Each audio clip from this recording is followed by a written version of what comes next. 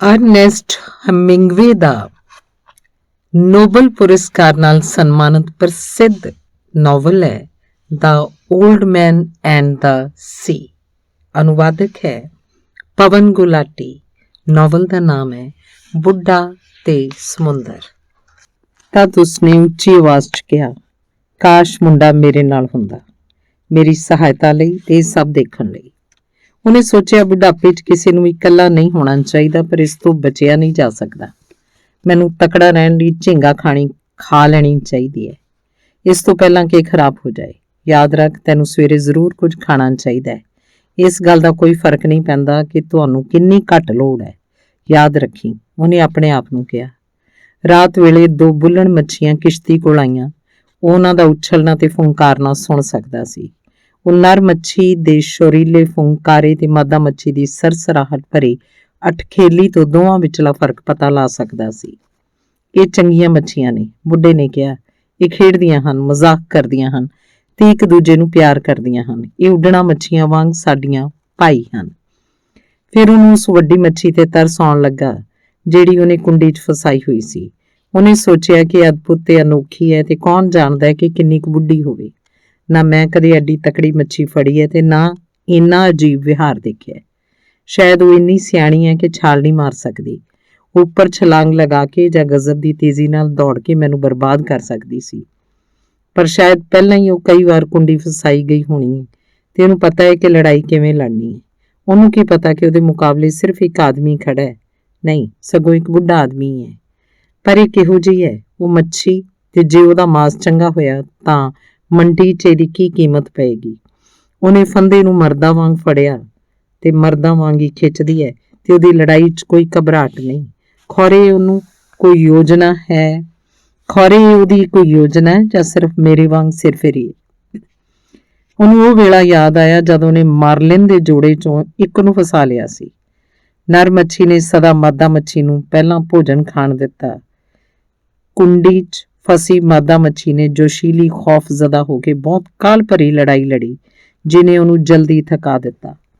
ਸਾਰਾ ਸਮਾਂ ਨਰ ਉਹਦੇ ਨਾਲ ਰਿਹਾ, ਡੋਰੀ ਦੁਆਲੇ ਜਾਂਦਾ ਤੇ ਪਾਣੀ ਤੇ ਉਹਦੇ ਆਲੇ ਦੁਆਲੇ ਚੱਕਰ ਕੱਢਦੀ ਰਹਿੰਦੀ। ਉਹ ਇੰਨਾ ਨੇੜੇ ਸੀ ਕਿ ਬੁੱਢੇ ਆਦਮੀ ਨੂੰ ਡਰ ਸੀ ਕਿ ਕਿਤੇ ਉਹਦੀ ਦਾਤੀ ਵਰਗੀ ਤੇਜ਼ ਤੇ ਉਸੇ ਰੂਪ ਤੇ ਆਕਾਰ ਵਾਲੀ ਪੂਛ ਨਾਲ ਡੋਰੀ ਨਾ ਕੱਟੀ ਜਾਏ। ਬੁੱਢੇ ਆਦਮੀ ਨੇ ਬਰਛਾ ਖੋਭਿਆ ਤੇ ਆਪਣੀ ਕਟਾਰ ਨੂੰ ਇਹਦੇ ਮੁੱਠੇ ਵਾਲੇ ਕਿਨਾਰੇ ਤੋਂ ਫੜ ਕੇ ਸਿਰ ਉੱਤੇ ਮਾਰਦਾ ਰਿਹਾ ਜਦ ਤੱਕ ਇਹਦਾ ਰੰਗ ਸ਼ੀਸ਼ੇ ਦੇ ਪਿਛਲੇ ਹਿੱਸੇ ਵਰਗਾ ਨਾ ਹੋ ਗਿਆ ਤੇ ਲੜਕੇ ਦੀ ਸਹਾਇਤਾ ਨਾਲ ਬੇੜੀ 'ਚ ਨਾ ਸੁੱਟ ਲਿਆ ਸੀ। ਤਦ ਬੁੱਢਾ ਆਦਮੀ ਡੋਰੀਆਂ ਠੀਕ ਕਰ ਰਿਹਾ ਸੀ ਤੇ ਭਾਲਾ ਤਿਆਰ ਕਰ ਰਿਹਾ ਸੀ ਜਦ ਨਰ ਮੱਛੀ ਨੇ ਹਵਾ 'ਚ ਕੁੱਦ ਕੇ ਬੇੜੀ 'ਚ ਪਈ ਮਾਦਾ ਮੱਛੀ ਦੇਖਣ ਲਈ ਛਾਲ ਮਾਰੀ ਤੇ ਫਿਰ ਗਹਿਰੇ ਸਾਗਰ 'ਚ ਦਫਨ ਹੋ ਗਈ। ਉਹਦੇ ਹਲਕੇ ਲਾਲ ਪਰ, ਜਿਹੜੇ ਕਿ ਅਸਲ 'ਚ ਲਾਲ ਗਲਫੜੇ ਸਨ, ਚੌੜੇ ਫੈਲੇ ਹੋਏ ਸਨ ਤੇ ਹਲਕੀਆਂ ਲਾਲ ਧਾਰੀਆਂ ਦਿਸ ਰਹੀਆਂ ਸਨ। ਉਹ ਖੂਬਸੂਰਤ ਸੀ। ਬੁੱਢੇ ਆਦਮੀ ਨੇ ਸੋਚਿਆ ਤੇ ਉਹ ਰੁਕ ਗਿਆ ਸੀ। ਬੁੱਢੇ ਨੇ ਸੋਚਿਆ, ਇਹੋ ਤਾਂ ਸਭ ਤੋਂ ਦੁਖਦਾਈ ਗੱਲ ਏ ਜਿਹੜੀ ਮੈਂ ਇਹਨਾਂ ਨਾਲ ਹੁੰਦੀ ਵੇਖੀ ਸੀ। ਮੁੰਡਾ ਵੀ ਉਦਾਸ ਸੀ ਤੇ ਉਹਨਾਂ ਉਸ ਤੋਂ ਮਾਫੀ ਮੰਗੀ ਤੇ ਫਿਰ ਤੁਰੰਤ ਹੀ ਉਹਨੂੰ ਹਲਾਲ ਕਰ ਦਿੱਤਾ।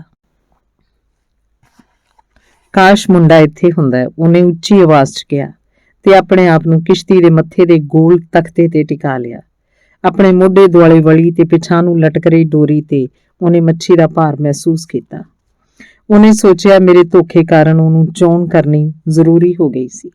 ਉਹਦੀ ਚੋਣ ਸੀ ਹਰੇਕ ਕਿਸਮ ਦੇ ਫੰਦੇ, ਜਾਲ ਤੇ ਧੋਖਿਆਂ ਤੋਂ ਦੂਰ, ਦੁਰਾਡੇ ਡੂੰਘੇ ਗਹਿਰੇ ਪਾਣੀਆਂ 'ਚ ਰਹਿਣਾ। ਮੇਰੀ ਚੋਣ ਉੱਥੇ ਜਾ ਕੇ ਜੀਵਾਂ 'ਚੋਂ ਉਹਨੂੰ ਲੱਭ ਲੈਣਾ ਸੀ। ਸੰਸਾਰ 'ਚ ਹਰ ਤਰ੍ਹਾਂ ਦੇ ਜੀਵਾਂ 'ਚੋਂ ਹੁਣ ਅਸੀਂ ਇਕੱਠੇ ਹੋ ਗਏ ਹਾਂ ਤੇ ਦੁਪਹਿਰ ਤੋਂ ਹੀ ਇਕੱਠੇ ਹੀ ਹਾਂ। ਹੁਣ ਸਾਡੇ ਦੋਵਾਂ ਦੀ ਕਿਸੇ ਦੀ ਮਦਦ ਕਰਨ ਲਈ ਕੋਈ ਨਹੀਂ ਹੈ। ਉਹਨੇ ਸੋਚਿਆ, ਸ਼ਾਇਦ ਮੈਨੂੰ ਮਛੇਰਾ ਨਹੀਂ ਬਣਨਾ ਚਾਹੀਦਾ ਸੀ, ਪਰ ਇਸੇ ਵਾਸਤੇ ਤਾਂ ਮੈਂ ਪੈਦਾ ਹੋਇਆ ਸੀ। ਮੈਨੂੰ ਜ਼ਰੂਰ ਚੇਤੇ ਨਾਲ ਸਵੇਰ ਹੋਣ ਤੋਂ ਪਹਿਲਾਂ ਝੀਂਗਾ ਮੱਛੀ ਖਾ ਲੈਣੀ ਚਾਹੀਦੀ ਹੈ। ਪੌ ਫੁਟਾਲੇ ਤੋਂ ਥੋੜ੍ਹੀ ਦੇਰ ਪਹਿਲਾਂ ਉਹਨੇ ਪਿਛਲੇ ਪਾਸੇ ਵਾਲੇ ਡੋਰੀਆਂ ਨਾਲ ਲੱਗੇ ਫੰਦਿਆਂ 'ਚੋਂ ਕਿਸੇ ਇੱਕ ਚੀਜ਼ ਨੂੰ ਖਾ ਲਿਆ। ਉਹਨੇ ਸੋਟੀ ਟੁੱਟਣ ਦੀ ਆਵਾਜ਼ ਸੁਣੀ ਤੇ ਬੇੜੀ ਦੇ ਮੋਢੇ ਤੋਂ ਡੋਰੀ ਖਿਸਕਦੀ ਹੋਈ ਦੇਖੀ। ਹਨੇਰੇ 'ਚ ਉਹਨੇ ਆਪਣੇ ਖੋਲ 'ਚੋਂ ਚਾਕੂ ਢਿੱਲਾ ਕੀਤਾ ਤੇ ਮੱਛੀ ਦਾ ਸਾਰਾ ਬੋਝ ਆਪਣੇ ਖੱਬੇ ਮੋਢੇ ਤੇ ਲੈਂਦੇ ਹੋਏ ਪਿੱਠ ਪਰਨੇ ਲੇਟ ਗਿਆ ਤੇ ਬੇੜੀ ਦੇ ਮੋਢੇ ਨਾਲ ਲੱਗੀ ਲੱਕੜੀ ਨਾਲੋਂ ਡੋਰੀ ਕੱਟ ਦਿੱਤੀ। ਤਦ ਉਹਨੇ ਨੇੜਲੀ ਡੋਰੀ ਕੱਟੀ ਤੇ ਹਨੇਰੇ 'ਚ ਵਾਧੂ ਕੰਡਲਾਂ ਦੇ ਢਿੱਲੇ ਸਿਰੇ ਕੱਸ ਦਿੱਤੇ। ਜਦ ਉਹ ਗੰਢਾਂ ਕੱਸ ਰਿਹਾ ਸੀ ਤਾਂ ਉਹਨੇ ਇੱਕ ਹੱਥ ਨਾਲ ਬੜੀ ਸਿਆਣਪ ਨਾਲ ਕੰਮ ਕੀਤਾ ਤੇ ਆਪਣਾ ਪੈਰ ਕੁੰਡਲਾਂ ਨੂੰ ਫੜਨ ਲਈ ਵਿੱਚ ਫਸਾ ਲਿਆ। ਹੁਣ ਉਸ ਕੋਲ 6 ਵਾਧੂ ਡੋਰੀਆਂ ਦੇ ਗੁੱਛੇ ਸਨ। ਇਹਨਾਂ ਵਿੱਚੋਂ 2-2 ਹਰੇਕ ਫੰਦੇ ਨਾਲ ਉਹਨੇ ਕੱਟੇ ਸਨ ਤੇ 2 ਉਸ ਫੰਦੇ ਨਾਲ ਸਨ ਜਿਹਨੂੰ ਮੱਛੀ ਨੇ ਫੜਿਆ ਹੋਇਆ ਸੀ। ਇਹ ਆਪਸ 'ਚ ਜੁੜੇ ਹੋਏ ਸਨ।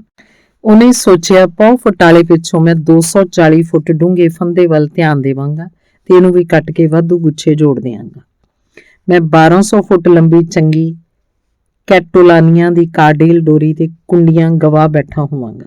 ਇਹਦੀ ਤਾਂ ਭਰਪਾਈ ਹੋ ਸਕਦੀ ਹੈ, ਪਰ ਉਸ ਮੱਛੀ ਦੀ ਭਰਪਾਈ ਕੌਣ ਕਰੇਗਾ? ਜੇ ਮੈਂ ਕੋਈ ਹੋਰ ਮੱਛੀ ਫਸਾ ਲਵਾਂ ਤੇ ਇਹ ਉਹਨੂੰ ਕੱਟ ਦੇਵੇ। ਮੈਨੂੰ ਨਹੀਂ ਪਤਾ ਇਹ ਕਿਹੜੀ ਮੱਛੀ ਸੀ ਜਿਹਨੇ ਹੁਣੇ ਫੰਦਾ ਫੜਿਆ ਸੀ।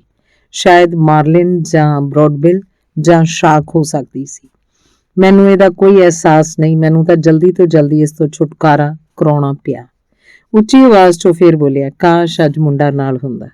ਉਹਨੇ ਸੋਚਿਆ, ਪਰ ਤੇਰੇ ਕੋਲ ਮੁੰਡਾ ਨਹੀਂ ਹੋ ਸਕਦਾ ਸੀ। ਤੇਰੇ ਕੋਲ ਤਾਂ ਖੁਦ ਤੂੰ ਹੀ ਹੈ ਤੇ ਤੈਨੂੰ ਹੁਣ ਆਖਰੀ ਡੋਰੀ ਵੱਲ ਧਿਆਨ ਦੇਣ ਲਈ ਚੰਗੀ ਮਿਹਨਤ ਕਰਨੀ ਪਏਗੀ। ਭਾਵੇਂ ਹਨੇਰੇ ਭਾਵੇਂ ਸਵੇਰੇ 'ਚ ਇਹਨੂੰ ਕੱਟ ਕੇ ਬਾਕੀ 2 ਵਾਧੂ ਗੁੱਛਿਆਂ ਨੂੰ ਬੰਨਣਾ ਪਏਗਾ। ਉਹਨੇ ਇਸੇ ਤਰ੍ਹਾਂ ਕੀਤਾ। ਹਨੇਰੇ 'ਚ ਇਹ ਕੰਮ ਔਖਾ ਸੀ ਤੇ ਇੱਕ ਵਾਰ ਮੱਛੀ ਨੇ ਪਲਸੇਟਾ ਮਾਰਿਆ ਜਿਹਨੇ ਉਹਨੂੰ ਮੂੰਹ ਭਾਰ ਥੱਲੇ ਸੁੱਟ ਦਿੱਤਾ ਤੇ ਉਹਦੀ ਅੱਖ ਥੱਲੇ ਵਾੜ ਪੈ ਗਿਆ। ਉਹਦੀਆਂ ਗੱਲਾਂ ਤੇ ਥੋੜਾ ਜਿਹਾ ਲਹੂ ਵਗ ਪਿਆ, ਪਰ ਠੋਡੀ ਤੱਕ ਪਹੁੰਚਣ ਤੋਂ ਪਹਿਲਾਂ ਹੀ ਰੁਕ ਗਿਆ ਤੇ ਸੁੱਕ ਗਿਆ। ਉਹ ਫਿਰ ਕਿਸ਼ਤੀ ਦੇ ਮੱਥੇ ਵੱਲ ਪਹੁੰਚਿਆ ਜਿੱਥੇ ਲੱਕੜੀ ਤੇ ਢੋ ਲਾ ਕੇ ਉਹਨੇ ਆਰਾਮ ਕੀਤਾ। ਉਹਨੇ ਬੋਰੀ ਠੀਕ ਕੀਤੀ ਤੇ ਡੋਰੀ ਧਿਆਨ ਨਾਲ ਮੋਢੇ ਦੇ ਇੱਕ ਨਵੇਂ ਹਿੱਸੇ ਤੇ ਟਿਕਾਈ। ਉਹਨੇ ਸਾਵਧਾਨੀ ਨਾਲ ਮੱਛੀ ਦੀ ਖਿੱਚ ਨੂੰ ਅਨੁਭਵ ਕੀਤਾ ਤੇ ਫਿਰ ਇੱਕ ਹੱਥ ਨਾਲ ਪਾਣੀ 'ਚੋਂ ਕਿਸ਼ਤੀ ਦੀ ਚਾਲ ਨੂੰ ਮਹਿਸੂਸ ਕੀਤਾ। ਉਹਨੇ ਸੋਚਿਆ, ਮੈਨੂੰ ਹੈਰਾਨੀ ਹੈ ਕਿ ਉਹਨੇ ਝਟਕਾ ਕਿਉਂ ਦਿੱਤਾ। ਜ਼ਰੂਰ ਹੀ ਤਾਰ ਉਹਦੀ ਪਿੱਠ ਦੀ ਉਚਾਈ ਤੋਂ ਸਰਕ ਗਈ ਹੋਣੀ ਹੈ। ਉਹਦੀ ਪਿੱਠ ਮੇਰੀ ਪਿੱਠ ਵਾਂਗ ਮਹਿਸੂਸ ਨਹੀਂ ਕਰ ਸਕਦੀ, ਪਰ ਫਿਰ ਵੀ ਉਹ ਕਿਸ਼ਤੀ ਨੂੰ ਸਦਾ ਲਈ ਨਹੀਂ ਖਿੱਚ ਸਕਦੀ, ਭਾਵੇਂ ਉਹ ਜਿੱਡੀ ਮਰਜ਼ੀ ਵੱਡੀ ਹੋਵੇ। ਹੁਣ ਸਭ ਕੁਝ ਨਹੀਂ ਰੁੜ ਸਕਦਾ। ਜਿਹਦਾ ਕੋਈ ਦੁੱਖ ਹੋਵੇ ਤੇ ਮੇਰੇ ਕੋਲ ਤਾਂ ਕਾਫੀ ਵਾਧੂ ਡੋਰੀ ਵੀ ਹੈ ਜਿੰਨੀ ਇੱਕ ਬੰਦੇ ਨੂੰ ਲੋੜ ਹੋ ਸਕਦੀ ਹੈ। ਮਛਲੀਏ, ਉਹਨੇ ਉਲਾਸ ਨਾਲ ਉੱਚੀ ਆਵਾਜ਼ 'ਚ ਕਿਹਾ, ਜਦ ਤੱਕ ਮੈਂ ਮਰ ਨਹੀਂ ਜਾਂਦਾ ਉਦੋਂ ਤੱਕ ਤੇਰੇ ਨਾਲ ਰਹਾਂਗਾ। ਬੁੱਢੇ ਨੇ ਸੋਚਿਆ, ਮੇਰਾ ਖਿਆਲ ਹੈ ਕਿ ਉਹ ਵੀ ਮੇਰੇ ਸੰਗ ਰਹੇਗੀ। ਉਹਨੇ ਉਡੀਕ ਕੀਤੀ ਕਿ ਉਹ ਥੋੜੀ ਰੌਸ਼ਨੀ ਹੋ ਜਾਏ। ਪੌ ਫੁਟਾਲੇ ਤੋਂ ਪਹਿਲਾਂ ਹੁਣ ਠੰਡ ਹੋ ਗਈ ਸੀ ਤੇ ਨਿੱਘਾ ਹੋਣ ਲਈ ਆਪਣੇ ਆਪ ਨੂੰ ਲੱਕੜੀ ਨਾਲ ਰਗੜਿਆ। ਉਹਨੇ ਸੋਚਿਆ, ਜਿੰਨੀ ਦੇਰ ਉਹ ਏਦਾਂ ਰਹਿ ਸਕਦੀ ਹੈ ਮੈਂ ਵੀ ਰਹਿ ਸਕਦਾ। ਰੌਸ਼ਨੀ ਦੀ ਪਹਿਲੀ ਕਿਰਨ ਨਾਲ ਡੋਰੀ ਹੋਰ ਵੱਧ ਗਈ ਤੇ ਪਾਣੀ ਅੰਦਰ ਥੱਲੇ ਤੇ ਬਾਰ-ਬਾਰ ਖਿੱਚੀ ਗਈ। ਕਿਸ਼ਤੀ ਇਕਸਾਰ ਚਲਦੀ ਰਹੀ ਤੇ ਸੂਰਜ ਦੀ ਪਹਿਲੀ ਕੋਰ ਉਭਰੀ ਤਾਂ ਡੋਰੀ ਬੁੱਢੇ ਆਦਮੀ ਦੇ ਸੱਜੇ ਮੋਢੇ ਤੇ ਸੀ। ਇਹ ਤਾਂ ਉੱਤਰ ਦਿਸ਼ਾ ਵੱਲ ਵੱਧ ਰਹੀ ਹੈ, ਬੁੱਢੇ ਨੇ ਕਿਹਾ। ਜਲ ਪ੍ਰਵਾਹ ਸਾਨੂੰ ਧੁਰ ਪੂਰਬ ਵੱਲ ਲੈ ਜਾਏਗਾ। ਕਾਸ਼ ਉਹ ਜਲ ਪ੍ਰਵਾਹ ਦੇ ਨਾਲ ਮੋੜ ਕੱਟੇ। ਇਹ ਤੋਂ ਪਤਾ ਲੱਗ ਜਾਏਗਾ ਕਿ ਉਹ ਥੱਕਦੀ ਜਾ ਰਹੀ ਹੈ। ਜਦ ਸੂਰਜ ਹੋਰ ਉੱਪਰ ਉੱਠਿਆ ਤਾਂ ਬੁੱਢੇ ਆਦਮੀ ਨੂੰ ਅਹਿਸਾਸ ਹੋਇਆ ਕਿ ਮੱਛੀ ਥੱਕ ਨਹੀਂ ਰਹੀ ਸੀ, ਸਿਰਫ ਇੱਕੋ ਹੀ ਨਿਸ਼ਾਨੀ ਪੱਖ 'ਚ ਜਾ ਰਹੀ ਸੀ। ਡੋਰੀ ਦੀ ਢਾਲ ਤੋਂ ਦਿਸਦਾ ਸੀ ਕਿ ਉਹ ਘੱਟ ਡੂੰਘਾਈ ਤੇ ਤੈਰ ਰਹੀ ਸੀ। ਇਹਦਾ ਜ਼ਰੂਰੀ ਤੌਰ ਤੇ ਅਰਥ ਨਹੀਂ ਸੀ ਕਿ ਉਹ ਕੁੱਦ ਪਏਗੀ, ਪਰ ਕੁੱਦ ਵੀ ਸਕਦੀ ਹੈ। ਰੱਬ ਕਰੇ ਉਹ ਕੁੱਦ ਹੀ ਪਵੇ, ਬੁੱਢੇ ਆਦਮੀ ਨੇ ਕਿਹਾ। ਮੇਰੇ ਕੋਲ ਇੰਨੀ ਡੋਰੀ ਹੈ ਕਿ ਉਹਦਾ ਕਾਬੂ ਪਾ ਸਕਦਾ। ਜੇ ਸ਼ਾਇਦ ਮੈਂ ਖਿੱਚ ਥੋੜੀ ਜਿਹੀ ਵਧਾ ਦੇਵਾਂ ਤਾਂ ਉਹਨੂੰ ਪੀੜ ਹੋਏਗੀ ਤੇ ਉਹ ਕੁੱਦੇਗੀ। ਉਹਨੇ ਸੋਚਿਆ, ਹੁਣ ਸਵੇਰ ਹੋ ਗਈ ਹੈ, ਸੋ ਉਹਨੂੰ ਕੁੱਦਣਾ ਚਾਹੀਦਾ ਤਾਂ ਜੋ ਆਪਣੀ ਰੀੜ ਦੇ ਨਾਲ ਗਿਲਟੀਆਂ ਨੂੰ ਹਵਾ ਨਾਲ ਭਰ ਸਕੇ। ਤਦ ਉਹ ਮਰਨ ਲਈ ਡੂੰਘੇ ਸਮੁੰਦਰ 'ਚ ਨਹੀਂ ਜਾ ਸਕਦੀ। ਉਹਨੇ ਖਿੱਚ ਵਧਾਉਣ ਦੀ ਕੋਸ਼ਿਸ਼ ਕੀਤੀ, ਪਰ ਡੋਰੀ ਉੱਪਰਲੇ ਸਿਰੇ ਤੋਂ ਹੀ ਟੁੱਟਣ ਦੀ ਹੱਦ ਤੱਕ ਕਸੀ ਹੋਈ ਸੀ। ਜਦੋਂ ਤੋਂ ਅੱਡੀ 'ਚ ਕੁੰਡੀ ਫਸਾਈ ਸੀ ਉਦੋਂ ਹੀ ਉਹਨੇ ਕਠੋਰਤਾ ਮਹਿਸੂਸ ਕੀਤੀ। ਜਦੋਂ ਖਿੱਚਣ ਲਈ ਲੇਟਿਆ ਤੇ ਪਤਾ ਲੱਗਾ ਕਿ ਹੋਰ ਵਧੇਰੇ ਦਬਾਅ ਨਹੀਂ ਪਾ ਸਕਦਾ। ਉਹਨੇ ਸੋਚਿਆ ਕਿ ਮੈਨੂੰ ਕਦੇ ਝਟਕਾ ਨਹੀਂ ਦੇਣਾ ਚਾਹੀਦਾ। ਹਰੇਕ ਝਟਕਾ ਕੁੰਡੀ ਵਾਲੇ ਜ਼ਖਮ ਨੂੰ ਚੌੜਾ ਕਰਦਾ ਹੈ ਤੇ ਜੇ ਕਿਤੇ ਉਹ ਕੁੱਦ ਪਵੇ ਤਾਂ ਕੁੰਡੀ ਨੂੰ ਸੁੱਟ ਸਕਦੀ ਹੈ। ਫਿਰ ਵੀ ਧੁੱਪ ਨਿਕਲਣ ਨਾਲ ਹੁਣ ਮੈਂ ਆਰਾਮ ਮਹਿਸੂਸ ਕਰਦਾ ਤੇ ਇੱਕ ਵਾਰ ਵੀ ਮੈਨੂੰ ਇਹਦੇ ਵੱਲ ਵੇਖਣਾ ਨਹੀਂ ਪਏਗਾ। ਡੋਰੀ ਤੇ ਨਦੀਨ ਦਿਖਾਈ ਦੇ ਰਹੀ ਸੀ, ਪਰ ਬੁੱਢੇ ਨੂੰ ਪਤਾ ਸੀ ਇਹ ਸਿਰਫ ਵਧੀ ਹੋਈ ਰਹਿੰਦ ਖੂੰਦ ਸੀ। ਇਹਨੇ ਉਹਨੂੰ ਖੁਸ਼ ਕਰ ਦਿੱਤਾ। ਇਹ ਖਾੜੀ ਦੀ ਪੀਲੀ ਇਕਾਈ ਹੀ ਸੀ ਜਿਹਨੇ ਰਾਤ ਵੇਲੇ ਬਹੁਤ ਚਮਕ ਪੈਦਾ ਕੀਤੀ ਸੀ। ਮਛਲੀਏ, ਉਹ ਬੋਲਿਆ, ਮੈਂ ਤੈਨੂੰ ਪਿਆਰ ਕਰਦਾ ਤੇ ਤੇਰੀ ਬਹੁਤ ਇੱਜ਼ਤ ਕਰਦਾ, ਪਰ ਮੈਂ ਤੈਨੂੰ ਦਿਨ ਢਲਣ ਤੋਂ ਪਹਿਲਾਂ ਮਾਰ ਸੁੱਟਣਾ। ਉਹਨੇ ਸੋਚਿਆ, ਚਲੋ ਇਹ ਆਸ ਤਾਂ ਕਰਨੀ ਚਾਹੀਦੀ ਹੈ। ਉੱਤਰ ਦਿਸ਼ਾ ਵੱਲੋਂ ਇੱਕ ਛੋਟਾ ਜਿਹਾ ਪੰਛੀ ਕਿਸ਼ਤੀ ਵੱਲ ਆਇਆ। ਇੱਕ ਗਾਇਕ ਪੰਛੀ ਸੀ ਤੇ ਪਾਣੀ ਦੇ ਉੱਪਰ ਬਹੁਤ ਨੀਵਾਂ ਉੱਡ ਰਿਹਾ ਸੀ। ਪੰਛੀ ਕਿਸ਼ਤੀ ਦੇ ਪਿਛਵਾੜੇ ਬਹਿ ਗਿਆ ਤੇ ਆਰਾਮ ਕਰਨ ਲੱਗਾ। ਫਿਰ ਉਹ ਬੁੱਢੇ ਆਦਮੀ ਦੇ ਸਿਰ ਦੁਆਲੇ ਉੱਡਣ ਲੱਗਾ ਤੇ ਡੋਰੀ ਤੇ ਬਹਿ ਗਿਆ, ਜਿੱਥੇ ਵਧੇਰੇ ਆਰਾਮਦਾਇਕ ਲੱਗ ਰਿਹਾ ਸੀ। ਤੂੰ ਕਿੰਨੀ ਕੁ ਉਮਰ ਦਾ ਹੈ? ਬੁੱਢੇ ਨੇ ਪੰਛੀ ਨੂੰ ਪੁੱਛਿਆ। ਤੇਰੀ ਇਹ ਪਹਿਲੀ ਫੇਰੀ ਏ? ਜਦ ਉਹ ਬੋਲਿਆ ਤਾਂ ਪੰਛੀ ਉਹਦੇ ਵੱਲ ਵੇਖਣ ਲੱਗਾ। ਉਹ ਇੰਨਾ ਥੱਕਿਆ ਹੋਇਆ ਸੀ ਕਿ ਡੋਰੀ ਵੱਲ ਵੀ ਧਿਆਨ ਨਾ ਦਿੱਤਾ। ਜਿਉਂ ਹੀ ਉਹਦੇ ਨਰਮ ਪਹੁੰਚਿਆਂ ਨੇ ਰੱਸੀ ਨੂੰ ਫੜਿਆ ਤਾਂ ਉਹ ਝੂਲਣ ਲੱਗ ਪਿਆ। ਇਹ ਅਡੋਲ ਹੈ, ਬੁੱਢੇ ਨੇ ਉਹਨੂੰ ਦੱਸਿਆ। ਇਹ ਬਹੁਤ ਅਡੋਲ ਹੈ। ਤੈਨੂੰ ਖਾਮੋਸ਼ ਰਾਤ ਤੋਂ ਬਾਅਦ ਇੰਨਾ ਥਕੇਵਾ ਨਹੀਂ ਹੋਣਾ ਚਾਹੀਦਾ ਸੀ। ਪੰਛੀ ਕਿਉਂ ਇੱਧਰ ਆ ਰਹੇ ਨੇ? ਉਹਨੇ ਸੋਚਿਆ ਇਹ ਸ਼ਿਕਰੇ ਹਨ ਜਿਹੜੇ ਉਹਨਾਂ ਨੂੰ ਮਿਲਣ ਸਮੁੰਦਰ 'ਚ ਆਉਂਦੇ ਹਨ। ਪਰ ਉਹਨੇ ਪੰਛੀ ਨੂੰ ਸ਼ਿਕਰਿਆਂ ਬਾਰੇ ਕੁਝ ਨਹੀਂ ਕਿਹਾ ਜਿਹੜਾ ਉਹਨਾਂ ਬਾਰੇ ਕੁਝ ਸਮਝ ਨਹੀਂ ਸਕਦਾ ਸੀ ਤੇ ਜੋ ਜਲਦੀ ਵੱਡਾ ਹੋ ਕੇ ਉਹਨਾਂ ਬਾਰੇ ਜਾਣ ਜਾਏਗਾ। ਛੋਟੇ ਪੰਛੀ, ਚੰਗੀ ਤਰ੍ਹਾਂ ਆਰਾਮ ਕਰ ਲੈ, ਉਹਨੇ ਕਿਹਾ। ਫਿਰ ਤੂੰ ਚਲਾ ਜਾਈਂ ਤੇ ਆਪਣਾ ਮੌਕਾ ਸੰਭਾਲੀ, ਜਿਵੇਂ ਕਈ ਇਨਸਾਨ ਪੰਛੀ ਜਾਂ ਮੱਛੀਆਂ ਕਰਦੇ ਹਨ। ਪੰਛੀ ਨੇ ਉਹਨੂੰ ਗੱਲਾਂ ਕਰਨ ਲਈ ਪ੍ਰੇਰਿਤ ਕੀਤਾ ਕਿਉਂਕਿ ਉਹਦੀ ਪਿੱਠ ਰਾਤ ਵੇਲੇ ਆਕੜ ਗਈ ਸੀ ਤੇ ਹੁਣ ਸੱਚੀ ਮੁੱਚੀ ਦਰਦ ਕਰ ਰਹੀ ਸੀ। ਪੰਛੀ, ਜੇ ਤੈਨੂੰ ਪਸੰਦ ਹੈ ਤਾਂ ਮੇਰੇ ਘਰ ਰਹਿ ਸਕਦਾ ਹੈ, ਉਹਨੇ ਕਿਹਾ। ਮੈਨੂੰ ਅਫਸੋਸ ਹੈ ਮੈਂ ਬਾਦਬਾਨ ਨਹੀਂ ਲਹਿਰਾ ਸਕਦਾ ਤੇ ਰੁੰਮ ਰਹੀ ਹਵਾ 'ਚ ਤੈਨੂੰ ਅੰਦਰ ਨਹੀਂ ਲਿਜਾ ਸਕਦਾ, ਪਰ ਮੈਂ ਇੱਕ ਦੋਸਤ ਦੇ ਕੋਲ ਆ। ਉਸ ਵੇਲੇ ਮੱਛੀ ਨੇ ਅਚਾਨਕ ਝਟਕਾ ਦਿੱਤਾ ਜਿਸ ਨੇ ਬੁੱਢੇ ਨੂੰ ਕਿਸ਼ਤੀ ਦੇ ਮੱਥੇ ਤੇ ਸੁੱਟ ਦਿੱਤਾ ਤੇ ਉਹਨੂੰ ਕਿਸ਼ਤੀ ਤੋਂ ਬਾਹਰ ਖਿੱਚ ਲੈਣਾ ਸੀ ਜੇ ਉਹ ਆਪਣੇ ਆਪ ਨੂੰ ਨਾ ਸੰਭਾਲਦਾ ਤੇ ਹੋਰ ਡੋਰੀ ਨਾ ਛੱਡਦਾ। ਜਦ ਡੋਰੀ ਨੇ ਝਟਕਾ ਦਿੱਤਾ ਤਾਂ ਪੰਛੀ ਉੱਡ ਗਿਆ ਸੀ ਤੇ ਬੁੱਢੇ ਨੇ ਉਹਨੂੰ ਜਾਂਦੇ ਨੂੰ ਵੀ ਦੇਖਿਆ ਨਹੀਂ ਸੀ। ਉਹਨੇ ਸੱਜੇ ਹੱਥ ਨਾਲ ਡੋਰੀ ਨੂੰ ਧਿਆਨ ਨਾਲ ਮਹਿਸੂਸ ਕੀਤਾ ਤੇ ਦੇਖਿਆ ਕਿ ਉਹਦੇ ਹੱਥ 'ਚੋਂ ਖੂਨ ਨਿਕਲ ਰਿਹਾ ਸੀ। ਉਹਨੂੰ ਕੁਝ ਵੱਜਿਆ ਹੋਣਾ ਹੈ, ਉਹਨੇ ਉੱਚੀ ਆਵਾਜ਼ 'ਚ ਕਿਹਾ ਤੇ ਇਹ ਦੇਖਣ ਲਈ ਡੋਰੀ ਖਿੱਚੀ ਕਿ ਕੀ ਉਹ ਪੰਛੀ ਨੂੰ ਮੋੜ ਸਕਦਾ ਸੀ। ਪਰ ਜਦੋਂ ਟੁੱਟਣ ਦੀ ਹੱਦ ਤੱਕ ਪਹੁੰਚ ਗਿਆ ਤਾਂ ਉਹ ਸਖਤੀ ਨਾਲ ਡੋਰੀ ਨੂੰ ਫੜ ਕੇ ਪਿੱਛੇ ਬਹਿ ਗਿਆ। ਹੁਣ ਤੈਨੂੰ ਪਤਾ ਲੱਗ ਗਿਆ ਮੱਛੀਏ, ਉਹਨੇ ਕਿਹਾ, ਤੇ ਰੱਬ ਵੀ ਜਾਣਦਾ ਹੈ, ਪਤਾ ਮੈਨੂੰ ਵੀ ਲੱਗ ਰਿਹਾ। ਉਹਨੇ ਇੱਧਰ ਉੱਧਰ ਪੰਛੀ ਵੱਲ ਨਿਗਾਹ ਮਾਰੀ ਕਿਉਂਕਿ ਉਹਨੂੰ ਇਹਦਾ ਸਾਥ ਚੰਗਾ ਲੱਗਦਾ ਸੀ। ਪੰਛੀ ਜਾ ਚੁੱਕਾ ਸੀ। ਬੁੱਢੇ ਨੇ ਸੋਚਿਆ ਤੂੰ ਜ਼ਿਆਦਾ ਦੇਰ ਨਹੀਂ ਰੁਕਿਆ, ਪਰ ਜਿਹੜੇ ਪਾਸੇ ਤੂੰ ਜਾ ਰਿਹਾ ਉਹ ਤਾਂ ਵਧੇਰੇ ਭੈੜਾ ਹੈ ਤੇ ਜਦ ਤੱਕ ਤੂੰ ਕਿਨਾਰੇ ਤੇ ਨਹੀਂ ਪਹੁੰਚ ਜਾਂਦਾ ਮੱਛੀ ਦੀ ਪਾਈ ਕਾਲੀ ਖਿੱਚ ਨਾਲ ਮੈਂ ਆਪਣਾ ਹੱਥ ਕਿਵੇਂ ਚੀਰਿਆ ਜਾਣ ਦਿੱਤਾ। ਮੈਂ ਜ਼ਰੂਰ ਮੂਰਖਤਾ ਕਰ ਰਿਹਾ ਹੋਵਾਂਗਾ ਜਾਂ ਸ਼ਾਇਦ ਮੈਂ ਛੋਟੇ ਪੰਛੀ ਵੱਲ ਦੇਖ ਰਿਹਾ ਤੇ ਸੋਚ ਰਿਹਾ ਸੀ। ਹੁਣ ਮੈਂ ਆਪਣੇ ਕੰਮ ਵੱਲ ਹੀ ਧਿਆਨ ਦੇਵਾਂਗਾ ਤੇ ਮੈਨੂੰ ਝੀਂਗਾ ਵੀ ਜ਼ਰੂਰ ਖਾ ਲੈਣੀ ਚਾਹੀਦੀ ਹੈ ਤਾਂ ਕਿ ਆਪਣੀ ਸ਼ਕਤੀ ਨਾ ਗੁਆ ਬੈਠਾਂ। ਕਾਸ਼ ਮੁੰਡਾ ਮੇਰੇ ਨਾਲ ਹੁੰਦਾ ਤੇ ਥੋੜਾ ਜਿਹਾ ਲੂਣ ਵੀ ਹੁੰਦਾ, ਉਹਨੇ ਉੱਚੀ ਆਵਾਜ਼ 'ਚ ਕਿਹਾ।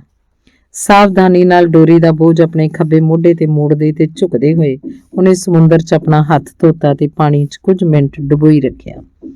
ਉਸ 'ਚੋਂ ਨਿਕਲੇ ਖੂਨ ਦੀ ਰੇਖਾ ਦੇਖਦਾ ਰਿਹਾ ਤੇ ਹਿਲਰੀ ਕਿਸ਼ਤੀ ਦੇ ਨਾਲ-ਨਾਲ ਹੱਥ ਦੇ ਉਲਟ ਦਿਸ਼ਾ ਜਾ ਰਹੇ ਪਾਣੀ ਦੇ ਪ੍ਰਵਾਹ ਨੂੰ ਤੱਕਦਾ ਰਿਹਾ। ਉਹ ਬਹੁਤ ਹੌਲੀ ਹੋ ਗਈ ਹੈ, ਉਹਨੇ ਕਿਹਾ। ਬੁੱਢੇ ਆਦਮੀ ਨੇ ਆਪਣਾ ਹੱਥ ਲੂਣੀ ਪਾਣੀ 'ਚ ਥੋੜੀ ਦੇਰ ਹੋਰ ਰੱਖਣਾ ਪਸੰਦ ਕੀਤਾ, ਪਰ ਉਹ ਮੱਛੀ ਦੇ ਹੋਰ ਝਟਕੇ ਤੋਂ ਡਰਦਾ ਸੀ। ਉਹ ਖੜਾ ਹੋ ਗਿਆ ਤੇ ਆਪਣੇ ਆਪ ਨੂੰ ਸੰਭਾਲਦੇ ਹੋਏ ਆਪਣਾ ਹੱਥ ਧੁੱਪ 'ਚ ਲਹਿਰਾਇਆ। ਇਹ ਸਿਰਫ ਡੋਰੀ ਦੇ ਖੁੱਭਣ ਕਾਰਨ ਉਹਦੇ ਮਾਸ ਨੂੰ ਕੱਟ ਗਿਆ ਸੀ, ਪਰ ਸੀ ਉਹ ਉਹਦੇ ਹੱਥ ਦਾ ਕੰਮ ਦਾ ਹਿੱਸਾ। ਉਹਨੂੰ ਪਤਾ ਸੀ ਕਿ ਇਸ ਸ਼ਿਕਾਰ ਦੇ ਖਾਤਮੇ ਤੋਂ ਪਹਿਲਾਂ ਹੱਥਾਂ ਦੀ ਲੋੜ ਪੈਣੀ ਸੀ ਤੇ ਇਹਦੇ ਸ਼ੁਰੂ ਹੋਣ ਤੋਂ ਪਹਿਲਾਂ ਹੀ ਉਹ ਇਹਨਾਂ ਨੂੰ ਕਟਾਉਣੇ ਨਹੀਂ ਚਾਹੁੰਦਾ ਸੀ। ਜਦੋਂ ਉਹਦਾ ਹੱਥ ਸੁੱਕ ਗਿਆ ਤਾਂ ਉਹਨੇ ਕਿਹਾ, ਹੁਣ ਮੈਨੂੰ ਛੋਟੀ ਝੀਂਗਾ ਖਾਣੀ ਚਾਹੀਦੀ ਹੈ। ਮੈਂ ਬਰਛੀ ਦੇ ਨਾਲ ਉਹਨੂੰ ਚੁੱਕ ਸਕਦਾ ਤੇ ਫਿਰ ਆਰਾਮ ਨਾਲ ਇੱਥੇ ਉਹਨੂੰ ਖਾਵਾਂਗਾ। ਉਹ ਗੋਡਿਆਂ ਭਰ ਝੁਕਿਆ ਤੇ ਕਿਸ਼ਤੀ ਦੇ ਪਿਛਵਾੜਿਓਂ ਬਰਛੀ ਨਾਲ ਝੀਂਗਾ ਚੁੱਕ ਲਈ ਤੇ ਕੁੰਡਲਦਾਰ ਡੋਰੀਆਂ ਤੋਂ ਪਾਸੇ ਕਰਦੇ ਹੋਏ ਇਹਨੂੰ ਆਪਣੇ ਕੋਲ ਲੈ ਆਉਂਦਾ। ਡੋਰੀ ਨੂੰ ਮੁੜ ਖੱਬੇ ਮੋਢੇ ਨਾਲ ਸੰਭਾਲਦੇ ਹੋਏ ਉਹਨੇ ਝੀਂਗਾ ਬਰਛੀ ਦੇ ਕੁੰਡੇ ਨਾਲ ਲਾ ਲਈ ਤੇ ਬਰਛਾ ਆਪਣੀ ਥਾਂ ਟਿਕਾ ਦਿੱਤਾ। ਉਹਨੇ ਇੱਕ ਗੋਡਾ ਮੱਛੀ ਉੱਤੇ ਰੱਖ ਕੇ ਉਹਦੇ ਸਿਰ ਤੋਂ ਪੂਛ ਤੱਕ ਗਹਿਰੇ ਲਾਲ ਰੰਗ ਦੇ ਗੋਸ਼ਤ ਦੀਆਂ ਲੰਬੀਆਂ ਧਾਰੀਆਂ ਕੱਟੀਆਂ। ਇਹ ਪੱਚਰਾਂ ਵਰਗੀਆਂ ਧਾਰੀਆਂ ਸਨ ਤੇ ਫਿਰ ਉਹਨੇ ਰੀੜ੍ਹ ਤੋਂ ਪੇਟ ਦੇ ਸਿਰ ਤੱਕ ਇਹਦੇ ਟੁਕੜੇ ਕਰ ਦਿੱਤੇ। ਜਦ ਉਹਨੇ 6 ਧਾਰੀਆਂ ਕੱਟ ਲਈਆਂ ਤਾਂ ਇਹਨਾਂ ਨੂੰ ਕਿਸ਼ਤੀ ਦੇ ਮੱਥੇ ਦੀ ਲੱਕੜੀ ਤੇ ਵਿਛਾ ਦਿੱਤਾ ਤੇ ਆਪਣੇ ਪਜਾਮੇ ਨਾਲ ਚਾਕੂ ਪੂੰਝਿਆ। ਉਹਨੇ ਇਹਦਾ ਪਿੰਜਰ ਪੂਛ ਤੋਂ ਚੁੱਕ ਕੇ ਕਿਸ਼ਤੀ ਤੋਂ ਬਾਹਰ ਸੁੱਟ ਦਿੱਤਾ। ਮੇਰਾ ਨਹੀਂ ਖਿਆਲ ਕਿ ਮੈਂ ਸਾਰੀ ਦੀ ਸਾਰੀ ਖਾ ਸਕਾਂਗਾ, ਉਹਨੇ ਕਿਹਾ ਤੇ ਆਪਣਾ ਚਾਕੂ ਇੱਕ ਟੁਕੜੇ 'ਚ ਖੋਭਿਆ। ਉਹ ਡੋਰੀ ਦੀ ਅਡੋਲ ਸਖਤ ਖਿੱਚ ਮਹਿਸੂਸ ਕਰ ਸਕਦਾ ਸੀ ਤੇ ਉਹਦਾ ਖੱਬਾ ਹੱਥ ਮਰੋੜਿਆ ਪਿਆ ਸੀ। ਇਹਨੇ ਭਾਰੀ ਕੁੰਡੇ ਨੂੰ ਸਖਤੀ ਨਾਲ ਫੜਿਆ ਹੋਇਆ ਸੀ। ਉਹਨੇ ਇਹਦੇ ਵੱਲ ਉਚਾਟ ਮਨ ਨਾਲ ਦੇਖਿਆ। ਕਿਹੋ ਜਿਹਾ ਹੱਥ ਹੈ ਇਹ, ਉਹਨੇ ਕਿਹਾ। ਜੇ ਤੂੰ ਚਾਹਵੇਂ ਤਾਂ ਸੁੰਨ ਹੋ ਜਾ, ਆਪਣੇ ਆਪ ਨੂੰ ਪੰਜਾ ਬਣਾ ਲੈ, ਇਹਦਾ ਤੈਨੂੰ ਕੋਈ ਫਾਇਦਾ ਨਹੀਂ ਹੋਣਾ। ਉਹਨੇ ਸੋਚਿਆ ਚੱਲ ਛੱਡ ਪਰੇ ਤੇ ਗਹਿਰੇ ਪਾਣੀ 'ਚ ਡੋਰੀ ਦੀ ਢਾਲ ਵੱਲ ਨਿਗਾਹ ਮਾਰੀ। ਇਹਨੂੰ ਖਾ ਲੈ ਹੁਣ, ਇਹ ਤੇਰੇ ਹੱਥ ਨੂੰ ਮਜ਼ਬੂਤ ਕਰੇਗੀ। ਇਹ ਹੱਥ ਦਾ ਦੋਸ਼ ਨਹੀਂ ਸੀ, ਤੈਨੂੰ ਮੱਛੀ ਨਾਲ ਕਈ ਘੰਟੇ ਬੀਤ ਚੁੱਕੇ ਹਨ, ਪਰ ਸਦਾ ਇਹਦੇ ਨਾਲ ਰਹਿ ਸਕਦਾ ਹੈ। ਪਹਿਲਾਂ ਖਾ ਲੈ ਮੱਛੀ। ਉਹਨੇ ਇੱਕ ਟੁਕੜਾ ਚੁੱਕਿਆ, ਮੂੰਹ 'ਚ ਪਾ ਲਿਆ ਤੇ ਹੌਲੀ-ਹੌਲੀ ਚਿੱਥਣ ਲੱਗਾ। ਇਹ ਬੇਸੁਆਦੀ ਨਹੀਂ ਸੀ। ਉਹਨੇ ਸੋਚਿਆ ਚੰਗੀ ਤਰ੍ਹਾਂ ਚਿੱਥ ਲੈ ਤੇ ਇਹਦੇ ਸਾਰੇ ਰਸਾਂ ਦਾ ਮਜ਼ਾ ਲੈ। ਥੋੜੇ ਜਿਹੇ ਨਿੰਬੂ ਦੇ ਰਸ ਜਾਂ ਲੂਣ ਨਾਲ ਇਹਨੂੰ ਖਾਣਾ ਇੰਨਾ ਬੇਸੁਆਦੀ ਨਹੀਂ ਲੱਗੇਗਾ। ਕਿਵੇਂ ਹੋ ਮੇਰੇ ਹੱਥ? ਉਹਨੇ ਆਪਣੇ ਆਕੜੇ ਹੱਥ ਨੂੰ ਪੁੱਛਿਆ, ਜਿਹੜਾ ਅਜੇ ਵੀ ਇੰਨਾ ਆਕੜਿਆ ਪਿਆ ਸੀ ਜਿਵੇਂ ਮੁਰਦਾ ਹੋਵੇ। ਮੈਂ ਤੇਰੇ ਲਈ ਥੋੜਾ ਹੋਰ ਖਾ ਲੈਣਾ। ਉਹਨੇ ਟੁਕੜੇ ਦਾ ਦੂਜਾ ਹਿੱਸਾ ਵੀ ਖਾ ਲਿਆ, ਜਿਹੜਾ ਉਹਨੇ 2 ਭਾਗਾਂ 'ਚ ਕੱਟਿਆ ਸੀ। ਉਹਨੇ ਧਿਆਨ ਨਾਲ ਇਹਨੂੰ ਚਿੱਥਿਆ ਤੇ ਚਮੜੀ ਥੁੱਕ ਦਿੱਤੀ। ਕਿਵੇਂ ਰਿਹਾ ਬਈ ਮੇਰੇ ਹੱਥ? ਜਾਂ ਅਜੇ ਮੈਂ ਜਲਦੀ ਪੁੱਛ ਰਿਹਾ? ਉਹਨੇ ਇੱਕ ਹੋਰ ਪੂਰਾ ਟੁਕੜਾ ਚੁੱਕਿਆ ਤੇ ਇਹਨੂੰ ਚਿੱਥਿਆ। ਇਹ ਮੋਟੀ ਤਾਜ਼ੀ ਮੱਛੀ ਸੀ। ਉਹਨੇ ਸੋਚਿਆ ਚੰਗਾ ਹੋਇਆ ਮੈਂ ਡਾਲਫਿਨ ਦੀ ਥਾਂ ਇਹਨੂੰ ਲੈ ਆਇਆ। ਡਾਲਫਿਨ ਜ਼ਿਆਦਾ ਸਵਾਦ ਹੁੰਦੀ ਹੈ। ਇਹਨੂੰ ਕੋਈ ਸ਼ਾਇਦ ਹੀ ਸਵਾਦੀ ਕਹੇਗਾ ਤੇ ਸਾਰੀ ਤਾਕਤ ਅਜੇ ਇਹਦੇ 'ਚ ਮੌਜੂਦ ਹੈ। ਉਹਨੇ ਸੋਚਿਆ ਕਿ ਬੰਦੇ ਨੂੰ ਹਕੀਕੀ ਹੋਣ ਤੋਂ ਸਿਵਾ ਹੋਰ ਕੁਝ ਵੀ ਹੋਣਾ ਬੇਸਮਝੀ ਹੀ ਹੈ। ਕਾਸ਼ ਮੇਰੇ ਕੋਲ ਲੂਣ ਹੁੰਦਾ। ਮੈਨੂੰ ਇਹ ਵੀ ਪਤਾ ਨਹੀਂ ਕਿ ਬਾਕੀ ਬਚੀ ਮੱਛੀ ਨੂੰ ਧੁੱਪ ਗਾਲ ਦੇਗੀ ਜਾਂ ਸੁਕਾ ਦੇਗੀ, ਸੋ ਇਹਨੂੰ ਖਾਣਾ ਹੀ ਚੰਗੇਰਾ ਹੋਏਗਾ। ਭਾਵੇਂ ਮੈਨੂੰ ਭੁੱਖ ਨਹੀਂ ਹੈ। ਮੱਛੀ ਅਜੇ ਸ਼ਾਂਤ ਤੇ ਇਕਸਾਰ ਚੱਲ ਰਹੀ ਹੈ। ਮੈਂ ਉਦੋਂ ਤੱਕ ਇਹਨੂੰ ਖਾ ਕੇ ਤਿਆਰ ਹੋ ਜਾਵਾਂਗਾ। ਬਈ ਮੇਰਿਆ ਹੱਥਾਂ, ਸਬਰ ਰੱਖ, ਉਹਨੇ ਕਿਹਾ। ਮੈਂ ਤੇਰੇ ਲਈ ਹੀ ਕਰ ਰਿਹਾ। ਉਹਨੇ ਸੋਚਿਆ ਕਾਸ਼ ਮੈਂ ਮੱਛੀ ਨੂੰ ਕੁਝ ਖਵਾ ਸਕਦਾ। ਉਹ ਮੇਰੀ ਦੋਸਤ ਵਾਂਗ ਹੈ, ਪਰ ਮੈਨੂੰ ਉਹ ਮਾਰਨੀ ਪੈਣੀ ਹੈ ਤੇ ਇਸ ਲਈ ਸ਼ਕਤੀ ਦੀ ਲੋੜ ਹੈ। ਹੌਲੀ-ਹੌਲੀ ਤੇ ਸਵਾਦ ਲੈ ਉਹਨੇ ਮੱਛੀ ਦੇ ਪੱਚਰਾਂ ਵਰਗੇ ਟੁਕੜੇ ਖਾ ਲਏ। ਆਪਣੇ ਹੱਥ ਪਜਾਮੇ ਨਾਲ ਸਾਫ਼ ਕਰਦੇ ਹੋਏ ਉਹਨੇ ਆਪਣੇ ਆਪ ਨੂੰ ਸਿੱਧਾ ਕੀਤਾ। ਹੁਣ ਉਹਨੇ ਕਿਹਾ, ਹੱਥਾਂ ਤੂੰ ਡੋਰੀ ਨੂੰ ਹੇਠਾਂ ਜਾਣ ਦੇ। ਮੈਂ ਇਹਨੂੰ ਸੱਜੀ ਬਾਂਹ ਦੇ ਸਹਾਰੇ ਸੰਭਾਲੀ ਰੱਖਾਂਗਾ ਜਦ ਤੱਕ ਤੂੰ ਕੜਲ ਪੁਣਾ ਖਤਮ ਨਹੀਂ ਕਰਦਾ। ਉਹਨੇ ਖੱਬੇ ਹੱਥ ਨਾਲ ਫੜੀ ਭਾਰੀ ਡੋਰੀ ਤੇ ਖੱਬਾ ਪੈਰ ਧਰਿਆ ਤੇ ਪਿੱਠ ਪਰਨੇ ਲੇਟ ਗਿਆ। ਰੱਬ ਕਰੇ ਇਹ ਹੱਥਾਂ ਦਾ ਕੜਲ ਹਟ ਜਾਏ, ਉਹਨੇ ਆਖਿਆ, ਕਿਉਂਕਿ ਮੈਨੂੰ ਨਹੀਂ ਪਤਾ ਹੁਣ ਮੱਛੀ ਕੀ ਕਰਨ ਵਾਲੀ ਹੈ। ਪਰ ਉਹ ਤਾਂ ਸ਼ਾਂਤ ਲੱਗਦੀ ਹੈ ਤੇ ਆਪਣੀ ਯੋਜਨਾ ਅਨੁਸਾਰ ਚੱਲ ਰਹੀ ਹੈ। ਉਹਨੇ ਸੋਚਿਆ ਪਰ ਉਹਦੀ ਯੋਜਨਾ ਹੈ ਕੀ? ਉਹਨੇ ਸੋਚਿਆ ਤੇ ਮੇਰੀ ਕੀ ਹੈ? ਉਹਦੇ ਵੱਡੇ ਆਕਾਰ ਨੂੰ ਦੇਖ ਕੇ ਤਾਂ ਉਹਦੀ ਯੋਜਨਾ ਅਨੁਸਾਰ ਹੀ ਮੈਨੂੰ ਆਪਣੀ ਯੋਜਨਾ ਘੜਨੀ ਚਾਹੀਦੀ ਹੈ। ਜੇ ਉਹਨੇ ਛਲਾਂਗ ਲਾਈ ਤਾਂ ਮੈਂ ਇਹਨੂੰ ਮਾਰ ਦਿਆਂਗਾ, ਪਰ ਜੇ ਉਹ ਹਮੇਸ਼ਾ ਵਾਂਗ ਹੇਠਾਂ ਹੀ ਰਹੀ ਫਿਰ ਮੈਂ ਸਦਾ ਲਈ ਉਹਦੇ ਨਾਲ ਰਹਾਂਗਾ। ਉਹਨੇ ਆਕੜਿਆ ਹੋਇਆ ਹੱਥ ਆਪਣੇ ਪਜਾਮੇ ਨਾਲ ਰਗੜਿਆ ਤੇ ਉਂਗਲਾਂ ਨੂੰ ਨਰਮ ਕਰਨ ਦੀ ਕੋਸ਼ਿਸ਼ ਕੀਤੀ, ਪਰ ਇਹ ਤਾਂ ਖੁੱਲ੍ਹ ਹੀ ਨਹੀਂ ਰਿਹਾ। ਸ਼ਾਇਦ ਧੁੱਪ ਨਾਲ ਖੁੱਲ੍ਹ ਜਾਏ, ਉਹਨੇ ਸੋਚਿਆ। ਸ਼ਾਇਦ ਇਹ ਝੀਂਗਾ ਮੱਛੀ ਹਜ਼ਮ ਹੋਣ ਤੋਂ ਬਾਅਦ ਖੁੱਲ੍ਹੇ। ਜੇ ਮੈਨੂੰ ਇਹਦੀ ਲੋੜ ਪਈ ਤਾਂ ਇਹਨੂੰ ਖੋਲ੍ਹ ਦਿਆਂਗਾ, ਭਾਵੇਂ ਇਹਨੂੰ ਕੁਛ ਮਰਜ਼ੀ ਹੋ ਜਾਏ। ਪਰ ਮੈਂ ਇਹਨੂੰ ਹੁਣ ਜ਼ਬਰਦਸਤੀ ਨਹੀਂ ਖੋਲ੍ਹਣਾ ਚਾਹੁੰਦਾ। ਚਲੋ ਇਹ ਆਪੇ ਹੀ ਖੁੱਲ੍ਹ ਜਾਏ ਤੇ ਪਹਿਲਾਂ ਵਰਗਾ ਹੋ ਜਾਏ। ਆਖਰਕਾਰ ਮੈਂ ਇਹਨੂੰ ਰਾਤ ਵੇਲੇ ਬੁਰੀ ਤਰ੍ਹਾਂ ਵਰਤਿਆ, ਜਦ ਵੱਖ-ਵੱਖ ਡੋਰੀਆਂ ਨੂੰ ਲਾਹੁਣਾ ਤੇ ਜੋੜਨਾ ਬੜਾ ਜ਼ਰੂਰੀ ਸੀ। ਉਹਨੇ ਸਮੁੰਦਰ 'ਚ ਨਿਗਾਹ ਮਾਰੀ ਤੇ ਦੇਖਿਆ ਕਿ ਉਹ ਕਿੰਨਾ ਇਕੱਲਾ ਸੀ। ਗਹਿਰੇ ਡੂੰਘੇ ਪਾਣੀ 'ਚੋਂ ਰੰਗਾਂ ਦੀ ਇੰਦਰ-ਧਨੁਸ਼ ਦੇ ਰੰਗ ਦੇਖ ਸਕਦਾ ਸੀ। ਅਗਾਂਹ ਤੱਕ ਫੈਲਦੀ ਡੋਰੀ ਤੇ ਸ਼ਾਂਤ ਅਵਸਥਾ ਦੀ ਅਨੋਖੀ ਲਹਿਰ ਦੇਖ ਸਕਦਾ ਸੀ। ਵਪਾਰਕ ਪਾਉਣ ਲਈ ਬੱਦਲ ਉੱਚੇ ਉੱਠ ਰਹੇ ਸਨ। ਉਹਨੇ ਅੱਗੇ ਦੇਖਿਆ ਕਿ ਪਾਣੀ ਉੱਪਰ ਅਸਮਾਨ 'ਚ ਜੰਗਲੀ ਬੱਤਕਾਂ ਦੀ ਡਾਰ ਉਡਾਰੀ ਮਾਰ ਰਹੀ ਸੀ, ਕਦੇ ਫੜਫੜਾਉਂਦੀਆਂ, ਕਦੇ ਤੈਰਨ ਵਾਂਗ ਫੈਲ ਜਾਂਦੀਆਂ। ਉਹਨੂੰ ਲੱਗਾ ਕਿ ਸਮੁੰਦਰ 'ਚ ਕਦੀ ਵੀ ਕੋਈ ਮਨੁੱਖ ਇਕੱਲਾ ਨਹੀਂ ਹੁੰਦਾ। ਉਹਨੇ ਸੋਚਿਆ ਕਿਵੇਂ ਕਈ ਬੰਦੇ ਛੋਟੀ ਕਿਸ਼ਤੀ 'ਚ ਬੈਠੇ ਜ਼ਮੀਨ ਦੇ ਦਿਸਹਾਦੇ ਤੋਂ ਪਾਰ ਹੋ ਜਾਣ ਤੇ ਕਿੰਨਾ ਡਰਦੇ ਸਨ। ਉਹਨੂੰ ਪਤਾ ਸੀ ਕਿ ਅਚਾਨਕ ਭੈੜੇ ਮੌਸਮ ਦੇ ਮਹੀਨਿਆਂ 'ਚ ਅਜਿਹਾ ਡਰ ਠੀਕ ਹੀ ਹੁੰਦਾ ਸੀ। ਹੁਣ ਤੂਫਾਨ ਦੇ ਮਹੀਨੇ ਸਨ ਤੇ ਜੇ ਕੋਈ ਤੂਫਾਨ ਨਾ ਆਏ ਤੇ ਇਹਨਾਂ ਮਹੀਨਿਆਂ ਦਾ ਮੌਸਮ ਸਾਲ 'ਚ ਸਭ ਤੋਂ ਵਧੀਆ ਹੁੰਦਾ ਹੈ। ਜੇ ਤੁਸੀਂ ਸਮੁੰਦਰ 'ਚ ਹੋ ਤੇ ਤੂਫਾਨ ਆਉਣ ਵਾਲਾ ਹੋਵੇ ਤਾਂ ਇਹਦੇ ਚਿੰਨ੍ਹ ਕਈ ਦਿਨ ਪਹਿਲਾਂ ਹੀ ਅਸਮਾਨ 'ਚ ਦਿਖਾਈ ਦੇਣ ਲੱਗ ਜਾਂਦੇ ਹਨ। ਉਹਨੇ ਸੋਚਿਆ ਕੰਢੇ ਤੇ ਉਹ ਦਿਖਾਈ ਨਹੀਂ ਦਿੰਦੇ, ਕਿਉਂਕਿ ਲੋਕਾਂ ਨੂੰ ਪਤਾ ਹੀ ਨਹੀਂ ਹੁੰਦਾ ਕਿ ਕੀ ਦੇਖਣਾ ਹੈ। ਬੱਦਲਾਂ ਦੇ ਰੂਪ ਨੂੰ ਦੇਖ ਧਰਤੀ ਨੂੰ ਵੀ ਆਪਣਾ ਰੂਪ ਬਦਲਣਾ ਪੈਂਦਾ ਹੈ, ਪਰ ਸਾਨੂੰ ਅਜੇ ਤੂਫਾਨ ਆਉਣ ਦਾ ਕੋਈ ਖਤਰਾ ਨਹੀਂ ਦਿਸਦਾ। ਉਹਨੇ ਅਸਮਾਨ ਵੱਲ ਨਿਗਾਹ ਮਾਰੀ ਤੇ ਆਈਸਕ੍ਰੀਮ ਭਰੇ ਗੋਲਿਆਂ ਵਰਗੇ ਸਫੈਦ ਬੱਦਲਾਂ ਦੇ ਝੁੰਡ ਬਣੇ ਦੇਖੇ ਤੇ ਹੋਰ ਉੱਚੇ-ਉੱਚੇ ਸਤੰਬਰ ਦੇ ਆਕਾਸ਼ 'ਚ ਫੰਬੇਦਾਰ ਬੱਦਲਾਂ ਦੇ ਪਤਲੇ ਖੰਭ ਦਿਸ ਰਹੇ ਸਨ। ਹਲਕਾ ਮੌਸਮ ਹੈ, ਉਹਨੇ ਸੋਚਿਆ। ਮੱਛੀਏ ਤੇਰੇ ਨਾਲੋਂ ਇਹ ਮੇਰੇ ਲਈ ਵਧੇਰੇ ਚੰਗਾ ਹੈ। ਉਹਦਾ ਖੱਬਾ ਹੱਥ ਹਾਲੇ ਵੀ ਆਕੜਿਆ ਪਿਆ ਸੀ, ਪਰ ਉਹ ਹੌਲੀ-ਹੌਲੀ ਇਹਨੂੰ ਖੋਲ੍ਹ ਰਿਹਾ ਸੀ। ਮੈਨੂੰ ਕੜਲ ਭੈੜੇ ਲੱਗਦੇ ਨੇ, ਉਹਨੇ ਸੋਚਿਆ। ਉਹ ਤਾਂ ਬੰਦੇ ਦੇ ਸਰੀਰ ਦੀ ਗੱਦਾਰੀ ਹੈ। ਖਾਣੇ ਵਿਚਲੇ ਜ਼ਹਿਰੀਲੇ ਮਾਦੇ ਕਾਰਨ ਮੂਕ ਲੱਗਣੀ ਜਾਂ ਉਲਟੀਆਂ ਕਰਨਾ ਦੂਜਿਆਂ ਸਾਹਮਣੇ ਬਹੁਤ ਬੇਇੱਜ਼ਤੀ ਵਾਲੀ ਗੱਲ ਹੈ, ਪਰ ਇਹ ਕੜਲ ਤਾਂ ਵਿਸ਼ੇਸ਼ ਤੌਰ ਤੇ ਉਸ ਵੇਲੇ ਨਿਸਲ ਕਰਦੀ ਹੈ ਜਦ ਕੋਈ ਇਕੱਲਾ ਹੋਵੇ। ਜੇ ਮੁੰਡਾ ਨਾਲ ਹੁੰਦਾ ਤਾਂ ਉਹ ਇਹਨੂੰ ਰਗੜ ਦਿੰਦਾ ਤੇ ਕੂਹਣੀ ਤੋਂ ਹੇਠਾਂ ਇਹਨੂੰ ਢਿੱਲਾ ਕਰ ਦਿੰਦਾ। ਉਹਨੇ ਸੋਚਿਆ, ਪਰ ਹੁਣ ਇਹ ਢਿੱਲਾ ਹੋ ਹੀ ਜਾਏਗਾ। ਪਾਣੀ 'ਚ ਤਿਰਛੀ ਜਿਹੀ ਤਬਦੀਲੀ ਦੇਖਣ ਤੋਂ ਪਹਿਲਾਂ ਉਹਨੇ ਸੱਜੇ ਹੱਥ ਨਾਲ ਡੋਰੀ ਦੀ ਖਿੱਚ 'ਚ ਫਰਕ ਪਿਆ ਮਹਿਸੂਸ ਕੀਤਾ। ਤਦ ਜਿਵੇਂ ਹੀ ਉਹ ਡੋਰੀ ਤੇ ਝੁਕਿਆ ਤੇ ਖੱਬੇ ਹੱਥ ਨੂੰ ਜ਼ੋਰ ਨਾਲ ਪੱਟ ਤੇ ਮਾਰਿਆ ਤਾਂ ਉਹਨੇ ਡੋਰੀ ਤਿਰਛੀ ਅਵਸਥਾ 'ਚ ਉੱਪਰ ਵੱਲ ਮੁੜਦੀ ਮਹਿਸੂਸ ਕੀਤੀ।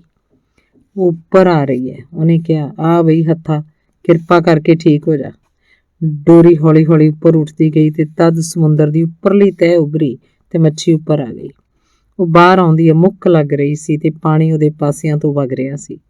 ਧੁੱਪ 'ਚੋਂ ਚਮਕ ਰਹੀ ਸੀ। ਉਹਦਾ ਸਿਰ ਤੇ ਪਿੱਠ ਗਹਿਰੇ ਬੈਂਗਣੀ ਸਨ ਤੇ ਉਹਦੇ ਪਾਸਿਆਂ ਉੱਪਰਲੀਆਂ ਚੌੜੀਆਂ ਧਾਰੀਆਂ ਧੁੱਪ 'ਚ ਹਲਕੀ ਪੀਲੀ ਭਾਅ ਮਾਰ ਰਹੀਆਂ ਸਨ।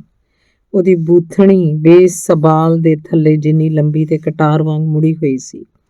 ਉਹਨੇ ਆਪਣੀ ਸਾਰੀ ਕਾਇਆ ਨੂੰ ਇੱਕ ਵਾਰ ਪਾਣੀ 'ਚੋਂ ਕੱਢਿਆ ਤੇ ਫਿਰ ਇੱਕ ਨਿਪੁੰਨ ਗੋਤਾਖੋਰ ਵਾਂਗ ਅੰਦਰ ਚਲੀ ਗਈ। ਬੁੱਢੇ ਆਦਮੀ ਨੇ ਇਹਦੀ ਦਾਤੀ ਵਰਗੀ ਵਿਸ਼ਾਲ ਪੂਛ ਨੂੰ ਇਹਦੇ ਮਗਰ ਜਾਂਦੇ ਹੋਏ ਦੇਖਿਆ। ਡੋਰੀ ਵੀ ਇਹਦੇ ਮਗਰ ਧੱਸ ਗਈ। ਉਹ ਬੇੜੀ ਨਾਲੋਂ ਵੀ 2 ਫੁੱਟ ਲੰਬੀ ਹੈ, ਬੁੱਢੇ ਆਦਮੀ ਨੇ ਕਿਹਾ। ਡੋਰੀ ਤੇਜ਼ੀ ਨਾਲ ਪਰ ਇਕਸਾਰ ਰਫ਼ਤਾਰ ਨਾਲ ਜਾ ਰਹੀ ਸੀ। ਮੱਛੀ ਖੌਫਜ਼ਦਾ ਨਹੀਂ ਸੀ। ਬੁੱਢਾ ਆਦਮੀ ਦੋਨਾਂ ਹੱਥਾਂ ਨਾਲ ਡੋਰੀ ਨੂੰ ਤਾਕਤ ਨਾਲ ਪਕੜ 'ਚ ਰੱਖਣ ਦੀ ਕੋਸ਼ਿਸ਼ ਕਰ ਰਿਹਾ ਸੀ। ਉਹਨੂੰ ਪਤਾ ਸੀ ਕਿ ਜੇ ਉਹਨੇ ਇਕਸਾਰ ਦਬਾਅ ਪਾ ਕੇ ਮੱਛੀ ਨੂੰ ਹੌਲਾ ਨਾ ਕੀਤਾ ਤੇ ਡੋਰੀ ਨੂੰ ਖਿੱਚ ਕੇ ਲੈ ਜਾਏਗੀ ਤੇ ਤੋੜ ਦੇਏਗੀ। ਉਹ ਇੱਕ ਵੱਡੀ ਮੱਛੀ ਹੈ ਤੇ ਮੇਰੇ ਲਈ ਆਪਣੀ ਸ਼ਕਤੀ ਦਾ ਉਹਨੂੰ ਅਹਿਸਾਸ ਕਰਾਉਣਾ ਜ਼ਰੂਰੀ ਹੈ। ਉਹਨੇ ਸੋਚਿਆ, ਮੈਂ ਉਹਨੂੰ ਕਦੇ ਆਪਣੀ ਸ਼ਕਤੀ ਦੇਖਣ ਨਾ ਦਿਆਂ, ਨਾ ਹੀ ਇਹ ਕਿ ਉਹ ਕੀ ਕੁਝ ਕਰ ਸਕੇਗੀ ਜੇ ਉਹ ਦੌੜ ਪਈ। ਜੇ ਮੈਂ ਉਹਦੀ ਥਾਂ ਤੇ ਹੁੰਦਾ ਤਾਂ ਸਾਰਾ ਜ਼ੋਰ ਲਾ ਕੇ ਉਦੋਂ ਤੱਕ ਦੌੜਦਾ ਰਹਿੰਦਾ ਜਦ ਤੱਕ ਕੁਝ ਨਾ ਕੁਝ ਟੁੱਟ ਨਾ ਜਾਂਦਾ। ਪਰ ਰੱਬ ਦਾ ਸ਼ੁਕਰ ਹੈ ਕਿ ਉਹ ਇੰਨੀਆਂ ਸਿਆਣੀਆਂ ਨਹੀਂ ਜਿੰਨੇ ਕਿ ਅਸੀਂ, ਜਿਹੜੇ ਕਿ ਉਹਨਾਂ ਨੂੰ ਮਾਰਦੇ ਹਾਂ, ਭਾਵੇਂ ਉਹ ਸਾਡੇ ਨਾਲੋਂ ਨੇਕ ਤੇ ਸਮਰੱਥ ਹਨ। ਬੁੱਢੇ ਆਦਮੀ ਨੇ ਕਈ ਵੱਡੀਆਂ ਮੱਛੀਆਂ ਵੇਖੀਆਂ ਸਨ। ਉਹਨੇ 1000 ਪਾਉਂਡ ਤੋਂ ਵੀ ਭਾਰੀਆਂ ਕਈ ਮੱਛੀਆਂ ਵੇਖੀਆਂ ਸਨ। ਇੰਨੇ ਭਾਰ ਵਾਲੀਆਂ 2 ਉਹਨੇ ਆਪਣੇ ਜੀਵਨ ਕਾਲ 'ਚ ਫੜੀਆਂ ਵੀ ਸਨ। ਪਰ ਕਦੇ ਵੀ ਉਹ ਇਕੱਲਾ ਨਹੀਂ ਸੀ। ਹੁਣ ਇਕੱਲੇ ਤੇ ਜ਼ਮੀਨ ਦੇ ਦਿਸ ਹੱਦੇ ਤੋਂ ਦੂਰ ਉਹ ਅੱਜ ਤੱਕ ਦੇਖੀ ਸਭ ਤੋਂ ਵੱਡੀ ਮੱਛੀ ਨਾਲ ਬੰਨਿਆ ਹੋਇਆ ਸੀ, ਜਿਹੜੀ ਉਸ ਨਾਲੋਂ ਵੀ ਵੱਡੀ ਸੀ, ਜਿਸ ਬਾਰੇ ਉਹਨੇ ਅੱਜ ਤੱਕ ਸੁਣ ਰੱਖਿਆ ਸੀ। ਉਹਦਾ ਖੱਬਾ ਹੱਥ ਅਜੇ ਵੀ ਬਾਜ ਦੇ ਬੰਦ ਪੰਜੇ ਵਾਂਗ ਆਕੜਿਆ ਹੋਇਆ ਸੀ। ਉਹਨੇ ਸੋਚਿਆ ਕਿ ਇਹ ਹੁਣ ਠੀਕ ਹੋ ਜਾਏਗਾ। ਉਹਦੀ ਕੜਲ ਠੀਕ ਹੋਏਗੀ ਤੇ ਸੱਜੇ ਹੱਥ ਦੀ ਮਦਦ ਕਰ ਸਕੇਗਾ। 3 ਚੀਜ਼ਾਂ ਮੇਰੀਆਂ ਦੋਸਤ ਹਨ, ਮੱਛੀ ਤੇ ਮੇਰੇ ਦੋਵੇਂ ਹੱਥ। ਇਹਨੂੰ ਜ਼ਰੂਰ ਖੁੱਲ੍ਹ ਜਾਣਾ ਚਾਹੀਦਾ। ਇਹ ਆਕੜੇ ਰਹਿਣ ਦੇ ਯੋਗ ਨਹੀਂ ਹੈ। ਮੱਛੀ ਫੇਰ ਹੌਲੀ ਹੋ ਗਈ ਤੇ ਆਪਣੀ ਆਮ ਰਫ਼ਤਾਰ ਨਾਲ ਚੱਲ ਰਹੀ ਸੀ। ਮੈਨੂੰ ਹੈਰਾਨੀ ਹੈ ਕਿ ਉਹ ਬਾਹਰ ਕਿਉਂ ਕੁੱਦ ਆਈ ਸੀ, ਬੁੱਢੇ ਆਦਮੀ ਨੇ ਸੋਚਿਆ। ਉਹ ਸ਼ਾਇਦ ਮੈਨੂੰ ਇਹ ਦਿਖਾਉਣ ਲਈ ਕੁੱਦੀ ਸੀ ਕਿ ਉਹ ਕਿੱਡੀ ਵੱਡੀ ਸੀ। ਆਖਰ ਹੁਣ ਮੈਨੂੰ ਪਤਾ ਲੱਗ ਗਿਆ ਹੈ। ਉਹਨੇ ਸੋਚਿਆ, ਕਾਸ਼ ਮੈਂ ਉਹਨੂੰ ਦਿਖਾ ਸਕਦਾ ਕਿ ਮੈਂ ਕਿਸ ਤਰ੍ਹਾਂ ਦਾ ਆਦਮੀ ਹਾਂ। ਪਰ ਫਿਰ ਉਹਨੇ ਮੇਰਾ ਆਕੜਿਆ ਹੋਇਆ ਹੱਥ ਦੇਖ ਲੈਣਾ ਸੀ। ਚਲੋ ਉਹਨੂੰ ਮੈਨੂੰ ਮੇਰੇ ਅਸਲੇ ਨਾਲੋਂ ਵੀ ਤਕੜਾ ਆਦਮੀ ਸਮਝ ਲੈਣ ਦਿਓ ਤੇ ਮੈਂ ਇਦਾਂ ਦਾ ਬਣ ਕੇ ਦਿਖਾਵਾਂਗਾ। ਉਹਨੇ ਸੋਚਿਆ, ਕਾਸ਼ ਮੈਂ ਮੱਛ ਹੁੰਦਾ ਤੇ ਮੇਰੇ ਕੋਲ ਉਹ ਚੀਜ਼ਾਂ ਹੁੰਦੀਆਂ ਜਿਹੜੀਆਂ ਇਹਦੇ ਕੋਲ ਹਨ, ਮੇਰੇ ਨਿਰੋਲ ਦ੍ਰਿੜ ਇਰਾਦੇ ਤੇ ਮੇਰੀ ਅਕਲਮੰਦੀ ਦੇ ਮੁਕਾਬਲੇ ਲਈ। ਉਹਨੇ ਤਖਤ ਤੇ ਸਹਾਰੇ ਆਰਾਮ ਨਾਲ ਆਪਣੇ ਆਪ ਨੂੰ ਟਿਕਾਇਆ ਤੇ ਕਸ਼ਟ ਸਹਿਜ ਰੂਪ 'ਚ ਮਹਿਸੂਸ ਕੀਤਾ। ਮੱਛੀ ਅਡੋਲ ਤੈਰ ਰਹੀ ਸੀ ਤੇ ਕਿਸ਼ਤੀ ਗਹਿਰੇ ਪਾਣੀ 'ਚ ਹੌਲੀ ਹੌਲੀ ਚੱਲ ਰਹੀ ਸੀ। ਪੂਰਬ ਦਿਸ਼ਾ ਤੋਂ ਆ ਰਹੀ ਹਵਾ ਨਾਲ ਸਮੁੰਦਰ 'ਚ ਥੋੜਾ ਜਿਹਾ ਉਭਾਰ ਸੀ। ਦੁਪਹਿਰ ਤੱਕ ਉਹਦਾ ਖੱਬਾ ਹੱਥ ਖੁੱਲ੍ਹ ਗਿਆ ਸੀ। ਮੱਛੀਏ, ਤੇਰੇ ਲਈ ਮਾੜੀ ਖਬਰ ਹੈ, ਉਹਨੇ ਕਿਹਾ ਤੇ ਮੋਢਿਆਂ ਨੂੰ ਲਪੇਟੀ ਹੋਈ ਬੋਰੀ ਉੱਪਰ ਡੋਰੀ ਨੂੰ ਬਦਲਿਆ। ਭਾਵੇਂ ਉਹ ਹੁਣ ਆਰਾਮ 'ਚ ਸੀ ਪਰ ਅਜੇ ਵੀ ਕਸ਼ਟ ਸੀ। ਬੇਸ਼ੱਕ ਉਹ ਬਿਲਕੁਲ ਵੀ ਕਸ਼ਟ ਮੰਨ ਨਹੀਂ ਰਿਹਾ ਸੀ। ਮੈਂ ਧਾਰਮਿਕ ਤਾਂ ਨਹੀਂ ਹਾਂ, ਉਹਨੇ ਆਖਿਆ। ਜੇ ਮੈਂ ਮੱਛੀ ਨੂੰ ਫੜ ਲਿਆ ਤਾਂ 10 ਵਾਰੀ ਹੇ ਪਿਤਾ ਪਰਮੇਸ਼ਰ ਤੇ ਮਾਂ ਮਰੀਅਮ ਦੀ ਪ੍ਰਾਰਥਨਾ ਕਰਾਂਗਾ ਤੇ ਅੰਤ ਵਾਅਦਾ ਕਰਦਾ ਕਿ ਪਵਿੱਤਰ ਡੀ ਕੋਬਰ ਦੀ ਤੀਰਥ ਯਾਤਰਾ ਤੇ ਜਾਵਾਂਗਾ। ਉਹਨੇ ਗਿਣੇ ਮਿੱਥੇ ਸ਼ਬਦਾਂ 'ਚ ਪ੍ਰਾਰਥਨਾ ਕਰਨੀ ਸ਼ੁਰੂ ਕੀਤੀ। ਕਈ ਵਾਰ ਉਹਨੇ ਇੰਨਾ ਥਕੇਵਾਂ ਮਹਿਸੂਸ ਕੀਤਾ ਕਿ ਉਹਨੂੰ ਪ੍ਰਾਰਥਨਾ ਵੀ ਚੇਤੇ ਨਾ ਰਹੀ ਤੇ ਤਦ ਕਈ ਵਾਰ ਇੰਨੀ ਜਲਦੀ ਬੋਲਿਆ ਕਿ ਇਹ ਆਪਣੇ ਆਪ ਉਹਦੇ ਬੁੱਲ੍ਹਾਂ 'ਚ ਲਰਜ਼ਦੀ ਰਹੀ। ਉਹਨੇ ਸੋਚਿਆ, ਆਪਣੇ ਪਿਤਾ ਪਰਮੇਸ਼ਰ ਨਾਲੋਂ ਪਵਿੱਤਰ ਮਰੀਅਮ ਦੀ ਪ੍ਰਾਰਥਨਾ ਆਸਾਨ ਹੈ। ਸ਼ਾਨਾ ਮੱਤੀ ਪਵਿੱਤਰ ਦੇਵੀ ਮਰੀਅਮ, ਰੱਬ ਸਦਾ ਤੇਰੇ ਅੰਗ ਸੰਗ ਹੈ। ਤੂੰ ਔਰਤਾਂ 'ਚ ਸਭ ਤੋਂ ਵੱਧ ਖੁਸ਼ ਨਸੀਬ ਹੈ ਤੇ ਤੇਰੀ ਕੁੱਖ ਨੂੰ ਸਦਾ ਭਾਗ ਲਾਉਣ ਵਾਲਾ ਯਿਸੂ ਮਸੀਹ ਵੀ ਭਾਗਸ਼ਾਲੀ ਹੈ। ਪਵਿੱਤਰ ਮੇਰੀ ਰੱਬ ਦੀ ਮਾਤਾ, ਹੁਣ ਸਾਡੇ ਪਾਪੀਆਂ ਲਈ ਵੀ ਪ੍ਰਾਰਥਨਾ ਕਰ। ਸਾਡੀ ਮੌਤ ਦੇ ਦਰ ਤੇ ਸਾਡੇ ਬੇੜੇ ਪਾਰ ਕਰ। ਆਮੀਨ। ਫਿਰ ਉਹਨੇ ਅੱਗੇ ਕਿਹਾ, ਖੁਸ਼ ਨਸੀਬ ਕੁਆਰੀ ਮਾਂ, ਇਸ ਮੱਛੀ ਦੀ ਮੌਤ ਲਈ ਪ੍ਰਾਰਥਨਾ ਕਰ, ਭਾਵੇਂ ਕਿ ਉਹ ਕਿੰਨੀ ਅਦਭੁਤ ਹੈ। ਪ੍ਰਾਰਥਨਾ ਕਰਨ ਪਿੱਛੋਂ ਉਹਨੇ ਕੁਝ ਚੰਗਾ ਮਹਿਸੂਸ ਕੀਤਾ, ਪਰ ਸ਼ਾਇਦ ਹੋਰ ਕਸ਼ਟ ਸਹਿੰਦੇ ਹੋਏ ਕਿਸ਼ਤੀ ਦੇ ਮੱਥੇ ਦੀ ਲੱਕੜ ਸਹਾਰੇ ਲੇਟ ਗਿਆ ਤੇ ਆਪਣੇ ਆਪ ਖੱਬੇ ਹੱਥ ਦੀਆਂ ਉਂਗਲਾਂ ਨੂੰ ਸਹਿਲਾਉਣ ਲੱਗਾ। ਧੁੱਪ ਤਿੱਖੀ ਸੀ, ਭਾਵੇਂ ਕਿ ਹਵਾ ਵੀ ਹੌਲੀ-ਹੌਲੀ ਵਗ ਰਹੀ ਸੀ। ਚੰਗਾ ਹੋਵੇ ਜੇ ਛੋਟੀ ਡੋਰੀ ਨਾਲ ਫੰਦਾ ਦੁਬਾਰਾ ਲਗਾ ਦੇਵਾਂ, ਉਹਨੇ ਆਖਿਆ। ਜੇ ਮੱਛੀ ਇੱਕ ਰਾਤ ਹੋਰ ਹੇਠਾਂ ਰਹਿਣ ਦਾ ਫੈਸਲਾ ਕਰਦੀ ਹੈ ਤਾਂ ਮੈਨੂੰ ਖਾਣ ਲਈ ਹੋਰ ਲੋੜ ਪਏਗੀ। ਬੋਤਲ 'ਚ ਪਾਣੀ ਥੋੜਾ ਹੀ ਹੈ। ਮੇਰਾ ਨਹੀਂ ਖਿਆਲ ਕਿ ਇੱਥੇ ਡਾਲਫਿਨ ਬਿਨਾਂ ਕੁਝ ਹੋਰ ਮਿਲੇਗਾ, ਪਰ ਜੇ ਮੈਂ ਉਹਨੂੰ ਤਾਜ਼ੀ ਨੂੰ ਹੀ ਖਾ ਲਵਾਂ ਤਾਂ ਮਾੜੀ ਨਹੀਂ ਰਹੇਗੀ। ਕਾਸ਼ ਅੱਜ ਰਾਤ ਕੋਈ ਉੱਡਣਾ ਮੱਛੀ ਆ ਜਾਏ, ਪਰ ਉਹਨੂੰ ਆਕਰਸ਼ਿਤ ਕਰਨ ਲਈ ਰੌਸ਼ਨੀ ਵੀ ਤਾਂ ਨਹੀਂ। ਉੱਡਣਾ ਮੱਛੀ ਕੱਚੀ ਖਾਣੀ ਬੜੀ ਵਧੀਆ ਲੱਗਦੀ ਹੈ ਤੇ ਉਹਨੂੰ ਕੱਟਣ ਦੀ ਵੀ ਲੋੜ ਨਹੀਂ। ਹੁਣ ਮੈਨੂੰ ਸਾਰੀ ਸ਼ਕਤੀ ਬਚਾ ਰੱਖਣੀ ਚਾਹੀਦੀ ਹੈ। ਹੇ ਯਿਸੂ ਮਸੀਹ, ਮੈਨੂੰ ਨਹੀਂ ਪਤਾ ਸੀ ਕਿ ਮੱਛੀ ਇੰਨੀ ਵੱਡੀ ਸੀ। ਉਹਦੀ ਸਾਰੀ ਮਹਾਨਤਾ ਤੇ ਸ਼ਾਨ ਸਮੇਤ ਮੈਂ ਇਹਨੂੰ ਮਾਰ ਦਿਆਂਗਾ, ਉਹਨੇ ਕਿਹਾ। ਭਾਵੇਂ ਅਜਿਹਾ ਕਰਨਾ ਬੇਇਨਸਾਫੀ ਹੈ, ਉਹਨੇ ਕਿਹਾ, ਪਰ ਮੈਂ ਉਹਨੂੰ ਦਿਖਾ ਦਿਆਂਗਾ ਕਿ ਮਨੁੱਖ ਕੀ ਕਰ ਸਕਦਾ ਹੈ ਤੇ ਕੀ ਸਹਾਰ ਸਕਦਾ ਹੈ। ਮੈਂ ਮੁੰਡੇ ਨੂੰ ਆਖਿਆ ਸੀ ਕਿ ਮੈਂ ਅਜੀਬ ਬੁੱਢਾ, ਉਹਨੇ ਕਿਹਾ। ਹੁਣ ਮੈਨੂੰ ਇਹ ਸਾਬਤ ਕਰਨਾ ਹੋਏਗਾ। ਹਜ਼ਾਰਾਂ ਵਾਰ ਉਹ ਇਹੋ ਗੱਲ ਸਾਬਤ ਕਰ ਚੁੱਕਾ ਸੀ, ਪਰ ਉਹਦਾ ਕੋਈ ਅਰਥ ਨਹੀਂ ਸੀ। ਹੁਣ ਉਹ ਫੇਰ ਸਾਬਤ ਕਰ ਰਿਹਾ ਸੀ। ਹਰ ਵਕਤ ਇੱਕ ਨਵਾਂ ਵਕਤ ਹੁੰਦਾ ਹੈ ਅਤੇ ਉਹ ਕਦੇ ਬੀਤੇ ਵਕਤ ਬਾਰੇ ਨਹੀਂ ਸੋਚਦਾ ਸੀ ਜਦੋਂ ਇਹੀ ਕੁਝ ਕਰ ਰਿਹਾ ਹੁੰਦਾ। ਕਾਸ਼ ਉਹ ਵੀ ਸੌਂ ਜਾਏ, ਮੈਂ ਸੌਂ ਸਕਦਾ, ਸੌਂ ਕੇ ਸ਼ੇਰਾਂ ਦੇ ਸੁਪਨੇ ਲੈ ਸਕਦਾ। ਉਹਨੇ ਸੋਚਿਆ ਕਿ ਸ਼ੇਰ ਹੀ ਕਿਉਂ, ਮੁੱਖ ਚੀਜ਼ ਹਨ ਜੋ ਬਾਕੀ ਰਹਿ ਗਏ ਨੇ। ਨਾ ਸੋਚ ਬੁੱਢੇ ਆਦਮੀ, ਉਹਨੇ ਆਪਣੇ ਆਪ ਨੂੰ ਕਿਹਾ। ਤਖਤੇ ਸਹਾਰੇ ਠੀਕ ਤਰ੍ਹਾਂ ਆਰਾਮ ਕਰ ਤੇ ਕੁਝ ਨਾ ਸੋਚ। ਉਹ ਕੰਮ ਕਰ ਰਹੀ ਹੈ, ਤੂੰ ਜਿੰਨਾ ਘੱਟ ਕੰਮ ਕਰਦਾ ਓਨਾ ਕਰ। ਦੁਪਹਿਰ ਢਲਣ ਲੱਗੀ ਸੀ ਤੇ ਕਿਸ਼ਤੀ ਅਜੇ ਵੀ ਹੌਲੀ-ਹੌਲੀ ਤੇ ਇਕਸਾਰ ਚੱਲ ਰਹੀ ਸੀ, ਪਰ ਹੁਣ ਪੁਰੇ ਨੇ ਇਹਨੂੰ ਥੋੜਾ ਜਿਹਾ ਤੇਜ਼ ਕੀਤਾ ਹੋਇਆ ਸੀ। ਬੁੱਢਾ ਆਦਮੀ ਹੌਲੀ-ਹੌਲੀ ਉੱਠਿਆ ਤੇ ਉਹਦੀ ਪਿੱਠ ਤੇ ਡੋਰੀ ਦਾ ਜ਼ਖਮ ਉਹਨੂੰ ਮਹਿਸੂਸ ਹੋਇਆ। ਦੁਪਹਿਰ ਵੇਲੇ ਡੋਰੀ ਇੱਕ ਵਾਰ ਫੇਰ ਉੱਠਣ ਲੱਗੀ, ਪਰ ਮੱਛੀ ਨੇ ਥੋੜੀ ਜਿਹੀ ਉਚੇਰੀ ਸਤ੍ਹਾ ਤੇ ਤੈਰਨਾ ਜਾਰੀ ਰੱਖਿਆ। ਸੂਰਜ ਬੁੱਢੇ ਆਦਮੀ ਦੀ ਖੱਬੀ ਬਾਂਹ ਮੋਢੇ ਦੇ ਤੇ ਪਿੱਠ ਵੱਲ ਸੀ, ਇਸ ਲਈ ਇਹਨੂੰ ਪਤਾ ਸੀ ਕਿ ਮੱਛੀ ਉੱਤਰ ਤੋਂ ਪੂਰਬ ਵੱਲ ਮੁੜ ਗਈ ਸੀ। ਹੁਣ ਉਹ ਮੱਛੀ ਨੂੰ ਇੱਕ ਵਾਰ ਵੇਖ ਚੁੱਕਾ ਸੀ, ਇਸ ਲਈ ਉਹ ਪਾਣੀ 'ਚ ਤੈਰਦੀ ਦੀ ਤਸਵੀਰ ਆਪਣੇ ਸਾਹਮਣੇ ਲਿਆ ਸਕਦਾ ਸੀ। ਉਹਦੇ ਬੈਂਗਣੀ ਟਿਮਕਣੇਦਾਰ ਖੰਭ ਚੌੜੇ ਸਨ ਤੇ ਪੂਛ ਦਾਤਰੀ ਵਰਗੀ ਸੀ। ਬੁੱਢੇ ਆਦਮੀ ਨੇ ਸੋਚਿਆ, ਹੈਰਾਨੀ ਹੈ ਕਿ ਉਹ ਇੰਨੀ ਡੂੰਘਾਈ 'ਚ ਕੀ ਦੇਖਦੀ ਹੈ। ਉਹਦੀ ਅੱਖ ਵਿਸ਼ਾਲ ਹੈ ਤੇ ਘੋੜਾ ਵੀ ਕਿਤੇ ਛੋਟੀ ਅੱਖ ਨਾਲ ਹਨੇਰੇ 'ਚ ਦੇਖ ਸਕਦਾ ਹੈ। ਮੈਂ ਵੀ ਕਦੇ ਹਨੇਰੇ 'ਚ ਚੰਗੀ ਤਰ੍ਹਾਂ ਵੇਖ ਸਕਦਾ ਸੀ, ਪੂਰੇ ਹਨੇਰੇ 'ਚ ਨਹੀਂ, ਪਰ ਓਨਾ ਜਿੰਨਾ ਕੁ ਕੋਈ ਬਿੱਲੀ ਵੇਖਦੀ ਹੈ।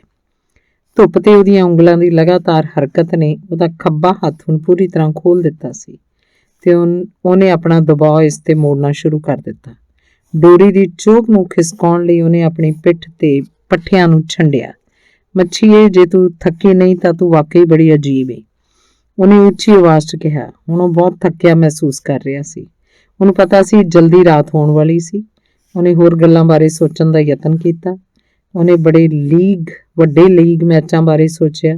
ਉਹਦੇ ਅਨੁਸਾਰ ਉਹ ਬਹੁਤ ਵੱਡੇ ਮੈਚ ਸਨ ਤੇ ਉਹਨੂੰ ਪਤਾ ਸੀ ਕਿ ਨਿਊਯਾਰਕ ਦੇ ਯਾਂਕੀ ਡਿਟਰੋਇਟ ਦੇ ਟਾਈਗਰਾਂ ਨਾਲ ਖੇਡ ਰਹੇ ਹੋਣਗੇ। ਉਹਨੇ ਸੋਚਿਆ, ਅੱਜ ਦੂਜਾ ਦਿਨ ਹੈ ਜਦੋਂ ਮੈਨੂੰ ਜੀਏਗੋ ਦਾ ਨਤੀਜਾ ਨਹੀਂ ਪਤਾ, ਪਰ ਮੇਰੇ 'ਚ ਆਤਮ ਵਿਸ਼ਵਾਸ ਹੋਣਾ ਚਾਹੀਦਾ ਤੇ ਮੈਨੂੰ ਮਹਾਨ ਡਿਮੈਗਿਓ ਦੇ ਕਾਬਲ ਬਣਨਾ ਚਾਹੀਦਾ ਹੈ, ਜਿਹੜੇ ਆਪਣੀ ਅੱਡੀ ਦੀ ਵਧੀ ਹੋਈ ਹੱਡੀ ਦੇ ਦਰਦ ਦੇ ਬਾਵਜੂਦ ਸਾਰੀ ਖੇਡ ਖੂਬਸੂਰਤੀ ਨਾਲ ਖੇਡਦਾ। ਹੱਡੀ ਦਾ ਵਾਧਾ ਕੀ ਹੈ? ਉਹਨੇ ਆਪਣੇ ਆਪ ਨੂੰ ਪੁੱਛਿਆ। ਸਾਡੇ 'ਚ ਤਾਂ ਹੁੰਦਾ ਹੀ ਨਹੀਂ। ਕੀ ਕਿਸੇ ਦੀ ਅੱਡੀ ਲੜ ਰਹੇ ਮੁਰਗੇ ਦੀ ਤਾੜ ਨਾਲੋਂ ਵਧੇਰੇ ਦੁਖਦਾਈ ਹੋ ਸਕਦੀ ਹੈ?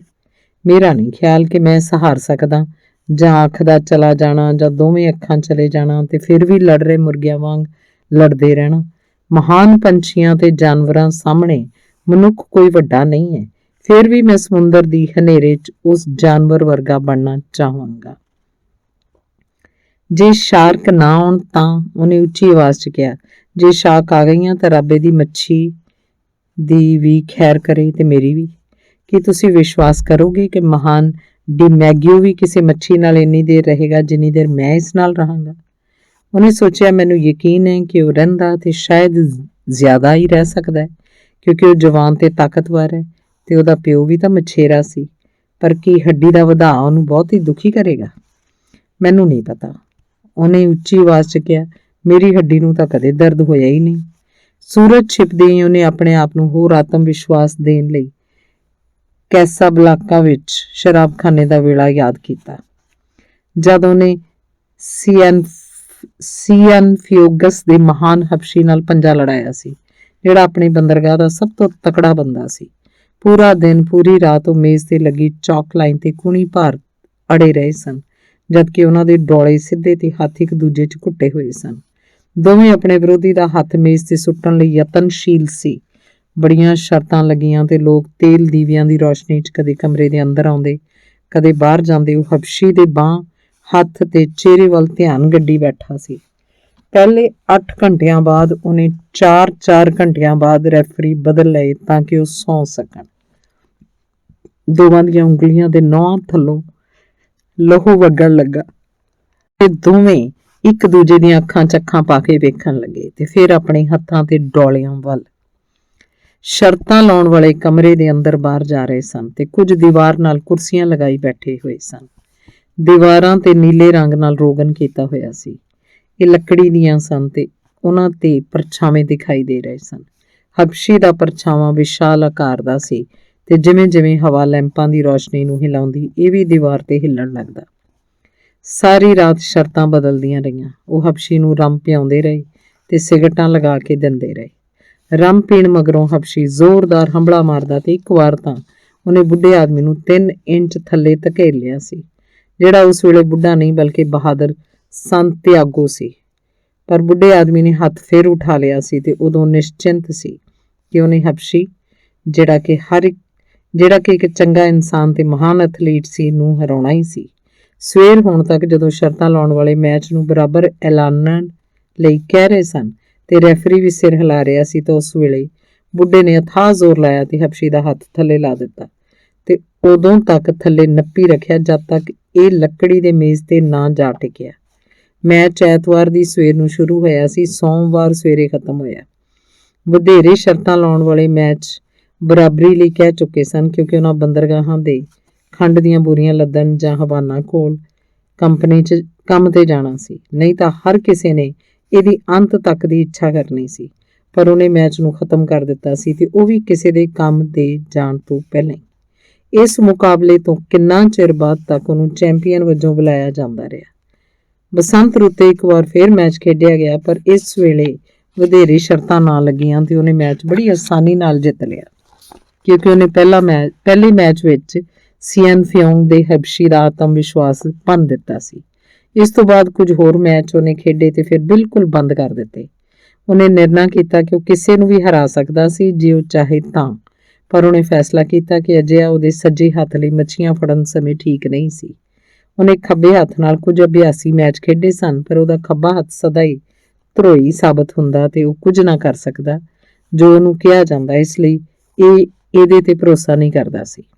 ਉਹਨੇ ਸੋਚਿਆ ਧੁੱਪ ਨੂੰ ਚੰਗੀ ਤਰ੍ਹਾਂ ਨਿੱਘਾ ਕਰੇਗੀ, ਪਰ ਇਹਨੂੰ ਦੁਬਾਰਾ ਨਹੀਂ ਆਕੜਨਾ ਚਾਹੀਦਾ। ਜੇ ਰਾਤ ਨੂੰ ਠੰਡ ਨਹੀਂ ਪੈਂਦੀ, ਮੈਨੂੰ ਹੈਰਾਨੀ ਹੈ ਕਿ ਅੱਜ ਰਾਤ ਕੈਸੀ ਰਹੇਗੀ। ਮਿਆਮੀ ਨੂੰ ਜਾ ਰਿਹਾ ਇੱਕ ਹਵਾਈ ਜਹਾਜ਼ ਸਿਰ ਤੋਂ ਲੰਘਿਆ ਤੇ ਉਹਨੇ ਇਹਦੇ ਪਰਛਾਵੇਂ ਤੋਂ ਡਰ ਰਹੀਆਂ ਉੱਡਣਾ ਮੱਛੀਆਂ ਦਾ ਝੁੰਡ ਦੇਖਿਆ। ਜੇ ਇੰਨੀਆਂ ਉੱਡਣਾ ਮੱਛੀਆਂ ਹਨ ਤਾਂ ਇੱਥੇ ਡਾਲਫਿਨ ਵੀ ਹੋਣੀ ਚਾਹੀਦੀ ਹੈ, ਉਹਨੇ ਕਿਹਾ ਤੇ ਉਹ ਡੋਰੀ ਤੇ ਲੇਟ ਕੇ ਦੇਖਣ ਲੱਗਾ ਕਿ ਮੱਛੀ ਨੂੰ ਖਿੱਚਣਾ ਕਿੰਨਾ ਕੁ ਸੰਭਵ ਸੀ, ਪਰ ਉਹ ਨਾ ਦੇਖ ਸਕਿਆ ਤੇ ਮੱਛੀ ਆਪਣੀ ਸਖਤੀ ਤੇ ਅੜੀ ਰਹੀ। ਪਾਣੀ ਦੇ ਤੁਪਕੇ ਡੋਰੀ ਤੇ ਡਿੱਗਦੇ ਟੁੱਟਦੇ ਰਹੇ। ਕਿਸ਼ਤੀ ਹੌਲੀ ਹੌਲੀ ਅਗਾਂਹ ਜਾ ਰਹੀ ਸੀ। ਉਦੋਂ ਤੱਕ ਹਵਾਈ ਜਹਾਜ਼ ਦੇਖਦਾ ਰਿਹਾ ਜਦ ਤੱਕ ਉਸ ਤੋਂ ਉੱਜੜ ਨਾ ਹੋ ਗਿਆ। ਉਹਨੇ ਸੋਚਿਆ, ਹਵਾਈ ਜਹਾਜ਼ 'ਚ ਬਹਿਣਾ ਕਿੰਨਾ ਅਜੀਬ ਹੋਏਗਾ। ਮੈਨੂੰ ਹੈਰਾਨੀ ਹੈ ਕਿ ਸਮੁੰਦਰ ਇੰਨੀ ਉੱਚਾਈ ਤੋਂ ਕਿਸ ਤਰ੍ਹਾਂ ਦਾ ਦਿਖਾਈ ਦਿੰਦਾ ਹੋਏਗਾ। ਜੇ ਉਹ ਜ਼ਿਆਦਾ ਉੱਚਾ ਨਾ ਉੱਡਣ ਤਾਂ ਉਹ ਮੱਛੀ ਨੂੰ ਚੰਗੀ ਤਰ੍ਹਾਂ ਦੇਖਣ ਦੇ ਯੋਗ ਹੋਣਗੇ। ਮੈਂ 1200 ਫੁੱਟ ਉੱਚਾਈ ਤੇ ਹੌਲੀ ਹੌਲੀ ਉੱਡਣਾ ਚਾਹੁੰਦਾ ਤੇ ਉੱਥੋਂ ਮੱਛੀ ਨੂੰ ਦੇਖਣਾ ਚਾਹਾਂਗਾ। ਕੱਛੂ ਕਿਸ਼ਤੀਆਂ 'ਚ ਮੈਂ ਮਸਤੂਲ ਦੇ ਸਿਰ ਨੂੰ ਸਹਾਰਾ ਦੇਣ ਲੱਗਿਆ ਚਰਖੜੀਆਂ ਤੇ ਚੜ ਜਾਂਦਾ ਸੀ ਤੇ ਉਸ ਉੱਚਾਈ ਤੋਂ ਬੜਾ ਕੁਝ ਦੇਖਦਾ ਸੀ। ਉੱਥੋਂ ਡਾਲਫਿਨ ਜ਼ਿਆਦਾ ਹਰੀ ਦਿਖਾਈ ਦਿੰਦੀ ਤੇ ਤੁਸੀਂ ਉਹਦੀਆਂ ਧਾਰੀਆਂ ਤੇ ਬੈਂਗਣੀ ਨਿਸ਼ਾਨ ਦੇਖ ਸਕਦੇ ਹੋ ਤੇ ਉਹਨਾਂ ਦਾ ਸਾਰਾ ਝੁੰਡ ਵੀ ਜੋ ਉੱਥੇ ਤੈਰਦਾ ਹੈ। ਤੁਸੀਂ ਉਹਨਾਂ ਸਾਰੀਆਂ ਦੇ ਝੁੰਡ ਨੂੰ ਹੀ ਤੈਰਦੇ ਹੋਏ ਦੇਖ ਸਕਦੇ ਹੋ। ਅਜਿਹਾ ਕਿਉਂ ਹੈ ਕਿ ਗਹਿਰੇ ਪ੍ਰਵਾਹ 'ਚ ਤੇਜ਼ ਚੱਲਣ ਵਾਲੀਆਂ ਸਾਰੀਆਂ ਮੱਛੀਆਂ ਦੀ ਪਿੱਠ ਬੈਂਗਣੀ ਹੁੰਦੀ ਹੈ ਤੇ ਆਮ ਤੌਰ ਤੇ ਬੈਂਗਣੀ ਧਾਰੀਆਂ ਜਾਂ ਧੱਬੇ ਹੁੰਦੇ ਹਨ। ਡਾਲਫਿਨ ਹਰੀ ਦਿਖਾਈ ਦਿੰਦੀ ਸੀ ਕਿਉਂਕਿ ਉਹ ਅਸਲ 'ਚ ਸੁਨਹਿਰੀ ਸੀ, ਪਰ ਜਦੋਂ ਭੋਜਨ ਖਾਣ ਆਉਂਦੀ ਤਾਂ ਬੈਂਗਣੀ ਧਾਰੀਆਂ ਕਿਸੇ ਮਾਰਲਿਨ ਵਾਂਗ ਇਹਦੇ ਪਾਸਿਆਂ ਤੇ ਦਿਖਾਈ ਦਿੰਦੀਆਂ। ਕਿ ਇਹ ਗੁੱਸਾ ਸੀ ਜਾਂ ਉਹਦੀ ਤੇਜ਼ ਰਫ਼ਤਾਰ ਸੀ ਜੋ ਇਹਨੂੰ ਬਾਹਰ ਲਿਆਉਂਦੀ ਸੀ। ਹਨੇਰਾ ਹੋਣ ਤੋਂ ਕੁਝ ਦੇਰ ਪਹਿਲਾਂ ਜਦੋਂ ਸਰਗੈਸੋ ਨਦੀਨ ਦੇ ਇੱਕ ਵੱਡੇ ਟਾਪੂ ਕੋਲੋਂ ਲੰਘੇ, ਜਿਹੜਾ ਹਲਕੇ ਸਮੁੰਦਰ 'ਚ ਉੱਭ ਰਿਹਾ ਸੀ ਤੇ ਉੱਪਰ ਥੱਲੇ ਜਾ ਰਿਹਾ ਸੀ ਜਿਵੇਂ ਮਹਾਸਾਗਰ ਪੀਲੇ ਕੰਬਲ ਹੇਠ ਕਿਸੇ ਨਾਲ ਪਿਆਰ ਕਰ ਰਿਹਾ ਹੋਵੇ, ਤਾਂ ਉਸੇ ਵੇਲੇ ਇੱਕ ਛੋਟਾ ਫੰਦਾ ਡਾਲਫਿਨ ਨੇ ਫੜ ਲਿਆ। ਪਹਿਲਾਂ ਉਹਨੂੰ ਤਦ ਦੇਖਿਆ ਜਦ ਇਹ ਹਵਾ 'ਚ ਕੁੱਦੀ। ਛਿਪ ਰਹੇ ਸੂਰਜ ਦੀ ਰੌਸ਼ਨੀ 'ਚ ਪੂਰੀ ਤਰ੍ਹਾਂ ਸੁਨਹਿਰੀ ਦਿਸਦੀ ਸੀ ਤੇ ਹਵਾ 'ਚ ਬੇਕਾਬੂ ਹੋ ਕੇ ਉਛਲ ਜਾ ਰਹੀ ਸੀ। ਖੌਫ ਦੀਆਂ ਕਲਾਬਾਜ਼ੀਆਂ 'ਚ ਬਾਰ-ਬਾਰ ਕੁੱਦ ਰਹੀ ਸੀ। ਉਹਨੇ ਵਾਪਸ ਇਹਨੂੰ ਕਿਸ਼ਤੀ ਦੇ ਪਿਛਾੜੀ ਤੇ ਲੈ ਆਂਦਾ ਤੇ ਸੱਜੇ ਹੱਥ ਨਾਲ ਵੱਡੀ ਡੋਰੀ ਸੰਭਾਲਦੇ ਹੋਏ ਡਾਲਫਿਨ ਨੂੰ ਖੱਬੇ ਹੱਥ ਨਾਲ ਕਿਸ਼ਤੀ ਅੰਦਰ ਖਿੱਚ ਲਿਆ। ਖੱਬੇ ਪੈਰ ਥੱਲੇ ਉਹ ਖਿੱਚੀ ਜਾ ਰਹੀ ਵੱਡੀ ਡੋਰੀ ਨੂੰ ਲਗਾਤਾਰ ਸੰਭਾਲੀ ਬੈਠਾ ਸੀ। ਜਦ ਵਿਆਕੁਲ ਹੋਈ ਮੱਛੀ ਕਿਸ਼ਤੀ ਦੇ ਪਿਛਾੜੀ ਇੱਧਰ-ਉੱਧਰ ਉਛਲ ਕੁੱਦ ਕਰ ਰਹੀ ਸੀ ਤਾਂ ਬੁੱਢਾ ਆਦਮੀ ਕਿਸ਼ਤੀ ਦੇ ਪਿਛਾੜੀ ਝੁਕਿਆ ਤੇ ਸੁਨਹਿਰੀ ਮੱਛੀ ਨੂੰ ਬੈਂਗਣੀ ਧੱਬਿਆਂ ਤੋਂ ਫੜ ਕੇ ਅੰਦਰ ਸੁੱਟ ਲਿਆ। ਇਹਦੇ ਜਬਾੜੇ ਕੁੰਡੀ ਨੂੰ ਮੁੜ-ਮੁੜ ਕੇ ਤੇਜ਼ੀ ਨਾਲ ਵੱਢ ਰਹੇ ਸਨ।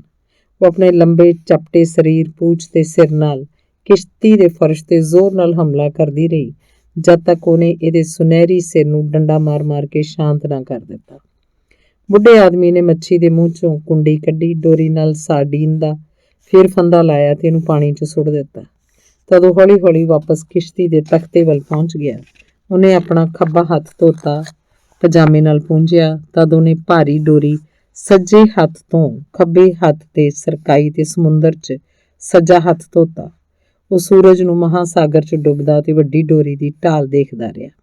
ਉਹ ਬਿਲਕੁਲ ਨਹੀਂ ਬਦਲੀ, ਉਹਨੇ ਕਿਹਾ, ਪਰ ਹੱਥ ਨਾਲ ਪਾਣੀ ਦੀ ਹਰਕਤ ਦੇਖਦੇ ਹੋਏ ਮਹਿਸੂਸ ਕੀਤਾ ਕਿ ਕਾਫੀ ਹੌਲੀ ਗਈ ਸੀ। ਮੈਂ ਰਾਤ ਨੂੰ ਦੋਵੇਂ ਚੱਪੂ ਪਿਛਾੜੀ ਇਕੱਠ ਜਕੜ ਕੇ ਬੰਨ੍ਹ ਦਿਆਂਗਾ। ਇਸ ਨਾਲ ਇਹ ਗਤੀ ਹੋਰ ਹੌਲੀ ਹੋ ਜਾਏਗੀ, ਉਹਨੇ ਕਿਹਾ। ਰਾਤ ਵੇਲੇ ਉਹ ਵੀ ਸੌਖੀ ਰਹੇਗੀ ਤੇ ਮੈਂ ਵੀ। ਮਾਸ 'ਚ ਲਹੂ ਨੂੰ ਬਚਾਈ ਰੱਖਣ ਲਈ ਡਾਲਫਿਨ ਨੂੰ ਥੋੜ੍ਹੀ ਦੇਰ ਬਾਅਦ ਕੱਟਣਾ ਠੀਕ ਰਹੇਗਾ, ਉਹਨੇ ਸੋਚਿਆ। ਮੈਂ ਇਹ ਕੰਮ ਥੋੜ੍ਹੀ ਦੇਰ ਬਾਅਦ ਕਰ ਸਕਦਾ ਤੇ ਨਾਲ ਹੀ ਚੱਪੂ ਬੰਨ੍ਹ ਦੇਣਾ ਤਾਂ ਜੋ ਰਫ਼ਤਾਰ ਮੱਠੀ ਹੋ ਸਕੇ।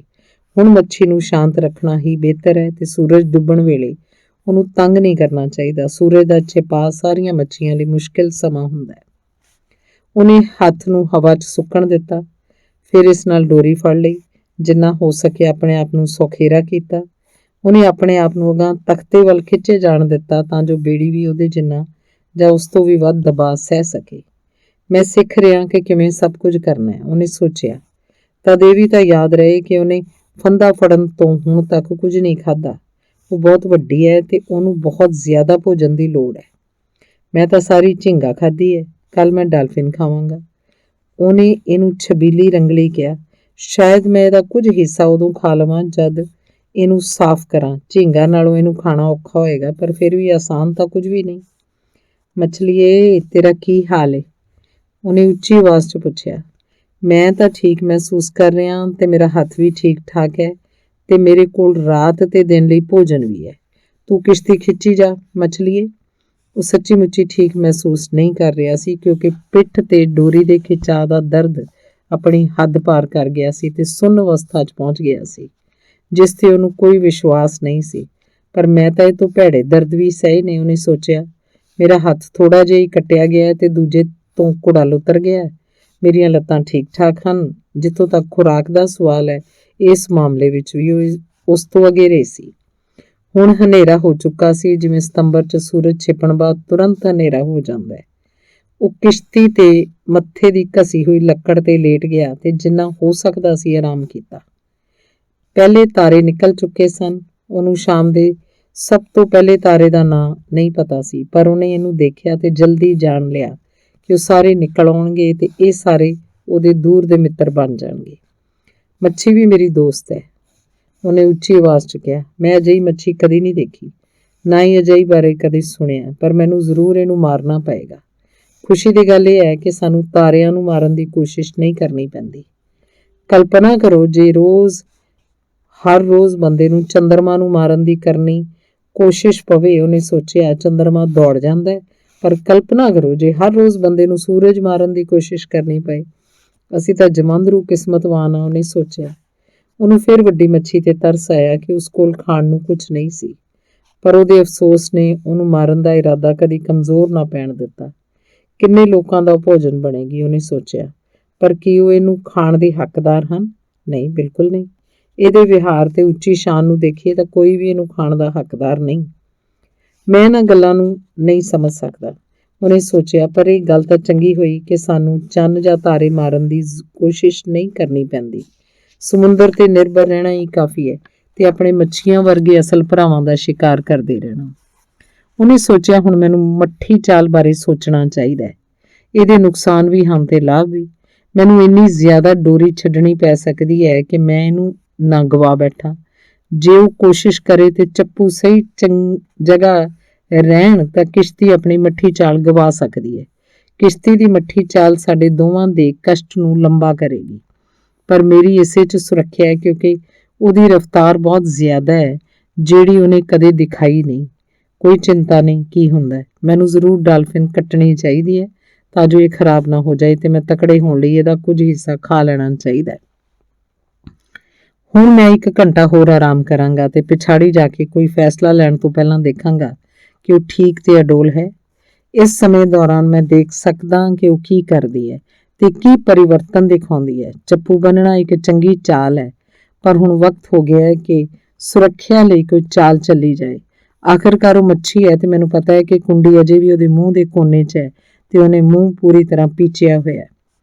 ਕੁੰਡੀ ਦੀ ਸਜ਼ਾ ਕੋਈ ਸਜ਼ਾ ਨਹੀਂ ਹੈ, ਭੁੱਖ ਦੀ ਸਜ਼ਾ। ਨਾਲੇ ਇਹ ਵੀ ਕਿ ਉਹਦਾ ਮੁਕਾਬਲਾ ਕਿਸੇ ਅਜਿਹੀ ਚੀਜ਼ ਨਾਲ ਹੈ ਜਿਹਦੀ ਇਹਨੂੰ ਸਮਝ ਹੀ ਨਹੀਂ। ਸਭ ਕੁਝ ਹੈ। ਹੁਣ ਆਰਾਮ ਕਰ ਬੁੱਢੇ ਆਦਮੀ ਤੇ ਉਹਨੂੰ ਕੰਮ ਕਰਨ ਦੇ ਜਦ ਤੱਕ ਤੇਰੇ ਅਗਲੇ ਕੰਮ ਦੀ ਵਾਰੀ ਨਹੀਂ ਆਉਂਦੀ। ਉਹਨੇ ਜਿਵੇਂ ਕਿ ਉਹ ਸੋਚਦਾ ਸੀ 2 ਘੰਟੇ ਤੱਕ ਆਰਾਮ ਕੀਤਾ। ਇੰਨੀ ਦੇਰ ਤੱਕ ਵੀ ਚੰਦਰਮਾ ਨਹੀਂ ਚੜ੍ਹਿਆ ਸੀ। ਉਸ ਕੋਲ ਸਮੇਂ ਦਾ ਅੰਦਾਜ਼ਾ ਲਾਉਣ ਦਾ ਹੋਰ ਕੋਈ ਸਾਧਨ ਨਹੀਂ ਸੀ। ਉਹ ਅਸਲ 'ਚ ਆਰਾਮ ਕਰ ਵੀ ਨਹੀਂ ਰਿਹਾ ਸੀ। ਬੇਸ਼ੱਕ ਮੁਕਾਬਲਤਨ ਵੱਧ ਆਰਾਮ ਕਰਦਾ ਕਿਹਾ ਜਾ ਸਕਦਾ ਸੀ। ਉਹ ਅਜੇ ਵੀ ਮੋਢਿਆਂ ਦੁਆਲੇ ਮੱਛੀ ਦੀ ਖਿੱਚ ਸਹਿ ਰਿਹਾ ਸੀ, ਪਰ ਉਹਨੇ ਖੱਬਾ ਹੱਥ ਕਿਸ਼ਤੀ ਦੇ ਮੱਥੇ ਤੇ ਰੱਖ ਦਿੱਤਾ ਤੇ ਬੇੜੀ ਨਾਲ ਮੱਛੀ ਦੇ ਪ੍ਰਤੀਰੋਧ ਬਾਰੇ ਵਧੇਰੇ ਹੀ ਸੋਚਣ ਲੱਗਾ। ਕਿੰਨਾ ਸੌਖਾ ਹੋਵੇ ਜੇ ਮੈਂ ਡੋਰੀ ਬੰਨ੍ਹ ਦੇਵਾਂ, ਉਹਨੇ ਸੋਚਿਆ। ਪਰ ਇੱਕ ਛੋਟੇ ਜਿਹੇ ਝਟਕੇ ਨਾਲ ਹੀ ਉਹ ਤੋੜ ਸਕਦੀ ਸੀ ਤੇ ਮੈਨੂੰ ਡੋਰੀ ਦੇ ਖਿਚਾਅ ਲਈ ਆਪਣੇ ਸਰੀਰ ਦੀ ਢਾਲ ਦੇਣੀ ਪਏਗੀ ਤੇ ਕਦੇ-ਕਦੇ ਦੋਵਾਂ ਹੱਥਾਂ ਨਾਲ ਵੀ ਡੋਰੀ ਛੱਡਣ ਲਈ ਤਿਆਰ ਰਹਿਣਾ ਪਏਗਾ। ਪਰ ਬੁੱਢੇ ਆਦਮੀ, ਤੂੰ ਅਜੇ ਸੁੱਤਾ ਨਹੀਂ, ਉਹਨੇ ਉੱਚੀ ਆਵਾਜ਼ 'ਚ ਕਿਹਾ। ਅੱਧਾ ਦਿਨ, 1 ਰਾਤ ਤੇ 1 ਹੋਰ ਦਿਨ ਬੀਤ ਗਿਆ ਤੇ ਤੂੰ ਸੁੱਤਾ ਨਹੀਂ। ਤੈਨੂੰ ਕੋਈ ਅਜਿਹਾ ਰਸਤਾ ਲੱਭਣਾ ਚਾਹੀਦਾ ਕਿ ਤੂੰ ਥੋੜਾ ਸੌਂ ਸਕੇ। ਜੇ ਉਹ ਸ਼ਾਂਤ ਤੇ ਅਡੋਲ ਰਹਿੰਦੀ ਹੈ ਤੇ ਜੇ ਤੂੰ ਨਾ ਸੁੱਤਾ ਤਾਂ ਤੇਰਾ ਸਿਰ ਬੌਂਦਲ ਜਾਏਗਾ। ਮੇਰਾ ਦਿਮਾਗ ਤਾਂ ਬਿਲਕੁਲ ਸਾਫ਼ ਹੈ, ਉਹਨੇ ਸੋਚਿਆ, ਬਿਲਕੁਲ ਸਪਸ਼ਟ। ਮੈਂ ਤਾਰਿਆਂ ਵਾਂਗ ਸਪਸ਼ਟ ਹਾਂ ਜਿਹੜੇ ਮੇਰੇ ਭਾਈ ਹਨ। ਫਿਰ ਵੀ ਮੈਨੂੰ ਸੌਣਾ ਚਾਹੀਦਾ। ਉਹ ਵੀ ਸੌਂਦੇ ਹਨ ਤੇ ਚੰਦਰਮਾ ਤੇ ਸੂਰਜ ਵੀ, ਤੇ ਕਦੇ-ਕਦੇ ਸਮੁੰਦਰ ਵੀ ਸੌਂ ਜਾਂਦਾ ਜਦ ਕੋਈ ਲਹਿਰਾਂ ਨਾ ਹੋਣ ਤੇ ਸਤ੍ਹਾ ਸ਼ਾਂਤ ਹੋਵੇ। ਪਰ ਸੌਣ ਦੀ ਗੱਲ ਯਾਦ ਰੱਖੋ, ਉਹਨੇ ਸੋਚਿਆ। ਕੋਈ ਢੰਗ ਅਪਣਾ ਤੇ ਡੋਰੀਆਂ ਨੂੰ ਸੰਭਾਲਣ ਦਾ ਕੋਈ ਸੌਖਾ ਤੇ ਭਰੋਸੇਮੰਦ ਰਾਹ ਤਲਾਸ਼। ਹੁਣ ਪਿਛਾੜੀ ਜਾ ਤੇ ਡਾਲਫਿਨ ਨੂੰ ਤਿਆਰ ਕਰ। ਜੇ ਤੂੰ ਸੌਣਾ ਹੀ ਹੈ ਤਾਂ ਚਾਲ ਮੱਠੀ ਕਰਨ ਲਈ ਜਕੜੇ ਹੋਏ ਚੱਪੂਆਂ ਨਾਲ ਚੱਲਦੇ ਰਹਿਣਾ ਬਹੁਤ ਖਤਰਨਾਕ ਹੈ। ਮੈਂ ਸੁੱਤੇ ਬਿਨਾਂ ਰਹਿ ਸਕਦਾ, ਉਹਨੇ ਕਿਹਾ, ਪਰ ਅਜਿਹਾ ਬਹੁਤ ਖਤਰਨਾਕ ਹੋਏਗਾ। ਮੱਛੀ ਨੂੰ ਝਟਕੇ ਤੋਂ ਬਚਾਉਂਦੇ ਹੋਏ ਉਹ ਆਪਣੇ ਹੱਥਾਂ ਤੇ ਗੋਡਿਆਂ ਨਾਲ ਕਿਸ਼ਤੀ ਦੇ ਪਿਛਾੜੀ ਜਾਣ ਲਈ ਤਿਆਰ ਹੋਇਆ। ਹੋ ਸਕਦਾ ਹੈ ਉਹ ਅਰਧ ਨੀਂਦਰ ਦੀ ਅਵਸਥਾ 'ਚ ਹੋਵੇ, ਉਹਨੇ ਸੋਚਿਆ। ਪਰ ਮੈਂ ਨਹੀਂ ਚਾਹੁੰਦਾ ਕਿ ਉਹ ਆਰਾਮ ਕਰੇ। ਜਦ ਤੱਕ ਉਹ ਮਰ ਨਹੀਂ ਜਾਂਦੀ ਉਹਨੂੰ ਖਿੱਚਦੇ ਰਹਿਣਾ ਚਾਹੀਦਾ ਹੈ। ਪਿਛਾੜੀ ਜਾ ਕੇ ਉਹ ਇੰਝ ਮੁੜਿਆ ਤਾਂ ਕਿ ਉਹਦਾ ਖੱਬਾ ਹੱਥ ਡੋਰੀ ਦਾ ਬੋਝ ਸੰਭਾਲ ਸਕੇ ਤੇ ਉਹਦੇ ਖੋਲ 'ਚੋਂ ਸੱਜੇ ਹੱਥ ਨਾਲ ਚਾਕੂ ਕੱਢਿਆ। ਤਾਰੇ ਹੁਣ ਚਮਕ ਰਹੇ ਸਨ ਤੇ ਉਹਨੇ ਡਾਲਫਿਨ ਨੂੰ ਸਪਸ਼ਟ ਤੌਰ ਤੇ ਦੇਖਿਆ। ਉਹਨੇ ਆਪਣੇ ਚਾਕੂ ਦੀ ਧਾਰ ਉਹਦੇ ਸਿਰ 'ਚ ਖਬੋਈ ਤੇ ਪਿਛਾੜੀ ਤੋਂ ਇਹਨੂੰ ਬਾਹਰ ਕੱਢਿਆ। ਉਹਨੇ ਇੱਕ ਪੈਰ ਮੱਛੀ ਤੇ ਰੱਖਿਆ ਤੇ ਚਾਕੂ ਨਾਲ ਉੱਪਰ ਤੋਂ ਥੱਲੇ ਜਬਾੜੇ ਤੱਕ ਉਹਨੂੰ ਚੀਰ ਦਿੱਤਾ। ਤਦ ਉਹਨੇ ਚਾਕੂ ਥੱਲੇ ਰੱਖਿਆ ਤੇ ਸੱਜੇ ਹੱਥ ਨਾਲ ਇਹਨੂੰ ਚੀਰ ਸੁੱਟਿਆ। ਇਹਦੇ ਗਲ ਫੜੇ ਖਿੱਚਦੇ ਤੇ ਸਾਫ਼ ਕਰਦੇ ਹੋਏ ਉਹਨੇ ਇਹਦੇ ਟੁਕੜੇ ਕੀਤੇ। ਉਹਨੂੰ ਆਪਣੇ ਹੱਥ 'ਚ ਮਿਹਦਾ ਭਾਰੀ ਤੇ ਤਿਲਕਵਾਂ ਲੱਗਿਆ ਤੇ ਉਹਨੇ ਇਹਨੂੰ ਖੋਲ੍ਹ ਦਿੱਤਾ। ਇਹਦੇ ਅੰਦਰ 2 ਉੱਡਣਾ ਮੱਛੀਆਂ ਸਨ। ਉਹ ਤਾਜ਼ੀਆਂ ਤੇ ਸਖਤ ਸਨ। ਉਹਨੇ ਇਹਨਾਂ ਨੂੰ ਨਾਲ-ਨਾਲ ਰੱਖ ਦਿੱਤਾ ਤੇ ਗਲ ਫੜੇ ਤੇ ਆਂਦਰਾਂ ਸਮੁੰਦਰ 'ਚ ਸੁੱਟ ਦਿੱਤੀਆਂ। ਪਾਣੀ 'ਚ ਚਮਕਦੀ ਧਾਰਾ ਬਣਾਉਂਦੀਆਂ ਉਹ ਡੁੱਬ ਗਈਆਂ। ਡਾਲਫਿਨ ਠੰਡੀ ਸੀ ਤੇ ਤਾਰਿਆਂ ਦੀ ਰੋਸ਼ਨੀ 'ਚ ਉਹ ਹੁਣ ਕੋੜੀ ਦੀ ਚਮੜੀ ਵਰਗੀ ਭੂਰੇ ਸਫੈਦ ਰੰਗ ਦੀ ਲੱਗਦੀ ਸੀ। ਬੁੱਢੇ ਆਦਮੀ ਨੇ ਇਹਦੇ ਸਿਰ ਤੇ ਸੱਜਾ ਪੈਰ ਰੱਖ ਕੇ ਇਹਦੀ ਇੱਕ ਪਾਸਿਓਂ ਚਮੜੀ ਉਤਾਰੀ। ਫਿਰ ਉਹਨੇ ਇਹਨੂੰ ਮੋੜ ਕੇ ਦੂਜੇ ਪਾਸਿਓਂ ਦੀ ਚਮੜੀ ਉਤਾਰੀ ਤੇ ਹਰੇਕ ਪਾਸਾ ਸਿਰ ਤੋਂ ਪੂਛ ਤੱਕ ਕੱਟ ਦਿੱਤਾ। ਇਹਦਾ ਪਿੰਜਰ ਉਹਨੇ ਪਾਣੀ 'ਚ ਵਗਾ ਮਾਰਿਆ ਤੇ ਦੇਖਣ ਲੱਗਾ ਕਿ ਕੀ ਇਹਦੇ ਨਾਲ ਪਾਣੀ 'ਚ ਕੋਈ ਘੁੰਮਣ ਘੇਰੀ ਬਣਦੀ ਹੈ, ਪਰ ਇਹਦੇ ਹੌਲੀ-ਹੌਲੀ ਡੁੱਬਣ ਨਾਲ ਰੌਸ਼ਨੀ ਹੀ ਵਿਖਾਈ ਦਿੱਤੀ। ਉਹ ਮੁੜਿਆ ਤੇ ਮੱਛੀ ਦੇ 2 ਟੁਕੜਿਆਂ ਅੰਦਰ ਦੋਵੇਂ ਉੱਡਣਾ ਮੱਛੀਆਂ ਟਿਕਾ ਦਿੱਤੀਆਂ ਤੇ ਚਾਕੂ ਵਾਪਸ ਖੋਲ 'ਚ ਪਾ ਲਿਆ। ਵਾਪਸ ਉਹ ਕਿਸ਼ਤੀ ਦੇ ਮੱਥੇ ਵੱਲ ਪਰਤ ਆਇਆ। ਉਹਦੀ ਪਿੱਠ ਆਪਣੇ ਦੁਆਲੇ ਵਲੀ ਹੋਈ ਡੋਰੀ ਦੇ ਭਾਰ ਨਾਲ ਝੁਕੀ ਹੋਈ ਸੀ ਤੇ ਉਹਨੇ ਮੱਛੀ ਸੱਜੇ ਹੱਥ 'ਚ ਫੜੀ ਹੋਈ ਸੀ। ਉਹਨੇ ਤਖਤ ਤੇ ਆ ਕੇ ਮੱਛੀ ਦੇ ਦੋਵੇਂ ਟੁਕੜੇ ਤੇ ਉੱਡਣਾ ਮੱਛੀਆਂ ਨਾਲ-ਨਾਲ ਰੱਖ ਦਿੱਤੀਆਂ। ਫਿਰ ਉਹਨੇ ਡੋਰੀ ਨੂੰ ਮੋਢਿਆਂ ਤੇ ਨਵੀਂ ਥਾਂ ਸਿਰ ਕੀਤਾ ਤੇ ਢੋਅ ਲਾਉਂਦੇ ਹੋਏ ਇਹਨੂੰ ਖੱਬੇ ਹੱਥ 'ਚ ਫੜ ਲਿਆ। ਫਿਰ ਉਹ ਪਾਸੇ ਨੂੰ ਝੁਕਿਆ। ਉੱਡਣਾ ਮੱਛੀ ਪਾਣੀ 'ਚ ਧੋਤੀ, ਹੱਥ ਨਾਲ ਪਾਣੀ ਦੀ ਰਫ਼ਤਾਰ ਨੋਟ ਕੀਤੀ। ਮੱਛੀ ਦੀ ਚਮੜੀ ਉਤਾਰਨ ਕਾਰਨ ਉਹਦਾ ਹੱਥ ਫਾਸਫੋਰਸ ਦੇ ਕਣਾਂ ਨਾਲ ਚਮਕਣ ਲੱਗਾ ਸੀ। ਉਹਨੇ ਇਹਦੇ ਨਾਲ ਪਾਣੀ ਦੇ ਪ੍ਰਵਾਹ ਨੂੰ ਮਹਿਸੂਸ ਕੀਤਾ। ਪ੍ਰਵਾਹ ਦਾ ਜ਼ੋਰ ਪਾਇਆ ਹੋਇਆ ਸੀ ਤੇ ਤਦ ਉਹਨੇ ਹੱਥ ਨੂੰ ਕਿਸ਼ਤੀ ਦੇ ਫੱਟੇ ਨਾਲ ਰਗੜਿਆ ਤਾਂ ਫਾਸਫੋਰਸ ਦੇ ਕਣ ਲੈ ਗਏ ਤੇ ਪਿਛਾਂਹ ਨੂੰ ਹੌਲੀ-ਹੌਲੀ ਵਧਣ ਲੱਗੇ। ਉਹ ਥੱਕ ਗਈ ਹੈ ਜਾਂ ਆਰਾਮ ਕਰ ਰਹੀ ਹੈ। ਬੁੱਢੇ ਆਦਮੀ ਨੇ ਕਿਹਾ, ਹੁਣ ਮੈਨੂੰ ਇਹ ਡਾਲਫਿਨ ਖਾਣ ਦੇ ਤੇ ਥੋੜਾ ਆਰਾਮ ਤੇ ਨੀਂਦ ਲੈ ਲੈਣ ਦੇ। ਤਾਰਿਆਂ ਤੇ ਯੱਖ ਰਾਤ ਹੇਠ ਉਹਨੇ ਡਾਲਫਿਨ ਦੇ ਟੁਕੜਿਆਂ 'ਚ ਅੱਧਾ ਤੇ ਇੱਕ ਉੱਡਣਾ ਮੱਛੀ ਜਿਹਦਾ ਸਿਰ ਕੱਟਿਆ ਹੋਇਆ ਸੀ ਖਾਧੀ। ਪੱਕੀ ਪਕਾਈ ਡਾਲਫਿਨ ਖਾਣੀ ਕਿੰਨੀ ਸਵਾਦੀ ਲੱਗਦੀ ਹੈ, ਉਹਨੇ ਕਿਹਾ, ਤੇ ਕੱਚੀ ਮੱਛੀ ਕਿੰਨੀ ਭੈੜੀ ਲੱਗਦੀ ਹੈ। ਅੱਗੇ ਤੋਂ ਮੈਂ ਕਦੇ ਨਮਕ ਜਾਂ ਨਿੰਬੂਆਂ ਬਿਨਾਂ ਕਿਸ਼ਤੀ ਨਹੀਂ ਚੜ੍ਹਨਾ, ਤੇ ਜੇ ਮੈਂ ਦਿਮਾਗ ਤੋਂ ਕੰਮ ਲੈਂਦਾ ਤਾਂ ਸਾਰਾ ਦਿਨ ਕਿਸ਼ਤੀ ਦੇ ਤਖਤੇ ਤੇ ਪਾਣੀ ਸੁੱਟਦਾ ਰਹਿੰਦਾ। ਇਹਨੇ ਸੁੱਕ ਕੇ ਨਮਕ ਬਣ ਜਾਣਾ ਸੀ। ਪਰ ਅਸਲ 'ਚ ਸੂਰਜ ਛਿਪਣ ਤੱਕ ਡਾਲਫਿਨ ਵੀ ਤਾਂ ਹੱਥ ਨਹੀਂ ਲੱਗੀ ਸੀ। ਫਿਰ ਵੀ ਇਹ ਤਿਆਰੀ ਦੀ ਘਾਟ ਤਾਂ ਪ੍ਰਤੀਤ ਹੁੰਦੀ ਹੈ, ਪਰ ਮੈਂ ਇਹਨੂੰ ਚੰਗੀ ਤਰ੍ਹਾਂ ਚਿੱਤ ਕੇ ਖਾਧਾ ਹੈ ਤੇ ਮੈਨੂੰ ਕੈ ਨਹੀਂ ਆ ਰਹੀ। ਪੂਰਬ ਦਿਸ਼ਾ ਵੱਲ ਬੱਦਲ ਅਸਮਾਨ 'ਚ ਲਗਾਤਾਰ ਛਾ ਰਹੇ ਸਨ ਤੇ ਇੱਕ ਤੋਂ ਬਾਅਦ ਇੱਕ ਤਾਰੇ ਲੁਪਤ ਹੋ ਰਹੇ। ਇੰਜ ਲੱਗ ਰਿਹਾ ਸੀ ਜਿਵੇਂ ਉਹ ਬੱਦਲਾਂ ਦੀ ਵੱਡੀ ਘਾਟੀ 'ਚ ਦਾਖਲ ਹੋ ਰਿਹਾ ਹੋਵੇ। ਹਵਾ ਰੁਕ ਗਈ ਸੀ। 3 ਜਾਂ 4 ਦਿਨਾਂ ਬਾਅਦ ਮੌਸਮ ਖਰਾਬ ਹੋ ਜਾਏਗਾ, ਉਹਨੇ ਕਿਹਾ, ਪਰ ਅੱਜ ਤੇ ਕੱਲ ਨਹੀਂ ਹੋ ਸਕਦਾ। ਬੁੱਢੇ ਆਦਮੀ, ਹੁਣ ਥੋੜੀ ਨੀਂਦ ਲੈਣ ਵਾਸਤੇ ਆਹਰ ਕਰ ਜਦ ਤੱਕ ਮੱਛੀ ਸ਼ਾਂਤ ਤੇ ਸਥਿਰ ਹੈ। ਉਹਨੇ ਡੋਰੀ ਸੱਜੇ ਹੱਥ 'ਚ ਕੱਸ ਕੇ ਫੜ ਲਈ ਤੇ ਫਿਰ ਸੱਜਾ ਪੱਟ ਸੱਜੇ ਹੱਥ ਵੱਲ ਧੱਕਿਆ ਤੇ ਸਾਰਾ ਬੋਝ ਤਖਤੇ ਦੀ ਲੱਕੜ ਨਾਲ ਲਗਾ ਦਿੱਤਾ। ਫਿਰ ਉਹਨੇ ਡੋਰੀ ਮੋਢਿਆਂ ਤੋਂ ਥੋੜਾ ਹੇਠਾਂ ਖਿਸਕਾਤੀ ਤੇ ਆਪਣਾ ਹੱਥ ਇਸ ਉੱਪਰ ਰੱਖ ਲਿਆ। ਉਹਨੇ ਸੋਚਿਆ, ਮੇਰਾ ਸੱਜਾ ਹੱਥ ਇਹਨੂੰ ਉਦੋਂ ਤੱਕ ਸੰਭਾਲ ਸਕਦਾ ਜਦ ਤੱਕ ਇਹ ਤਣੀ ਹੋਈ ਹੈ।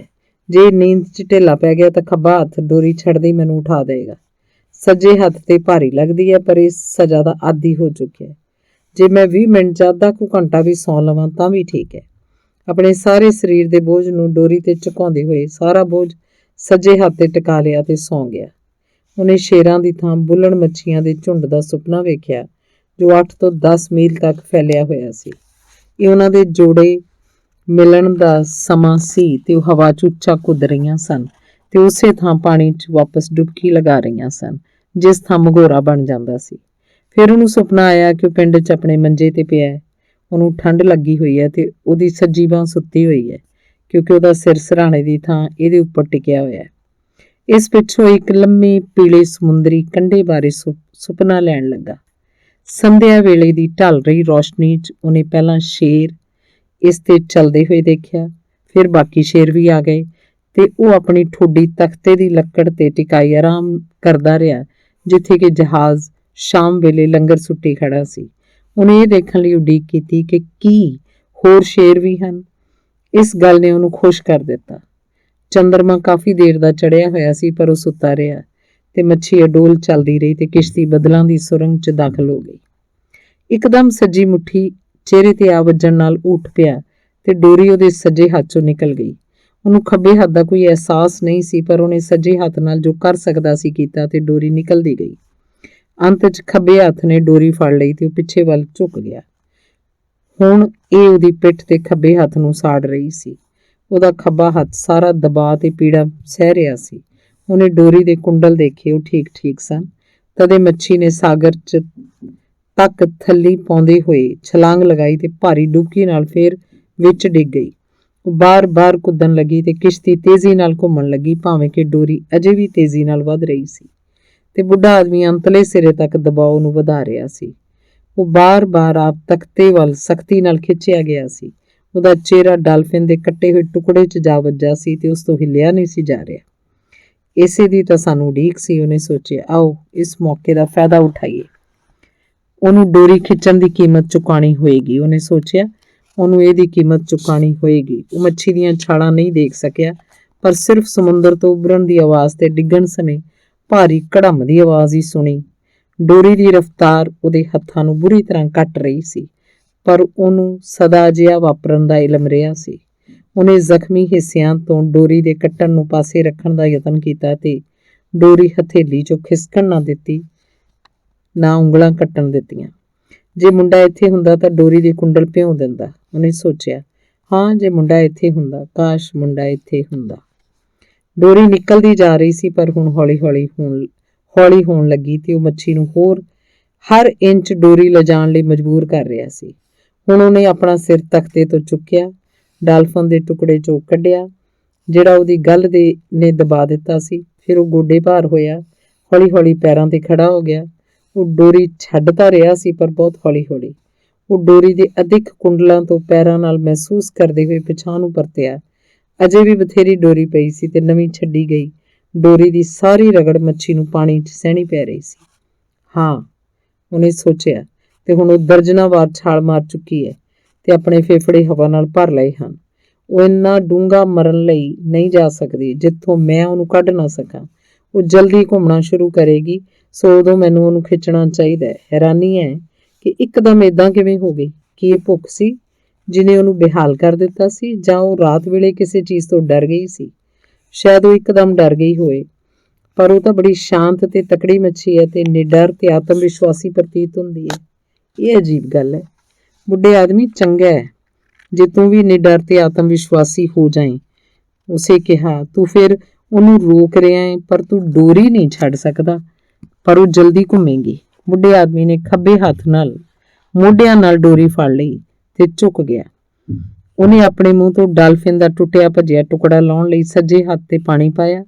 ਉਹਨੂੰ ਡਰ ਸੀ ਕਿ ਇਹਦੇ ਨਾਲ ਉਲਟੀ ਆਏਗੀ। ਉਹ ਉਲਟੀ ਕਰ ਸਕਦਾ ਸੀ ਤੇ ਇਹਦੇ ਨਾਲ ਉਹਦੀ ਸ਼ਕਤੀ ਗਵਾ ਲਏਗਾ।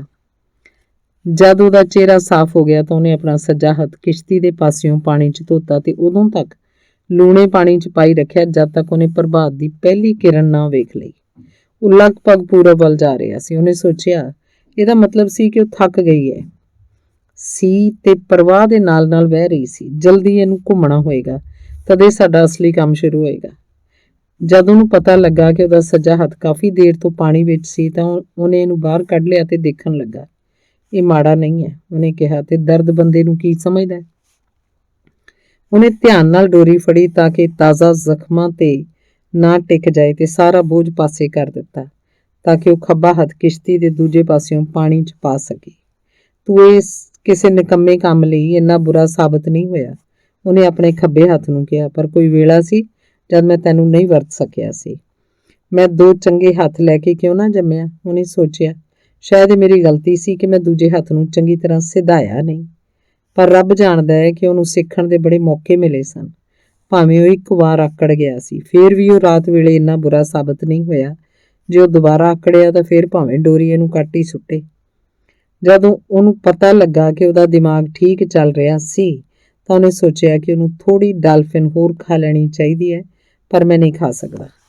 ਉਹਨੇ ਆਪਣੇ ਆਪ ਨੂੰ ਕਿਹਾ, ਉਲਟੀ ਕਰਕੇ ਤਾਕਤ ਗਵਾਉਣ ਦੀ ਥਾਂ ਹਲਕੇ ਜਿਹੇ ਰਹਿਣਾ ਬਿਹਤਰ ਹੈ। ਜੇ ਮੈਂ ਇਹਨੂੰ ਖਾ ਲਿਆ ਤਾਂ ਮੈਂ ਇਹਨੂੰ ਪਚਾ ਨਹੀਂ ਸਕਦਾ ਤੇ ਮੈਂ ਇਹਨੂੰ ਕਿਸੇ ਐਮਰਜੈਂਸੀ ਲਈ ਰੱਖਾਂਗਾ ਜਦ ਤੱਕ ਇਹ ਖਰਾਬ ਨਹੀਂ ਹੋ ਜਾਂਦੀ। ਪਰ ਹੁਣ ਪੌਸ਼ਟਿਕਤਾ ਰਾਹੀਂ ਤਾਕਤ ਪ੍ਰਾਪਤ ਕਰਨ ਦੀ ਕੋਸ਼ਿਸ਼ ਕਰਨ 'ਚ ਬਹੁਤ ਦੇਰ ਹੋ ਚੁੱਕੀ ਹੈ। ਤੂੰ ਮੂਰਖ ਹੈ, ਉਹਨੇ ਆਪਣੇ ਆਪ ਨੂੰ ਕਿਹਾ। ਤੂੰ ਉੱਡਣੀ ਮੱਛੀ ਖਾ। ਇਹ ਸਾਫ਼ ਤੇ ਤਿਆਰ ਪਈ ਸੀ ਤੇ ਉਹਨੇ ਖੱਬੇ ਹੱਥ ਨਾਲ ਇਹਨੂੰ ਚੁੱਕ ਲਿਆ। ਹੌਲੀ ਇਹਦੀ ਹੱਡੀਆਂ ਛਿੱਤਦੇ ਹੋਏ ਉਹਨੂੰ ਉੱਪਰ ਤੋਂ ਪੂਛ ਤੱਕ ਖਾ ਲਿਆ। ਉਹਨੇ ਸੋਚਿਆ ਕਿ ਕਿਸੇ ਵੀ ਮੱਛੀ ਨਾਲੋਂ ਇਸ 'ਚ ਵਧੇਰੇ ਆਹਾਰ ਹੈ ਤੇ ਘੱਟੋ ਘੱਟ ਅਜਿਹੀ ਸ਼ਕਤੀ ਵੀ ਜਿਹਦੀ ਮੈਨੂੰ ਲੋੜ ਹੈ। ਉਹਨੇ ਸੋਚਿਆ, ਹੁਣ ਮੈਂ ਜੋ ਕਰ ਸਕਦਾ ਕਰ ਚੁੱਕਾ। ਹੁਣ ਉਹੀ ਘੁੰਮ ਲਵੇ ਤੇ ਮੇਰਾ ਟਾਕਰਾ ਕਰੇ। ਉਹਦੇ ਸਾਗਰ ਚੌਣ ਵੇਲੇ ਤੋਂ ਸੂਰਜ ਤੀਜੀ ਵਾਰ ਚੜ੍ਹ ਰਿਹਾ ਸੀ। ਮੱਛੀ ਨੇ ਘੁੰਮਣਾ ਸ਼ੁਰੂ ਕੀਤਾ। ਡੋਰੀ ਦੀ ਢਾਲ ਤੋਂ ਉਹਨੂੰ ਮੱਛੀ ਦੇ ਘੁੰਮਣ ਦਾ ਪਤਾ ਨਾ ਲੱਗਾ। ਇਸ ਕੰਮ ਲਈ ਅਜੇ ਦੇਰ ਸੀ। ਉਹਨੇ ਡੋਰੀ ਦਾ ਦਬਾਅ ਮੱਧਮ ਜਿਹਾ ਢਿਲਕਦਾ ਮਹਿਸੂਸ ਕੀਤਾ। ਉਹਨੇ ਸੱਜੇ ਹੱਥ ਨਾਲ ਇਹਨੂੰ ਹੌਲੀ ਖਿੱਚਣਾ ਸ਼ੁਰੂ ਕੀਤਾ। ਇਹ ਸਖਤ ਹੋ ਗਈ ਜਿਵੇਂ ਕਿ ਆਮ ਹੁੰਦਾ ਸੀ, ਪਰ ਜਿਵੇਂ ਹੀ ਉਹ ਇਸ ਬਿੰਦੂ ਤੇ ਪਹੁੰਚਿਆ ਜਿੱਥੇ ਸਦਾ ਇਹ ਟੁੱਟ ਸਕਦੀ ਸੀ ਤਾਂ ਡੋਰੀ ਅੰਦਰ ਆਉਣ ਲੱਗੀ। ਉਹਨੇ ਡੋਰੀ ਹੇਠੋਂ ਮੋਢੇ ਤੇ ਸਿਰ ਨੂੰ ਤਿਲਕਣ ਦਿੱਤਾ ਤੇ ਹੌਲੀ ਡੋਰੀ ਨੂੰ ਅਡੋਲ ਖਿੱਚਣ ਲੱਗਾ। ਝੂਲੇ ਦੀ ਗਤੀ 'ਚ ਉਹਨੇ ਦੋਵਾਂ ਹੱਥਾਂ ਨਾਲ ਇਹਨੂੰ ਖਿੱਚਣਾ ਸ਼ੁਰੂ ਕੀਤਾ ਤੇ ਆਪਣੇ ਸਰੀਰ ਤੇ ਲੱਤਾਂ ਨਾਲ ਜਿੰਨੀ ਡੋਰੀ ਖਿੱਚ ਸਕਦੀ ਸੀ ਖਿੱਚ ਲਈ। ਉਹਦੀਆਂ ਬੁੱਢੀਆਂ ਲੱਤਾਂ ਤੇ ਮੋਢੇ ਖਿੱਚਣ ਦੇ ਹੁਲਾਰੇ ਨਾਲ ਦਰਦ ਕਰਨ ਲੱਗੇ। ਇਹ ਬੜਾ ਵੱਡਾ ਚੱਕਰ ਹੈ, ਉਹਨੇ ਕਿਹਾ, ਪਰ ਉਹ ਘੁੰਮ ਰਹੀ ਹੈ। ਫਿਰ ਡੋਰੀ ਆਉਣੀ ਬੰਦ ਹੋ ਗਈ। ਉਹਨੇ ਇਹਨੂੰ ਉਦੋਂ ਤੱਕ ਫੜੀ ਰੱਖਿਆ ਜਦ ਤੁਪਕੇ ਧੁੱਪ ਵਿੱਚ ਟਪਕਣ ਲੱਗੇ। ਫਿਰ ਇਹ ਘੁੰਮਣ ਲੱਗੀ ਤੇ ਬੁੱਢਾ ਆਦਮੀ ਗੋਡਿਆਂ ਭਰ ਝੁਕ ਗਿਆ ਤੇ ਇਹਨੂੰ ਵਾਪਸ ਗਹਿਰੇ ਪਾਣੀ 'ਚ ਜਾਣ ਦਿੱਤਾ।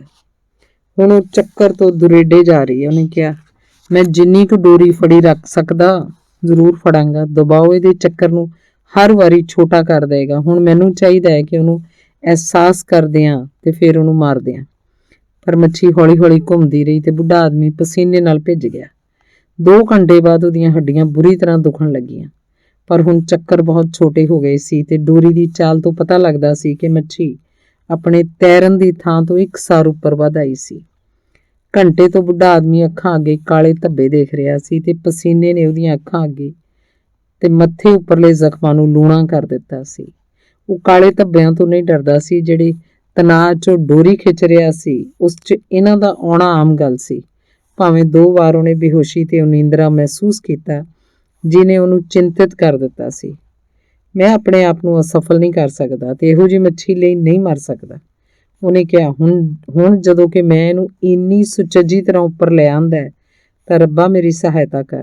ਮੈਂ 100 ਵਾਰ ਤੇਰੀ ਤੇ ਪਵਿੱਤਰ ਮਰੀਅਮ ਦੀ ਪ੍ਰਾਰਥਨਾ ਕਰਾਂਗਾ, ਪਰ ਹੁਣ ਇਹ ਮੈਥੋਂ ਨਹੀਂ ਹੋ ਸਕਣੀ। ਉਹਨੇ ਸੋਚਿਆ, ਰੱਬਾ ਮੇਰੀ ਅਰਦਾਸ ਪ੍ਰਵਾਨ ਕਰ, ਮੈਂ ਮਗਰੋਂ ਜਾਪ ਕਰ ਲਵਾਂਗਾ। ਉਸ ਵੇਲੇ ਉਹਨੇ ਅਚਾਨਕ ਦੋਵੇਂ ਹੱਥਾਂ 'ਚ ਫੜੀ ਡੋਰੀ ਤੇ ਝਟਕੇ ਦੀ ਜ਼ੋਰਦਾਰ ਆਵਾਜ਼ ਸੁਣੀ। ਇਹ ਬੜੀ ਤਿੱਖੀ, ਸਖਤ ਤੇ ਭਾਰੀ ਸੀ। ਉਹ ਆਪਣੇ ਦੰਦਾਂ ਨਾਲ ਕੁੰਡੀਆਂ ਦੀ ਡਾਟ ਨੂੰ ਮਾਰ ਰਹੀ ਹੈ। ਉਹਨੇ ਸੋਚਿਆ ਇਹ ਤਾਂ ਹੋਣਾ ਹੀ ਸੀ, ਉਹਨੂੰ ਅਜਿਹਾ ਕਰਨਾ ਹੀ ਪੈਣਾ ਸੀ। ਸ਼ਾਇਦ ਇਸ ਲਈ ਉਹਨੂੰ ਉਛਲਣ ਲਈ ਮਜਬੂਰ ਹੋਣਾ ਪਵੇ ਤੇ ਮੈਂ ਸ਼ਾਇਦ ਫੇਰ ਤੋਂ ਕਿਸ਼ਤੀ ਸਮੇਤ ਘੁੰਮਦਾ ਰਹਾਂ। ਹਵਾ ਲੈਣ ਲਈ ਜ਼ਰੂਰੀ ਹੈ ਕਿ ਉਹ ਉਛਲੇ, ਪਰ ਉਸ ਤੋਂ ਬਾਅਦ ਹਰੇਕ ਛਾਲ ਨਾਲ ਕੁੰਡੀ ਦੀ ਮੋਰੀ ਚੌੜੀ ਹੋ ਜਾਏਗੀ ਤੇ ਉਹ ਕੁੰਡੀ ਨੂੰ ਵਗਾ ਮਾਰੇਗੀ। ਨਾ ਉਛਲ ਮਛਲੀਏ, ਉਹਨੇ ਕਿਹਾ, ਨਾ ਉਛਲ। ਮੱਛੀ ਨੇ ਕਈ ਦਫਾ ਵਾਰ ਕੀਤਾ ਤੇ ਜਿੰਨੀ ਵਾਰ ਉਹਨੇ ਸਿਰ ਹਿਲਾਇਆ, ਬੁੱਢਾ ਆਦਮੀ ਥੋੜੀ ਥੋੜੀ ਡੋਰੀ ਛੱਡਦਾ ਰਿਹਾ। ਮੈਨੂੰ ਉਹਦਾ ਦਰਦ ਜਿੱਥੇ ਹੈ ਉੱਥੇ ਹੀ ਰੱਖਣਾ ਪਏਗਾ। ਉਹਨੇ ਸੋਚਿਆ, ਮੇਰੇ ਦਰਦ ਦੀ ਕੋਈ ਗੱਲ ਨਹੀਂ, ਮੈਂ ਆਪਣਾ ਦਰਦ ਸਹਿ ਸਕਦਾ, ਪਰ ਉਹਦਾ ਦਰਦ ਉਹਨੂੰ ਪਾਗਲ ਕਰ ਦੇਗਾ।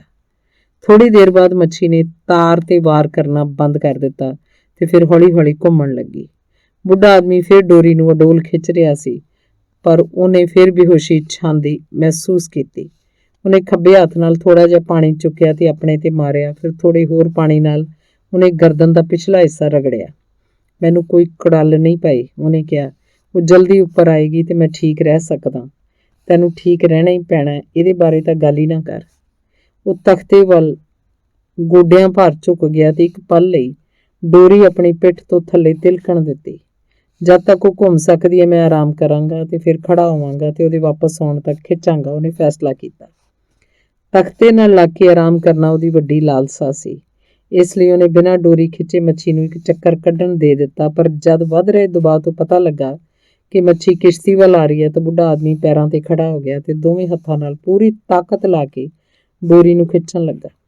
ਮੈਂ ਪਹਿਲਾਂ ਕਦੇ ਇੰਨਾ ਨਹੀਂ ਥੱਕਿਆ, ਉਹਨੇ ਸੋਚਿਆ, ਤੇ ਹੁਣ ਵਪਾਰਕ ਪੌਣ ਚੱਲ ਰਹੀ ਸੀ, ਪਰ ਇਹ ਪੌਣ ਉਹਨੂੰ ਖਿੱਚਣ 'ਚ ਖਿੱਚਣ ਵਿੱਚ ਸਹਾਈ ਹੋਏਗੀ। ਮੈਨੂੰ ਤਾਂ ਇਹਦੀ ਡਾਢੀ ਲੋੜ ਹੈ।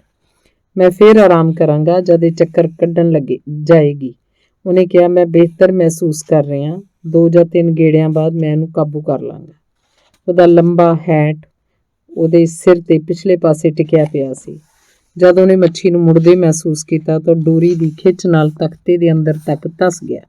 ਮੱਛੀਏ, ਹੁਣ ਤੂੰ ਜ਼ੋਰ ਲਾ, ਉਹਨੇ ਸੋਚਿਆ, ਮੈਂ ਤੇਰਾ ਚੱਕਰ ਪੂਰਾ ਹੋਣ ਤੇ ਤੈਨੂੰ ਫੜ ਲੈਣਾ।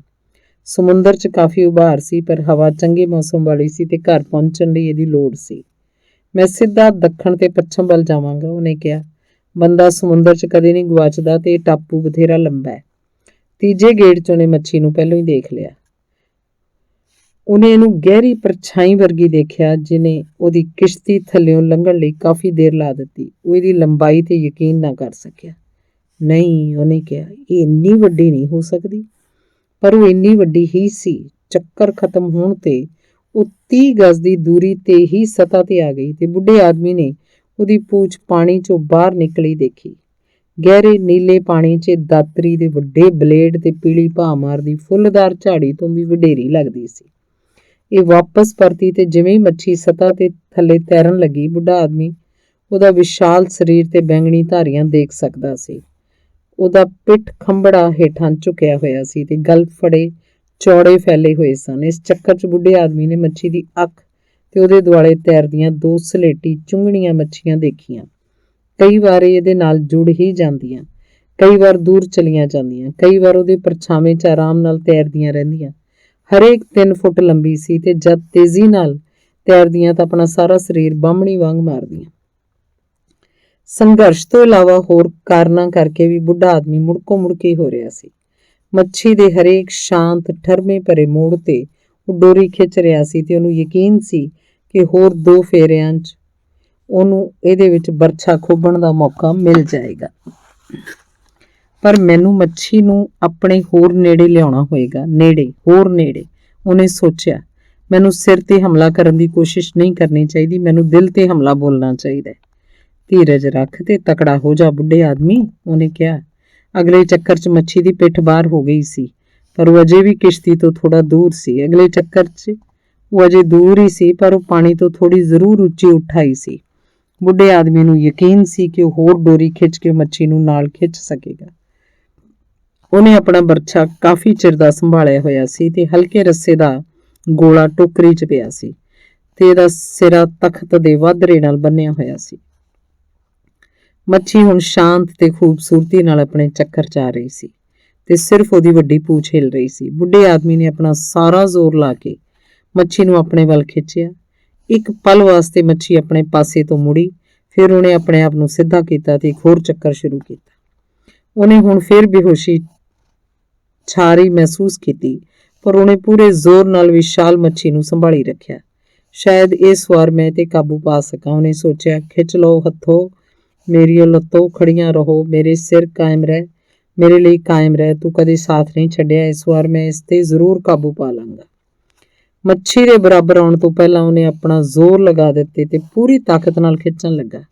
ਮੱਛੀ ਨੇ ਉੱਪਰ ਵੱਲ ਖਿੱਚਿਆ ਤੇ ਆਪਣੇ ਆਪ ਨੂੰ ਸਿੱਧਾ ਕਰਦੇ ਹੋਏ ਫਿਰ ਤੈਰਨ ਲੱਗੀ। ਮਛਲੀਏ, ਬੁੱਢੇ ਆਦਮੀ ਨੇ ਕਿਹਾ, ਮਛਲੀਏ, ਤੈਨੂੰ ਹਰ ਹਾਲਤ 'ਚ ਮਰਨਾ ਹੀ ਪੈਣਾ। ਕੀ ਤੂੰ ਮੈਨੂੰ ਵੀ ਨਾਲ ਹੀ ਮਾਰੇਂਗੀ? ਇਸ ਤਰ੍ਹਾਂ ਕੁਝ ਪ੍ਰਾਪਤ ਨਹੀਂ ਹੁੰਦਾ, ਉਹਨੇ ਸੋਚਿਆ। ਉਹਦਾ ਮੂੰਹ ਇੰਨਾ ਸੁੱਕਾ ਸੀ ਕਿ ਬੋਲ ਵੀ ਨਾ ਸਕਿਆ, ਪਰ ਉਹ ਹੁਣ ਪਾਣੀ ਤੱਕ ਨਹੀਂ ਪਹੁੰਚ ਸਕਦਾ ਸੀ। ਉਹਨੇ ਸੋਚਿਆ, ਹੁਣ ਇਹਨੂੰ ਇਸ ਵਾਰ ਨਾਲ ਖਿੱਚਣਾ ਹੀ ਪਏਗਾ। ਮੈਂ ਬਹੁਤੇ ਚੱਕਰ ਸਹਾਰਨ ਦੇ ਯੋਗ ਨਹੀਂ, ਪਰ ਤੂੰ ਹੈ, ਉਹਨੇ ਆਪਣੇ ਆਪ ਨੂੰ ਕਿਹਾ। ਤੂੰ ਸਦਾ ਹੀ ਯੋਗ ਰਿਹਾ। ਅਗਲੀ ਵਾਰ ਉਹਨੇ ਲਗਭਗ ਉਹਨੂੰ ਖਿੱਚ ਹੀ ਲਿਆ, ਪਰ ਮੱਛੀ ਫਿਰ ਸਿੱਧੀ ਹੋਈ ਤੇ ਹੌਲੀ ਹੌਲੀ ਤੈਰ ਗਈ। ਤੂੰ ਮੈਨੂੰ ਮਾਰ ਰਹੀ ਹੈ ਮਛਲੀਏ, ਬੁੱਢਾ ਆਦਮੀ ਸੋਚਣ ਲੱਗਾ, ਪਰ ਤੈਨੂੰ ਹੱਕ ਵੀ ਹੈ। ਮੈਂ ਕਦੀ ਇੰਨੀ ਵਿਸ਼ਾਲ, ਇੰਨੀ ਖੂਬਸੂਰਤ, ਇੰਨੀ ਸੰਤੋਖਵਾਨ ਤੇ ਸ਼ਾਨਦਾਰ ਚੀਜ਼ ਨਹੀਂ ਦੇਖੀ ਜਿੰਨੀ ਕਿ ਤੂੰ ਹੈ। ਆ ਤੇ ਮੈਨੂੰ ਮਾਰ ਦੇ, ਮੈਨੂੰ ਇਹਦੀ ਪਰਵਾਹ ਨਹੀਂ ਕਿ ਕੌਣ ਕਿਹਨੂੰ ਮਾਰਦਾ।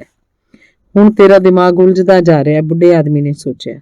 ਤੈਨੂੰ ਆਪਣਾ ਦਿਮਾਗ ਠੀਕ ਰੱਖਣਾ ਚਾਹੀਦਾ ਹੈ। ਆਪਣਾ ਦਿਮਾਗ ਠੀਕ ਰੱਖ ਤੇ ਜਾਣ ਲੈ ਕਿ ਬੰਦਿਆਂ ਵਾਂਗ ਦੁੱਖ ਕਿੱਦਾਂ ਸਹਾਰੀਦੇ ਨੇ, ਜਾਂ ਇੱਕ ਮੱਛੀ ਵਾਂਗ, ਉਹਨੇ ਸੋਚਿਆ। ਠੀਕ ਰਹੋ ਮੇਰੇ ਸਿਰ, ਉਹਨੇ ਸ਼ਾਇਦ ਹੀ ਸੁਣੀ ਜਾ ਸਕਣ ਯੋਗ ਆਵਾਜ਼ 'ਚ ਕਿਹਾ। ਠੀਕ ਰਹੋ। 2 ਵਾਰ ਫਿਰ ਮੱਛੀ ਦੇ ਚੱਕਰਾਂ ਨਾਲ ਇਸੇ ਤਰ੍ਹਾਂ ਹੁੰਦਾ ਰਿਹਾ। ਮੈਂ ਨਹੀਂ ਜਾਣਦਾ, ਬੁੱਢੇ ਨੇ ਸੋਚਿਆ। ਉਹ ਹਰ ਵਾਰ ਆਪ ਦਾ ਅੰਤ ਮਹਿਸੂਸ ਕਰ ਰਿਹਾ ਸੀ, ਪਰ ਮੈਂ ਨਹੀਂ ਜਾਣਦਾ। ਮੈਂ ਇੱਕ ਵਾਰ ਫਿਰ ਕੋਸ਼ਿਸ਼ ਕਰਾਂਗਾ। ਉਹਨੇ ਫਿਰ ਕੋਸ਼ਿਸ਼ ਕੀਤੀ ਤੇ ਜਦ ਮੱਛੀ ਨੂੰ ਮੋੜ ਲਿਆ ਤਾਂ ਫਿਰ ਆਪਣਾ ਆਪ ਡਿੱਗਦਾ ਮਹਿਸੂਸ ਕੀਤਾ। ਮੱਛੀ ਨੇ ਆਪਣੇ ਆਪ ਨੂੰ ਸਿੱਧਾ ਕੀਤਾ ਤੇ ਆਪਣੀ ਵੱਡੀ ਪੂਛ ਹਵਾ 'ਚ ਹਿਲਾਉਂਦੀ ਫਿਰ ਹੌਲੀ ਹੌਲੀ ਤੈਰ ਗਈ। ਮੈਂ ਫਿਰ ਕੋਸ਼ਿਸ਼ ਕਰਾਂਗਾ, ਬੁੱਢੇ ਆਦਮੀ ਨੇ ਵਾਅਦਾ ਕੀਤਾ, ਭਾਵੇਂ ਉਹਦੇ ਹੱਥ ਪਿਲਪਿਲੇ ਹੋ ਗਏ ਸਨ ਤੇ ਉਹ ਸਿਰਫ ਲਿਸ਼ਕੋਰ ਹੀ ਠੀਕ ਤਰ੍ਹਾਂ ਦੇਖ ਸਕਦਾ ਸੀ। ਉਹਨੇ ਫਿਰ ਕੋਸ਼ਿਸ਼ ਕੀਤੀ, ਪਰ ਨਤੀਜਾ ਉਹੀ ਰਿਹਾ। ਉਹਨੇ ਸੋਚਿਆ ਤੇ ਫਿਰ ਕੋਸ਼ਿਸ਼ ਕਰਨ ਤੋਂ ਪਹਿਲਾਂ ਹੀ ਆਪਣਾ ਖੁੱਸਦਾ ਮਹਿਸੂਸ ਕੀਤਾ। ਮੈਂ ਇੱਕ ਵਾਰ ਫਿਰ ਕੋਸ਼ਿਸ਼ ਕਰਾਂਗਾ। ਉਹਨੇ ਆਪਣੀ ਸਾਰੀ ਪੀੜਾ, ਬਾਕੀ ਬਚੀ ਸ਼ਕਤੀ ਤੇ ਦੇਰ ਤੋਂ ਗੁਆਚਿਆ ਗੌਰਵ ਇਕੱਠਾ ਕੀਤਾ ਤੇ ਮੱਛੀ ਦੀ ਪੀੜ ਵਿਰੁੱਧ ਸਿੱਧਤ ਕੀਤਾ। ਮੱਛੀ ਉਹਦੇ ਪਾਸੇ ਵੱਲ ਆ ਗਈ ਤੇ ਨਾਲ ਨਾਲ ਆਰਾਮ ਨਾਲ ਤੈਰਨ ਲੱਗੀ। ਉਹਦੀ ਬੂਥਣੀ ਕਿਸ਼ਤੀ ਦੇ ਤਖਤੇ ਨੂੰ ਛੂਹ ਰਹੀ ਸੀ। ਲੰਬੀ, ਗਹਿਰੀ, ਵਿਸ਼ਾਲ ਤੇ ਚਾਂਦੀ ਰੰਗੀ ਮੱਛਲੀ, ਜੋ ਅੱਧ ਵਿਚਕਾਰੋਂ ਬੈਂਗਣੀ ਧਾਰੀਆਂ ਵਾਲੀ ਸੀ ਤੇ ਪਾਣੀ 'ਚ ਅਮੁੱਕ ਲੱਗਦੀ ਸੀ, ਨੇ ਕਿਸ਼ਤੀ ਤੋਂ ਗਾਂਹ ਲੰਘਣ ਦੀ ਕੋਸ਼ਿਸ਼ ਕੀਤੀ। ਬੁੱਢੇ ਆਦਮੀ ਨੇ ਡੋਰੀ ਸੁੱਟ ਦਿੱਤੀ ਤੇ ਆਪਣਾ ਪੈਰ ਉੱਤੇ ਟਿਕਾ ਲਿਆ ਤੇ ਬਰਛੇ ਨੂੰ ਜਿੰਨਾ ਉੱਚਾ ਚੁੱਕ ਸਕਦਾ ਸੀ ਚੁੱਕ ਕੇ ਪੂਰੀ ਤਾਕਤ ਨਾਲ ਉਸ ਤੇ ਹਮਲਾ ਬੋਲਿਆ। ਹੋਰ ਵਧੇਰੇ ਇਕੱਠੀ ਕੀਤੀ ਤਾਕਤ ਨਾਲ ਉਹਨੇ ਮੱਛੀ ਦੇ ਵਿਸ਼ਾਲ ਛਾਤੀ ਦੇ ਗਲਫੜੇ ਥੱਲੇ ਜ਼ੋਰ ਨਾਲ ਮਾਰਿਆ, ਜੋ ਮਨੁੱਖ ਦੀ ਛਾਤੀ ਦੀ ਉਚਾਈ ਤੱਕ ਜਿੰਨਾ ਹਵਾ 'ਚ ਉਭਰਿਆ ਪਿਆ ਸੀ। ਉਹਨੇ ਲੋਹਾ ਅੰਦਰ ਧੱਸਦਾ ਮਹਿਸੂਸ ਕੀਤਾ ਤੇ ਉਹ ਉਸ ਤੇ ਝੁਕ ਗਿਆ। ਉਹਨੇ ਇਹਨੂੰ ਹੋਰ ਅਗੇਰੇ ਧਸਾ ਦਿੱਤਾ ਤੇ ਆਪਣਾ ਸਾਰਾ ਬੋਝ ਇਸ ਪਿੱਛੇ ਧੱਕ ਦਿੱਤਾ।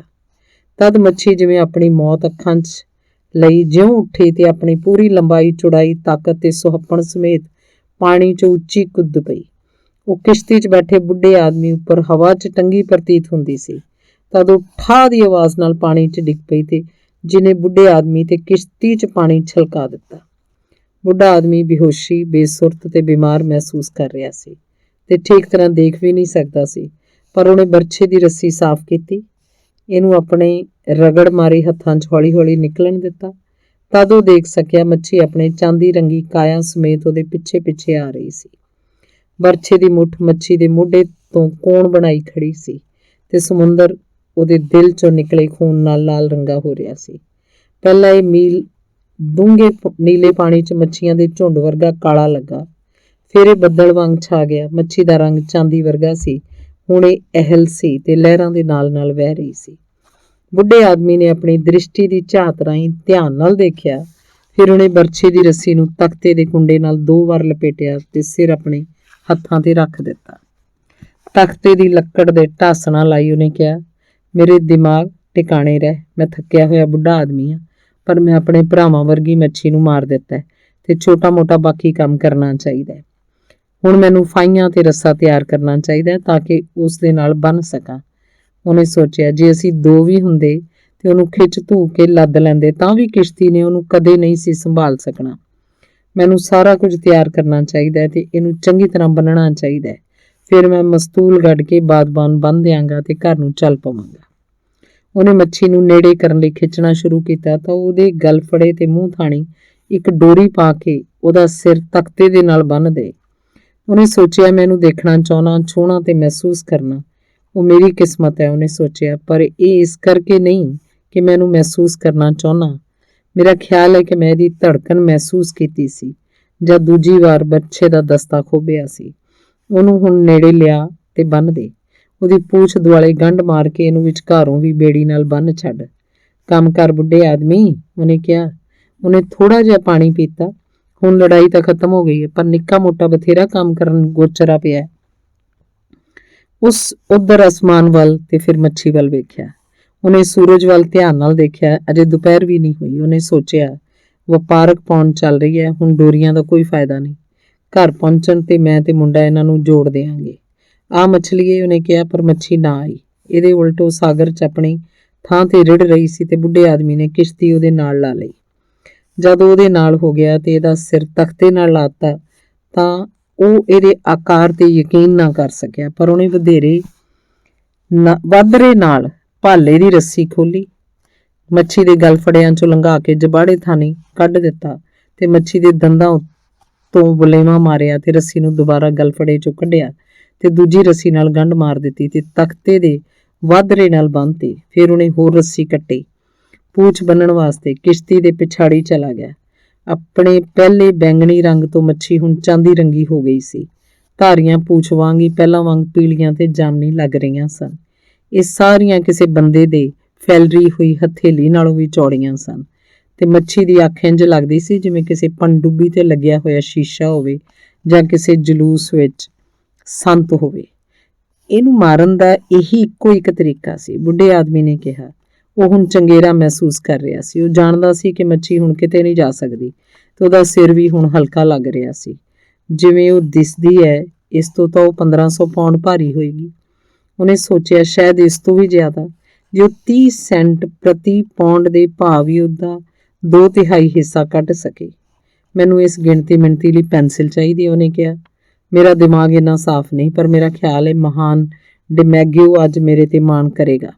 ਮੈਨੂੰ ਕੋਈ ਹੱਡੀ ਦਾ ਵਧਾ ਨਹੀਂ, ਪਰ ਹੱਥ ਤੇ ਪਿੱਠ ਬੁਰੀ ਤਰ੍ਹਾਂ ਦਰਦ ਕਰ ਰਹੀ ਹੈ। ਉਹਨੇ ਸੋਚਿਆ, ਮੈਨੂੰ ਤਾਂ ਪਤਾ ਹੀ ਨਹੀਂ ਕਿ ਹੱਡੀ ਦਾ ਵਧਾ ਕੀ ਹੁੰਦਾ ਹੈ। ਸ਼ਾਇਦ ਬਿਨਾਂ ਜਾਣਨ ਤੋਂ ਹੀ ਸਾਡੇ ਹੋ ਜਾਏ। ਉਹਨੇ ਮੱਛੀ ਨੂੰ ਕਿਸ਼ਤੀ ਦੇ ਮੱਥੇ ਵਿਚਕਾਰੋਂ ਪਿੱਛੋਂ ਕਿਸ਼ਤੀ ਨਾਲ ਬੰਨ੍ਹ ਦਿੱਤਾ ਤੇ ਇਹ ਇੰਨੀ ਵੱਡੀ ਸੀ ਕਿ ਇੱਕ ਹੋਰ ਵੱਡੀ ਕਿਸ਼ਤੀ ਨਾਲ ਬੰਨੀ ਲੱਗਦੀ ਸੀ।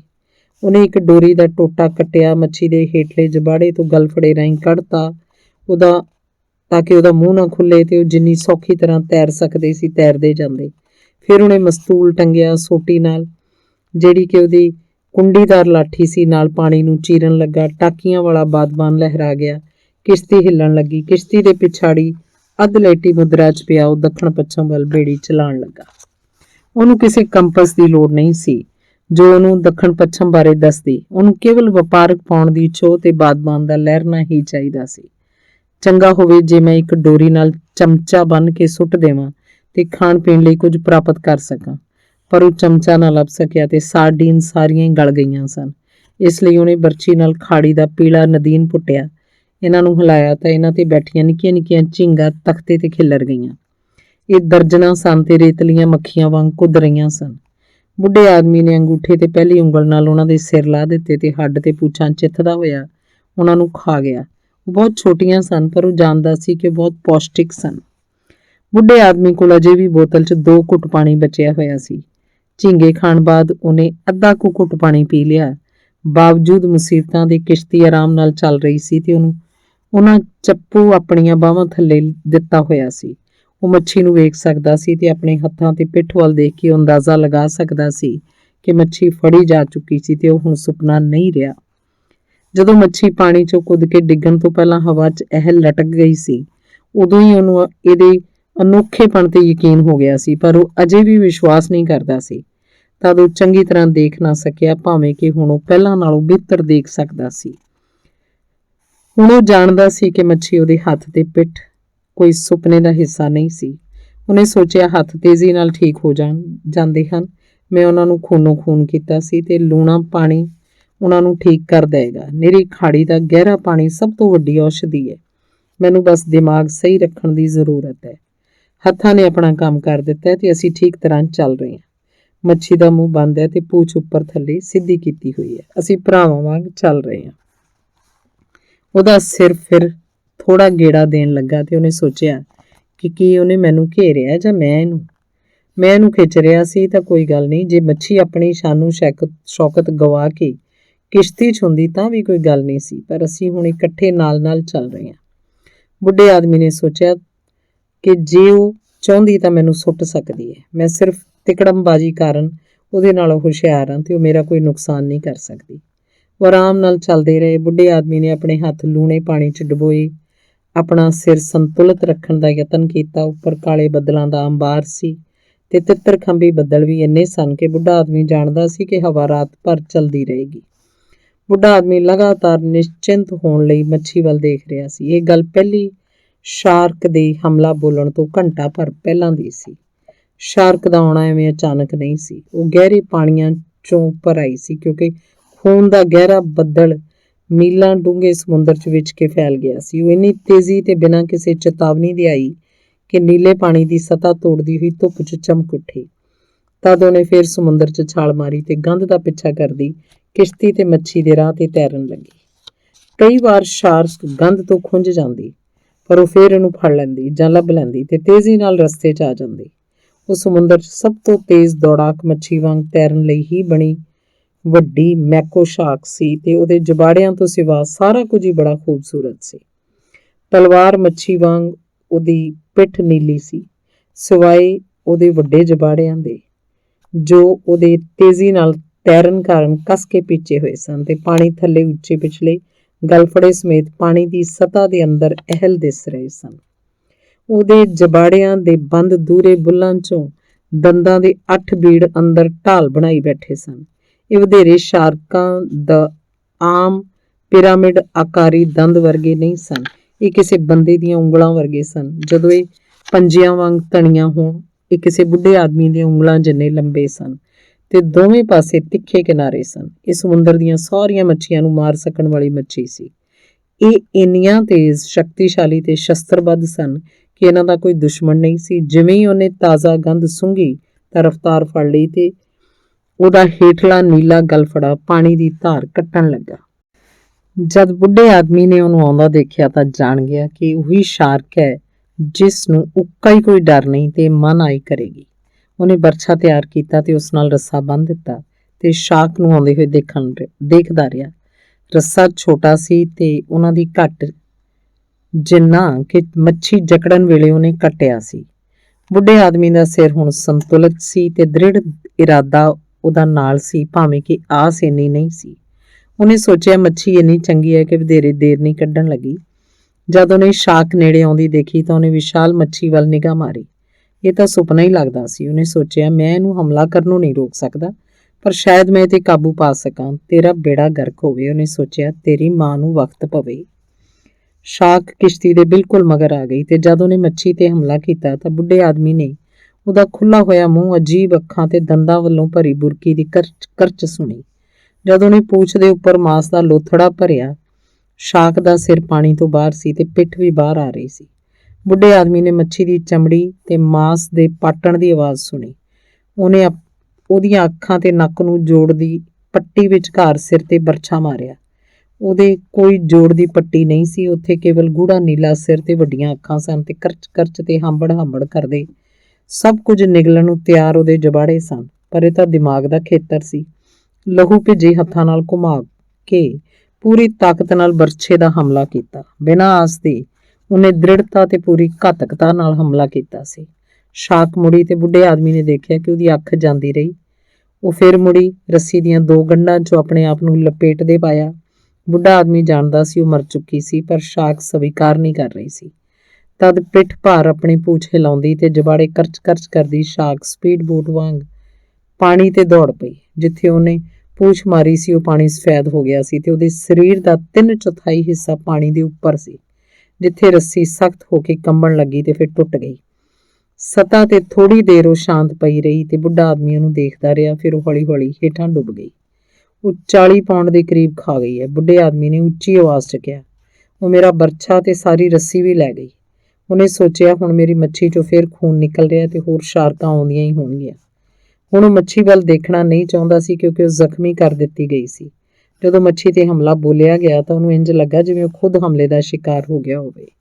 ਪਰ ਮੈਂ ਉਸ ਸ਼ਾਕ ਨੂੰ ਮਾਰ ਦਿੱਤਾ ਹੈ ਤੇ ਜਿਹਨੇ ਮੇਰਾ ਮੱਛੀ ਤੇ ਹਮਲਾ ਕੀਤਾ। ਉਹਨੇ ਸੋਚਿਆ ਉਹ ਸਭ ਤੋਂ ਵੱਡੀ ਦੈਂਤ ਸੀ ਜਿਹੜੀ ਮੈਂ ਅੱਜ ਤੱਕ ਦੇਖੀ ਹੈ ਤੇ ਰੱਬ ਜਾਣਦਾ ਮੈਂ ਵੱਡੀਆਂ ਦੇਖੀਆਂ ਨੇ। ਇਹ ਇੰਨੀ ਚੰਗੀ ਹੈ ਕਿ ਜ਼ਿਆਦਾ ਦੇਰ ਨਹੀਂ ਕੱਢ ਸਕਦੀ। ਉਹਨੇ ਸੋਚਿਆ ਹੁਣ ਮੇਰੀ ਇੱਛਾ ਹੈ ਕਿ ਸੁਪਨਾ ਹੀ ਹੁੰਦਾ ਤੇ ਮੈਂ ਇਹ ਮੱਛੀ ਕਦੇ ਨਾ ਫੜੀ ਹੁੰਦੀ ਤੇ ਆਪਣੇ ਮੰਜੇ ਤੇ ਇਕੱਲਾ ਪਿਆ ਅਖਬਾਰਾਂ ਪੜ੍ਹ ਰਿਹਾ ਹੁੰਦਾ। ਪਰ ਮਨੁੱਖ ਹਾਰ ਲਈ ਨਹੀਂ ਬਣਿਆ। ਉਹਨੇ ਕਿਹਾ, ਮਨੁੱਖ ਨੂੰ ਬਰਬਾਦ ਕੀਤਾ ਜਾ ਸਕਦਾ ਪਰ ਹਰਾਇਆ ਨਹੀਂ ਜਾ ਸਕਦਾ। ਮੈਨੂੰ ਅਫਸੋਸ ਹੈ ਕਿ ਮੈਂ ਮੱਛੀ ਨੂੰ ਮਾਰ ਦਿੱਤਾ। ਉਹਨੇ ਸੋਚਿਆ ਹੁਣ ਬੁਰਾ ਵਕਤ ਆ ਰਿਹਾ ਤੇ ਮੇਰੇ ਕੋਲ ਬਰਛਾ ਵੀ ਨਹੀਂ। ਦੈਂਤ ਬੜੀ ਜ਼ਾਲਮ ਸੀ ਤੇ ਬੜੀ ਕਾਬਲ, ਤਕੜੀ ਤੇ ਸਿਆਣੀ, ਪਰ ਮੈਂ ਉਹਦੇ ਨਾਲੋਂ ਵਧੇਰਾ ਸਿਆਣਾ ਸੀ। ਸ਼ਾਇਦ ਨਹੀਂ, ਉਹਨੇ ਸੋਚਿਆ, ਸ਼ਾਇਦ ਮੈਂ ਕੇਵਲ ਵਧੇਰੇ ਸ਼ਸਤਰਬੱਧ ਸਾਂ। ਸੋਚਣਾ ਬੁੱਢੇ ਆਦਮੀ, ਉਹਨੇ ਉੱਚੀ ਆਵਾਜ਼ 'ਚ ਕਿਹਾ, ਇਸ ਰਸਤੇ ਤੇ ਚੱਲਦਾ ਰਹੋ ਤੇ ਮੁਕਾਬਲਾ ਕਰ ਜਦ ਇਹ ਸਾਹਮਣੇ ਆਵੇ। ਪਰ ਮੈਨੂੰ ਸੋਚਣਾ ਚਾਹੀਦਾ ਹੈ ਕਿਉਂਕਿ ਮੇਰੇ ਕੋਲ ਇਹੀ ਤਾਂ ਬਚਿਆ। ਇਹ ਤੇ ਬੇਸਬਾਲ। ਹੈਰਾਨੀ ਹੋਏਗੀ ਕਿ ਮਹਾਨ ਡੈਮੀਗਿਓ ਨੇ ਇਹਨੂੰ ਕਿਵੇਂ ਪਸੰਦ ਕਰਨਾ ਸੀ ਜਿਵੇਂ ਮੈਂ ਉਹਦੇ ਦਿਮਾਗ ਤੇ ਹਮਲਾ ਕੀਤਾ। ਇਹ ਕੋਈ ਵੱਡੀ ਗੱਲ ਨਹੀਂ ਸੀ। ਉਹਨੇ ਸੋਚਿਆ ਕੋਈ ਵੀ ਬੰਦਾ ਇਹ ਕਰ ਸਕਦਾ ਸੀ। ਪਰ ਕੀ ਤੁਸੀਂ ਸੋਚਦੇ ਹੋ ਕਿ ਮੇਰੇ ਹੱਥ ਵੀ ਮੇਰੇ ਲਈ ਉਨੀ ਵੱਡੀ ਰੁਕਾਵਟ ਸੀ ਜਿੰਨੀ ਕਿ ਹੱਡੀ ਦਾ ਵਧਾਅ? ਮੈਨੂੰ ਨਹੀਂ ਪਤਾ ਮੇਰੀ ਅੱਡੀ ਨਾਲ ਕਦੇ ਕੁਝ ਮਾੜਾ ਨਹੀਂ ਵਾਪਰਿਆ, ਸਿਵਾਏ ਉਦੋਂ ਜਦੋਂ ਇਹਨੂੰ ਕੰਡਿਆਲੀ ਸ਼ਾਕ ਨੇ ਕੱਟਿਆ ਸੀ, ਜਦ ਮੈਂ ਤੈਰਦੇ ਹੋਏ ਇਹਦੇ ਤੇ ਪੈਰ ਰੱਖ ਬੈਠਾ ਸੀ। ਮੇਰੀ ਲੱਤ ਦਾ ਹੇਠਲਾ ਹਿੱਸਾ ਸੁੰਨ ਹੋ ਗਿਆ ਸੀ ਤੇ ਅਸਹਿ ਦਰਦ ਹੋਇਆ ਸੀ। ਕਿਸੇ ਖੇੜੇ ਬਾਰੇ ਸੋਚ ਬੁੱਢਿਆ, ਉਹਨੇ ਕਿਹਾ, ਹਰੇਕ ਮਿੰਟ ਤੂੰ ਘਰ ਦੇ ਨੇੜੇ ਜਾ ਰਿਹਾ। 40 ਪਾਉਂਡ ਭਾਰ ਘਟਣ ਕਾਰਨ ਤੇਰੀ ਯਾਤਰਾ ਹਲਕੀ ਹੋ ਗਈ ਹੈ। ਉਹਨੂੰ ਪਤਾ ਸੀ ਕਿ ਕੀ ਕੁਝ ਵਾਪਰ ਸਕਦਾ ਸੀ ਜਦੋਂ ਲਹਿਰ ਦੇ ਵਿਚਕਾਰ ਆਇਆ, ਪਰ ਕੀਤਾ ਵੀ ਕੀ ਜਾ ਸਕਦਾ ਸੀ। ਹਾਂ, ਇਹੀ ਹੈ ਰਸਤਾ, ਉਹਨੇ ਉੱਚੀ ਆਵਾਜ਼ 'ਚ ਕਿਹਾ। ਮੈਂ ਇੱਕ ਚੱਪੂ ਦੇ ਮੁੱਠੇ ਨਾਲ ਚਾਕੂ ਬੰਨ੍ਹ ਸਕਦਾ। ਉਹਨੇ ਬਾਦਬਾਨ ਦਾ ਸਿਰ ਪੈਰ ਹੇਠ ਰੱਖ ਕੇ ਚੱਪੂ ਦੇ ਮੁੱਠੇ ਨਾਲ ਚਾਕੂ ਬੰਨ੍ਹ ਲਿਆ। ਹੁਣ, ਉਹਨੇ ਕਿਹਾ, ਮੈਂ ਅਜੇ ਵੀ ਇੱਕ ਬੁੱਢਾ ਆਦਮੀ ਹਾਂ ਪਰ ਸ਼ਸਤਰ ਰਹਿਤ ਨਹੀਂ ਹਾਂ। ਹਵਾ ਹੁਣ ਤਾਜ਼ੀ ਸੀ ਤੇ ਉਹ ਠੀਕ ਤਰ੍ਹਾਂ ਚੱਲ ਰਿਹਾ ਸੀ। ਉਹਨੇ ਸਿਰਫ ਮੱਛੀ ਦਾ ਅਗਲਾ ਹਿੱਸਾ ਦੇਖਿਆ ਤੇ ਉਹਦੀ ਕੁਝ ਆਸ ਪਰਤ ਆਈ। ਬਿਆਸ ਹੋਣਾ ਤਾਂ ਮੂਰਖਤਾ ਹੀ ਹੈ, ਉਹਨੇ ਸੋਚਿਆ। ਇਸ ਤੋਂ ਇਲਾਵਾ ਮੇਰਾ ਵਿਸ਼ਵਾਸ ਹੈ ਕਿ ਪਾਪ ਹੈ। ਪਾਪ ਬਾਰੇ ਨਾ ਸੋਚ ਬੁੱਢੇ ਆਦਮੀ, ਉਹਨੇ ਸੋਚਿਆ। ਪਾਪ ਤੋਂ ਬਿਨਾਂ ਵੀ ਸਿਆਂ ਸਮੱਸਿਆਵਾਂ ਹਨ ਤੇ ਮੈਨੂੰ ਉਹਨਾਂ ਦੀ ਸਮਝ ਵੀ ਨਹੀਂ ਹੈ। ਮੈਨੂੰ ਇਹਦੀ ਕੋਈ ਸਮਝ ਨਹੀਂ ਹੈ ਤੇ ਮੈਨੂੰ ਇਹ ਵੀ ਯਕੀਨ ਨਹੀਂ ਕਿ ਮੈਂ ਇਸ 'ਚ ਵਿਸ਼ਵਾਸ ਕਰਦਾ। ਸ਼ਾਇਦ ਮੱਛੀ ਨੂੰ ਮਾਰਨਾ ਪਾਪ ਸੀ। ਮੇਰਾ ਖਿਆਲ ਹੈ ਇਹ ਪਾਪ ਹੀ ਸੀ, ਭਾਵੇਂ ਮੈਂ ਆਪਣੇ ਆਪ ਨੂੰ ਜਿਉਂਦਾ ਰੱਖਣ ਲਈ ਕਈ ਬੰਦਿਆਂ ਦੇ ਭੋਜਨ ਵਾਸਤੇ ਅਜਿਹਾ ਪਾਪ ਕੀਤਾ। ਪਾਪ ਬਾਰੇ ਨਾ ਸੋਚ, ਤਾਂ ਹਰੇਕ ਚੀਜ਼ ਪਾਪ ਹੈ। ਇਸ ਬਾਰੇ ਸੋਚਣ 'ਚ ਬਥੇਰੀ ਦੇਰ ਹੋ ਚੁੱਕੀ ਹੈ। ਪਾਪ ਕਰਨ ਲਈ ਲੋਕ ਸਿੱਟੇ ਵੀ ਭੁਗਤਦੇ ਹੀ ਹਨ। ਉਹਨਾਂ ਨੂੰ ਇਸ ਬਾਰੇ ਸੋਚਣ ਦਿਓ। ਤੂੰ ਮਛੇਰਾ ਬਣਨ ਲਈ ਹੀ ਪੈਦਾ ਹੋਇਆ ਸੀ, ਜਿਵੇਂ ਕਿ ਮੱਛੀ ਬਣਨ ਲਈ ਪੈਦਾ ਹੋਈ ਸੀ। ਸਾਨ ਪੇਡਰੋ ਵੀ ਮਛੇਰਾ ਸੀ, ਜਿਵੇਂ ਮਹਾਨ ਡਿਮੈਗਿਓ ਦਾ ਬਾਪ। ਪਰ ਉਹ ਸਾਰੀਆਂ ਗੱਲਾਂ ਬਾਰੇ ਸੋਚਣਾ ਪਸੰਦ ਕਰਦਾ ਸੀ ਜਿਨ੍ਹਾਂ 'ਚੋਂ ਉਲਝਿਆ ਹੁੰਦਾ, ਕਿਉਂਕਿ ਪੜ੍ਹਨ ਲਈ ਕੁਝ ਨਹੀਂ ਸੀ ਤੇ ਉਸ ਕੋਲ ਰੇਡੀਓ ਵੀ ਨਹੀਂ ਸੀ। ਉਹ ਬਹੁਤ ਸੋਚਦਾ ਤੇ ਪਾਪ ਬਾਰੇ ਵੀ ਸੋਚਦਾ। ਉਹਨੇ ਸੋਚਿਆ, ਤੂੰ ਸਿਰਫ ਜਿਉਂਦਾ ਰਹਿਣ ਲਈ ਤੇ ਭੋਜਨ ਵਜੋਂ ਵੇਚਣ ਲਈ ਮੱਛੀ ਨੂੰ ਮਾਰਿਆ। ਤੂੰ ਉਹਨੂੰ ਆਪਣੇ ਮਾਣ ਵਾਸਤੇ ਮਾਰਿਆ ਤੇ ਇਸ ਲਈ ਕਿ ਤੂੰ ਮਛੇਰਾ। ਜਦ ਉਹ ਜਿਉਂਦੀ ਸੀ ਤਾਂ ਤੂੰ ਉਹਨੂੰ ਪਿਆਰ ਕਰਦਾ ਸੀ ਤੇ ਮਰਨ ਉਪਰੰਤ ਵੀ ਪਿਆਰ ਕਰਦਾ। ਜੇ ਤੂੰ ਉਹਨੂੰ ਪਿਆਰ ਕਰਦਾ ਹੈ ਤਾਂ ਉਹਨੂੰ ਮਾਰਨਾ ਕੋਈ ਪਾਪ ਨਹੀਂ ਹੈ, ਜਾਂ ਇਸ ਤੋਂ ਵੱਧ ਕੀ ਸੀ। ਤੂੰ ਬਹੁਤ ਸੋਚਦਾ ਹੈ ਬੁੱਢੇ ਆਦਮੀ, ਉਹਨੇ ਉੱਚੀ ਆਵਾਜ਼ 'ਚ ਕਿਹਾ। ਪਰ ਤੈਨੂੰ ਉਸ ਦੈਂਤਣੀ ਨੂੰ ਮਾਰਦਿਆਂ ਬਹੁਤ ਮਜ਼ਾ ਆਇਆ। ਉਹਨੇ ਸੋਚਿਆ, ਉਹ ਜਿਉਂਦੀਆਂ ਮੱਛੀਆਂ ਤੇ ਨਿਰਭਰ ਹੈ ਜਿਵੇਂ ਕਿ ਤੂੰ। ਉਹ ਕੋਈ ਮੁਰਦਾਰ ਖੋਰ ਨਹੀਂ, ਨਾ ਹੀ ਸ਼ਾਰਕਾਂ ਵਾਂਗ ਇੱਧਰ ਉੱਧਰ ਘੁੰਮਦੀ ਪੇਟੂ ਹੈ। ਉਹ ਖੂਬਸੂਰਤ ਹੈ, ਨੇਕ ਹੈ ਤੇ ਉਹਨੂੰ ਕਿਸੇ ਕਿਸਮ ਦਾ ਖੌਫ ਨਹੀਂ ਹੈ। ਮੈਂ ਉਹਨੂੰ ਆਤਮ ਰੱਖਿਆ ਲਈ ਮਾਰਿਆ, ਬੁੱਢੇ ਆਦਮੀ ਨੇ ਉੱਚੀ ਆਵਾਜ਼ 'ਚ ਕਿਹਾ, ਤੇ ਮੈਂ ਉਹਨੂੰ ਚੰਗੀ ਤਰ੍ਹਾਂ ਮਾਰਿਆ। ਉਹਨੇ ਸੋਚਿਆ, ਇਹ ਤੋਂ ਇਲਾਵਾ ਹਰੇਕ ਚੀਜ਼ ਦੂਜੀ ਚੀਜ਼ ਨੂੰ ਕਿਸੇ ਨਾ ਕਿਸੇ ਤਰ੍ਹਾਂ ਮਾਰਦੀ ਹੈ। ਮੱਛੀਆਂ ਫੜਨਾ ਜਿਵੇਂ ਮੈਨੂੰ ਜਿਉਂਦਾ ਰੱਖਦਾ ਹੈ, ਉਵੇਂ ਹੀ ਮਾਰਦਾ ਵੀ ਹੈ। ਇਹ ਤਾਂ ਮੁੰਡਾ ਹੀ ਹੈ ਜਿਹੜਾ ਮੈਨੂੰ ਜਿਉਂਦਾ ਰੱਖਦਾ ਹੈ। ਉਹਨੇ ਸੋਚਿਆ, ਮੈਨੂੰ ਆਪਣੇ ਆਪ ਨੂੰ ਇੰਨਾ ਜ਼ਿਆਦਾ ਧੋਖਾ ਨਹੀਂ ਦੇਣਾ ਚਾਹੀਦਾ। ਉਹ ਪਾਸੇ ਤੋਂ ਉਲ ਰਿਹਾ ਤੇ ਮੱਛੀ ਦੇ ਉਸ ਥਾਂ ਤੋਂ ਮਾਸ ਦਾ ਇੱਕ ਲੋਥੜਾ ਖਿੱਚਿਆ ਜਿੱਥੇ ਸ਼ਾਰਕ ਨੇ ਹਮਲਾ ਕੀਤਾ ਸੀ। ਉਹਨੇ ਇਹਨੂੰ ਚਿੱਥਿਆ ਤੇ ਉਹਦੀ ਕੁਆਲਿਟੀ ਤੇ ਚੰਗੇ ਸਵਾਦ ਦਾ ਅਹਿਸਾਸ ਕੀਤਾ। ਇਹ ਮਾਸ ਵਾਂਗ ਸਖਤ ਤੇ ਰਸਦਾਰ ਸੀ, ਪਰ ਲਾਲ ਨਹੀਂ ਸਨ। ਇਸ 'ਚ ਕਰੜਾਪਨ ਨਹੀਂ ਸੀ ਤੇ ਉਹਨੂੰ ਪਤਾ ਸੀ ਕਿ ਇਹਦੀ ਕੀਮਤ ਮਾਰਕੀਟ 'ਚ ਸਭ ਤੋਂ ਵੱਧ ਪਏਗੀ, ਪਰ ਇਹਦੀ ਗੰਧ ਪਾਣੀ 'ਚ ਫੈਲਣ ਤੋਂ ਰੋਕਣ ਦਾ ਕੋਈ ਸਾਧਨ ਨਹੀਂ ਸੀ। ਤੇ ਬੁੱਢਾ ਆਦਮੀ ਜਾਣਦਾ ਸੀ ਕਿ ਬੁਰਾ ਵਕਤ ਉਹਦੇ ਸਿਰ ਤੇ ਹੈ। ਹਵਾ ਇਕਸਾਰ ਚੱਲ ਰਹੀ ਸੀ। ਉੱਤਰ ਪੂਰਬ ਦਿਸ਼ਾ ਵੱਲ ਥੋੜਾ ਜਿਹਾ ਸਰਕ ਗਈ ਸੀ। ਉਹਨੂੰ ਪਤਾ ਸੀ ਇਹ ਰੁਕੇਗੀ ਨਹੀਂ। ਬੁੱਢੇ ਆਦਮੀ ਨੇ ਅਗਾਂਹ ਨਜ਼ਰ ਮਾਰੀ, ਪਰ ਉਹ ਕੋਈ ਬਾਤ-ਬਾਤ ਨਾ ਦੇਖ ਸਕਿਆ, ਨਾ ਹੀ ਕੋਈ ਜਹਾਜ਼ ਜਾਂ ਕਿਸੇ ਜਹਾਜ਼ ਦਾ ਧੂੰਆਂ ਦਿਸਿਆ। ਕੇਵਲ ਉੱਡਣਾ ਮੱਛੀਆਂ ਸੀ ਜੋ ਤਖਤੇ ਤੋਂ ਇੱਧਰ ਉੱਧਰ ਉਛਲ ਰਹੀਆਂ ਸਨ, ਜਾਂ ਫਿਰ ਖਾੜੀ ਨਦੀਨ ਦੇ ਪੀਲੇ ਧੱਬੇ। ਉਹਨੂੰ ਕੋਈ ਪੰਛੀ ਤੱਕ ਵੀ ਨਾ ਦਿਸਿਆ। ਪਿਛਾੜੀ ਢੋਲ ਆਈ, ਆਰਾਮ ਕਰਕੇ ਤੇ ਕਦੇ-ਕਦੇ ਮਾਰਲਿਨ ਦੇ ਮਾਸ ਦਾ ਟੁਕੜਾ ਚਿੱਥਦੇ। ਕਿਸ਼ਤੀ ਖਿੱਚਦੇ ਨੂੰ 2 ਘੰਟੇ ਹੋ ਗਏ ਸਨ। ਉਹ ਆਰਾਮ ਕਰਨ ਤੇ ਸ਼ਕਤੀ ਇਕੱਠੀ ਕਰਨ ਦੇ ਆਹਟ ਸੀ ਜਦ ਉਹਨੂੰ 2 ਸ਼ਾਰਕਾਂ 'ਚੋਂ ਪਹਿਲੀ ਦਿਸੀ। ਹੋ, ਉਹਨੇ ਉੱਚੀ ਆਵਾਜ਼ 'ਚ ਕਿਹਾ। ਇਸ ਸ਼ਬਦ ਦਾ ਕੋਈ ਲੱਥਾ ਨਹੀਂ ਹੋ ਸਕਦਾ ਸੀ ਤੇ ਸ਼ਾਇਦ ਇਹ ਉਹ ਆਵਾਜ਼ ਸੀ ਜਿਹੜੀ ਕਿਸੇ ਬੰਦੇ ਦੇ ਮੂੰਹੋਂ ਹੱਥ 'ਚ ਕਿੱਲ ਚੁਭਣ ਤੇ ਆਪਣੇ ਆਪ ਨਿਕਲਦੀ ਸੀ। ਗੈਲਨੋਜ਼, ਉਹਨੇ ਉੱਚੀ ਆਵਾਜ਼ 'ਚ ਕਿਹਾ। ਉਸਨੇ ਪਹਿਲੀ ਦੇ ਮਗਰ ਹੀ ਦੂਜੀ ਸ਼ਾਰਕ ਦਾ ਗਲਫੜਾ ਦੇਖ ਲਿਆ ਸੀ ਤੇ ਉਹਨਾਂ ਦੇ ਭੂਰੇ ਤਿਕੋਣੇ ਗਲਫੜਿਆਂ ਤੇ ਪੁੱਛਾਂ ਦੀ ਲਹਿਰਾਉਂਦੀ ਹਰਕਤ ਤੋਂ ਬੇਲਚੇ ਮੂੰਹੀਆਂ ਸ਼ਾਰਕਾਂ ਵਜੋਂ ਪਹਿਚਾਣ ਕੀਤੀ ਸੀ। ਉਹਨੂੰ ਗੰਧ ਪਹੁੰਚ ਚੁੱਕੀ ਸੀ ਤੇ ਬੜੀਆਂ ਉਤੇਜਿਤ ਸਨ ਤੇ ਆਪ ਵੀ ਹਾਬੜੇਪਨ ਦੀ ਮੂਰਖਤਾ 'ਚ ਉਤੇਜਿਤ ਹੋ ਕੇ ਗੰਧ ਗਵਾਰ ਲੈਂਦੀਆਂ ਤੇ ਫਿਰ ਲੱਭਦੀਆਂ, ਪਰ ਸਾਰਾ ਸਮਾਂ ਉਹ ਨੇੜੇ ਢੁੱਕ ਰਹੀਆਂ ਸਨ। ਬੁੱਢੇ ਆਦਮੀ ਨੇ ਬਾਗਬਾਨ ਨੂੰ ਕੱਸਿਆ, ਚੱਪੂ ਜਾਮ ਕਰ ਦਿੱਤਾ। ਤਦ ਉਹਨੇ ਚਾਕੂ ਵਾਲੇ ਚੱਪੂ ਨੂੰ ਚੁੱਕਿਆ। ਉਹਨੇ ਇਹਨੂੰ ਬਹੁਤ ਹਲਕੇ ਢੰਗ ਨਾਲ ਚੁੱਕਿਆ ਕਿਉਂਕਿ ਉਹਦੇ ਹੱਥ ਦਰਦ ਸਹਿਣ ਤੋਂ ਤੌਬਾ ਕਰ ਰਹੇ ਸਨ। ਤਦ ਉਹਨੇ ਹੱਥਾਂ ਨੂੰ ਚੰਗੀ ਤਰ੍ਹਾਂ ਕੱਸ ਲਿਆ ਤਾਂ ਜੋ ਦਰਦ ਸਹਿ ਸਕਣ ਤੇ ਝੁਕਣ ਨਾ। ਉਹ ਸ਼ਾਰਕਾਂ ਨੂੰ ਆਉਂਦੇ ਦੇਖ ਰਿਹਾ ਸੀ। ਉਹ ਸ਼ਾਰਕਾਂ ਦੇ ਚੌੜੇ ਫੁੱਲੇ ਹੋਏ ਤੇ ਬੇਲਚੇਦਾਰ ਸਿਰ ਤੇ ਸਫੈਦ ਮੋੜ ਵਾਲੇ ਚੌੜੇ ਗਲਫੜੇ ਦੇਖ ਸਕਦਾ ਸੀ। ਉਹ ਨਫ਼ਰਤਯੋਗ ਸ਼ਾਰਕ ਸਨ, ਭੈੜੀ ਗੰਧ ਵਾਲੀਆਂ, ਮੁਰਦਾਰ ਖੋਰ ਤੇ ਕਾਤਲ। ਜਦੋਂ ਭੁੱਖੀਆਂ ਹੁੰਦੀਆਂ ਤਾਂ ਕਿਸੇ ਚੱਪੂ ਜਾਂ ਕਿਸ਼ਤੀ ਦੇ ਪਤਵਾਰ ਨੂੰ ਵੱਢ ਸੁੱਟਦੀਆਂ। ਇਹੋ ਹੀ ਸ਼ਾਰਕ ਸਨ ਜੋ ਕੱਛੂ ਕੁੰਮਿਆਂ ਦੀਆਂ ਲੱਤਾਂ ਤੇ ਖੰਭੜੇ ਕੱਟ ਸੁੱਟਦੀਆਂ ਜਦੋਂ ਸਤ੍ਹਾ ਉੱਤੇ ਪਏ ਹੁੰਦੇ। ਜੇ ਉਹ ਭੁੱਖੀਆਂ ਹੁੰਦੀਆਂ ਤਾਂ ਪਾਣੀ 'ਚ ਮਨੁੱਖ ਤੇ ਵੀ ਹਮਲਾ ਕਰ ਦਿੰਦੀਆਂ, ਭਾਵੇਂ ਉਸ 'ਚੋਂ ਮੱਛੀ ਦੇ ਖੂਨ ਜਾਂ ਮਾਸ ਦੀ ਗੰਧ ਵੀ ਨਾ ਆਉਂਦੀ। ਹੇ, ਬੁੱਢੇ ਆਦਮੀ ਨੇ ਕਿਹਾ, ਗਲਾਨੋਜ਼, ਆ ਜਾਓ ਗਲਾਨੋਜ਼। ਉਹ ਆ ਗਈਆਂ, ਪਰ ਉਵੇਂ ਨਹੀਂ ਆਈਆਂ ਜਿਵੇਂ ਮੈਕੋ ਆਈ ਸੀ। ਇੱਕ ਮੁੜੀ ਤੇ ਕਿਸ਼ਤੀ ਦੇ ਥੱਲੇ ਚਲੀ ਗਈ।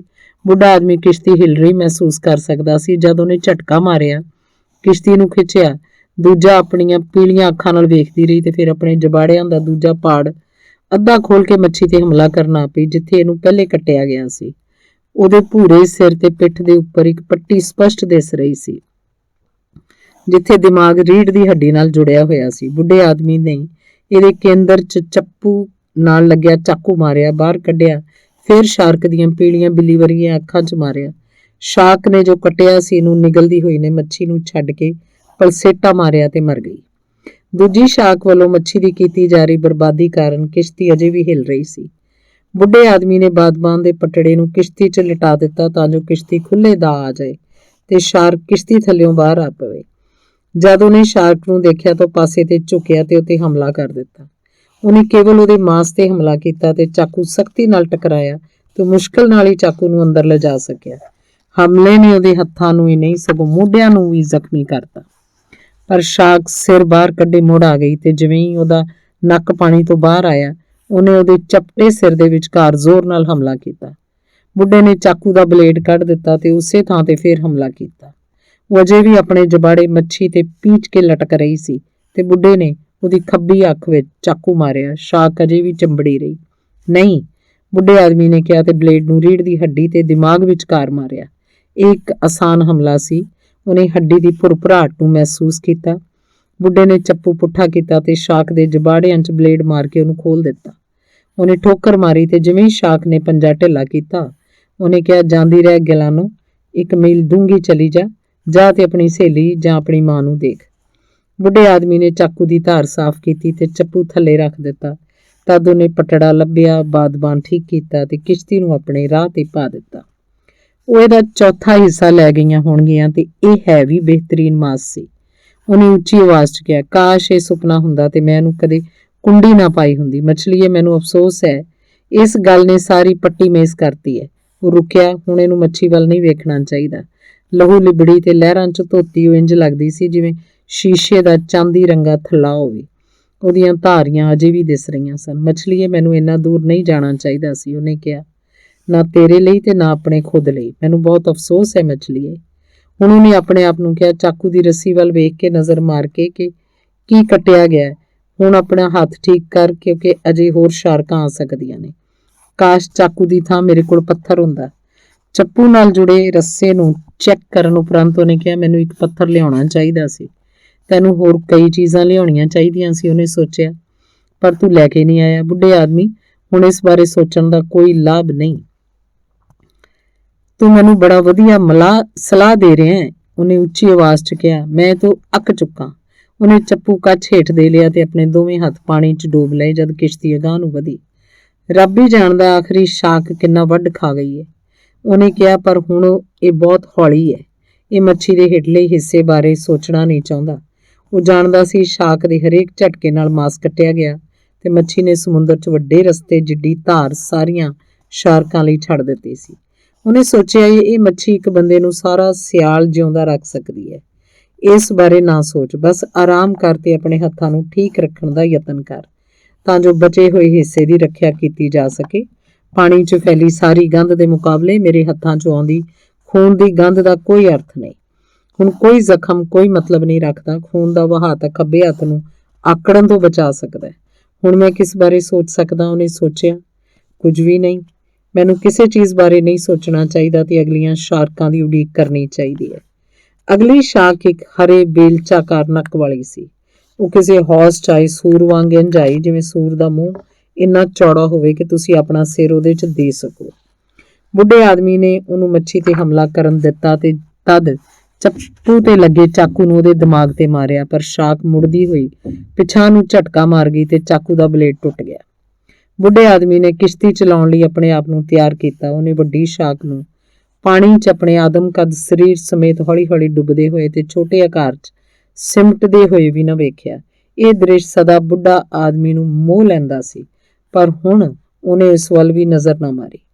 ਮੇਰੇ ਕੋਲ ਸਿਰਫ ਕੰਡੀਦਾਰ ਲੱਠ ਬਚੀ ਹੈ, ਉਹਨੇ ਕਿਹਾ, ਪਰ ਇਹਦਾ ਕੋਈ ਫਾਇਦਾ ਨਹੀਂ ਹੋਣਾ। ਮੇਰੇ ਕੋਲ 2 ਚੱਪੂ ਨੇ, ਪਟੜੇ ਦਾ ਮੁੱਠਾ ਤੇ ਛੋਟਾ ਡੰਡਾ। ਹੁਣ ਉਹਨਾਂ ਨੇ ਮੈਨੂੰ ਹਰਾ ਲਿਆ, ਉਹਨੇ ਸੋਚਿਆ। ਮੈਂ ਇੰਨਾ ਬੁੱਢਾ ਕਿ ਸ਼ਾਰਕਾਂ ਨੂੰ ਡੰਡੇ ਮਾਰ ਕੇ ਨਹੀਂ ਮਾਰ ਸਕਦਾ। ਜਦ ਤੱਕ ਮੇਰੇ ਕੋਲ ਚੱਪੂ ਹਨ, ਪਟੜੇ ਦਾ ਮੁੱਠਾ ਤੇ ਛੋਟਾ ਡੰਡਾ, ਉਦੋਂ ਤੱਕ ਮੈਂ ਕੋਸ਼ਿਸ਼ ਕਰਦਾ ਰਹਾਂਗਾ। ਉਹਨੇ ਆਪਣੇ ਹੱਥ ਗਿੱਲੇ ਕਰਨ ਲਈ ਪਾਣੀ 'ਚ ਪਾਈ। ਸੰਧਿਆ ਹੋਣ ਲੱਗੀ ਸੀ। ਉਹਨੂੰ ਸਮੁੰਦਰ ਤੇ ਅਸਮਾਨ ਤੋਂ ਸਿਵਾ ਕੁਝ ਨਾ ਦਿਸਿਆ। ਪਹਿਲਾਂ ਨਾਲੋਂ ਹਵਾ ਵਧੇਰੇ ਤੇਜ਼ ਸੀ। ਉਹਨੂੰ ਆਸ ਸੀ ਕਿ ਉਹ ਜਲਦੀ ਜ਼ਮੀਨ ਦੇਖ ਸਕੇਗਾ। ਤੂੰ ਥੱਕ ਗਿਆ ਬੁੱਢੇ ਆਦਮੀ, ਉਹਨੇ ਕਿਹਾ, ਤੂੰ ਅੰਦਰੋਂ ਥੱਕ ਗਿਆ।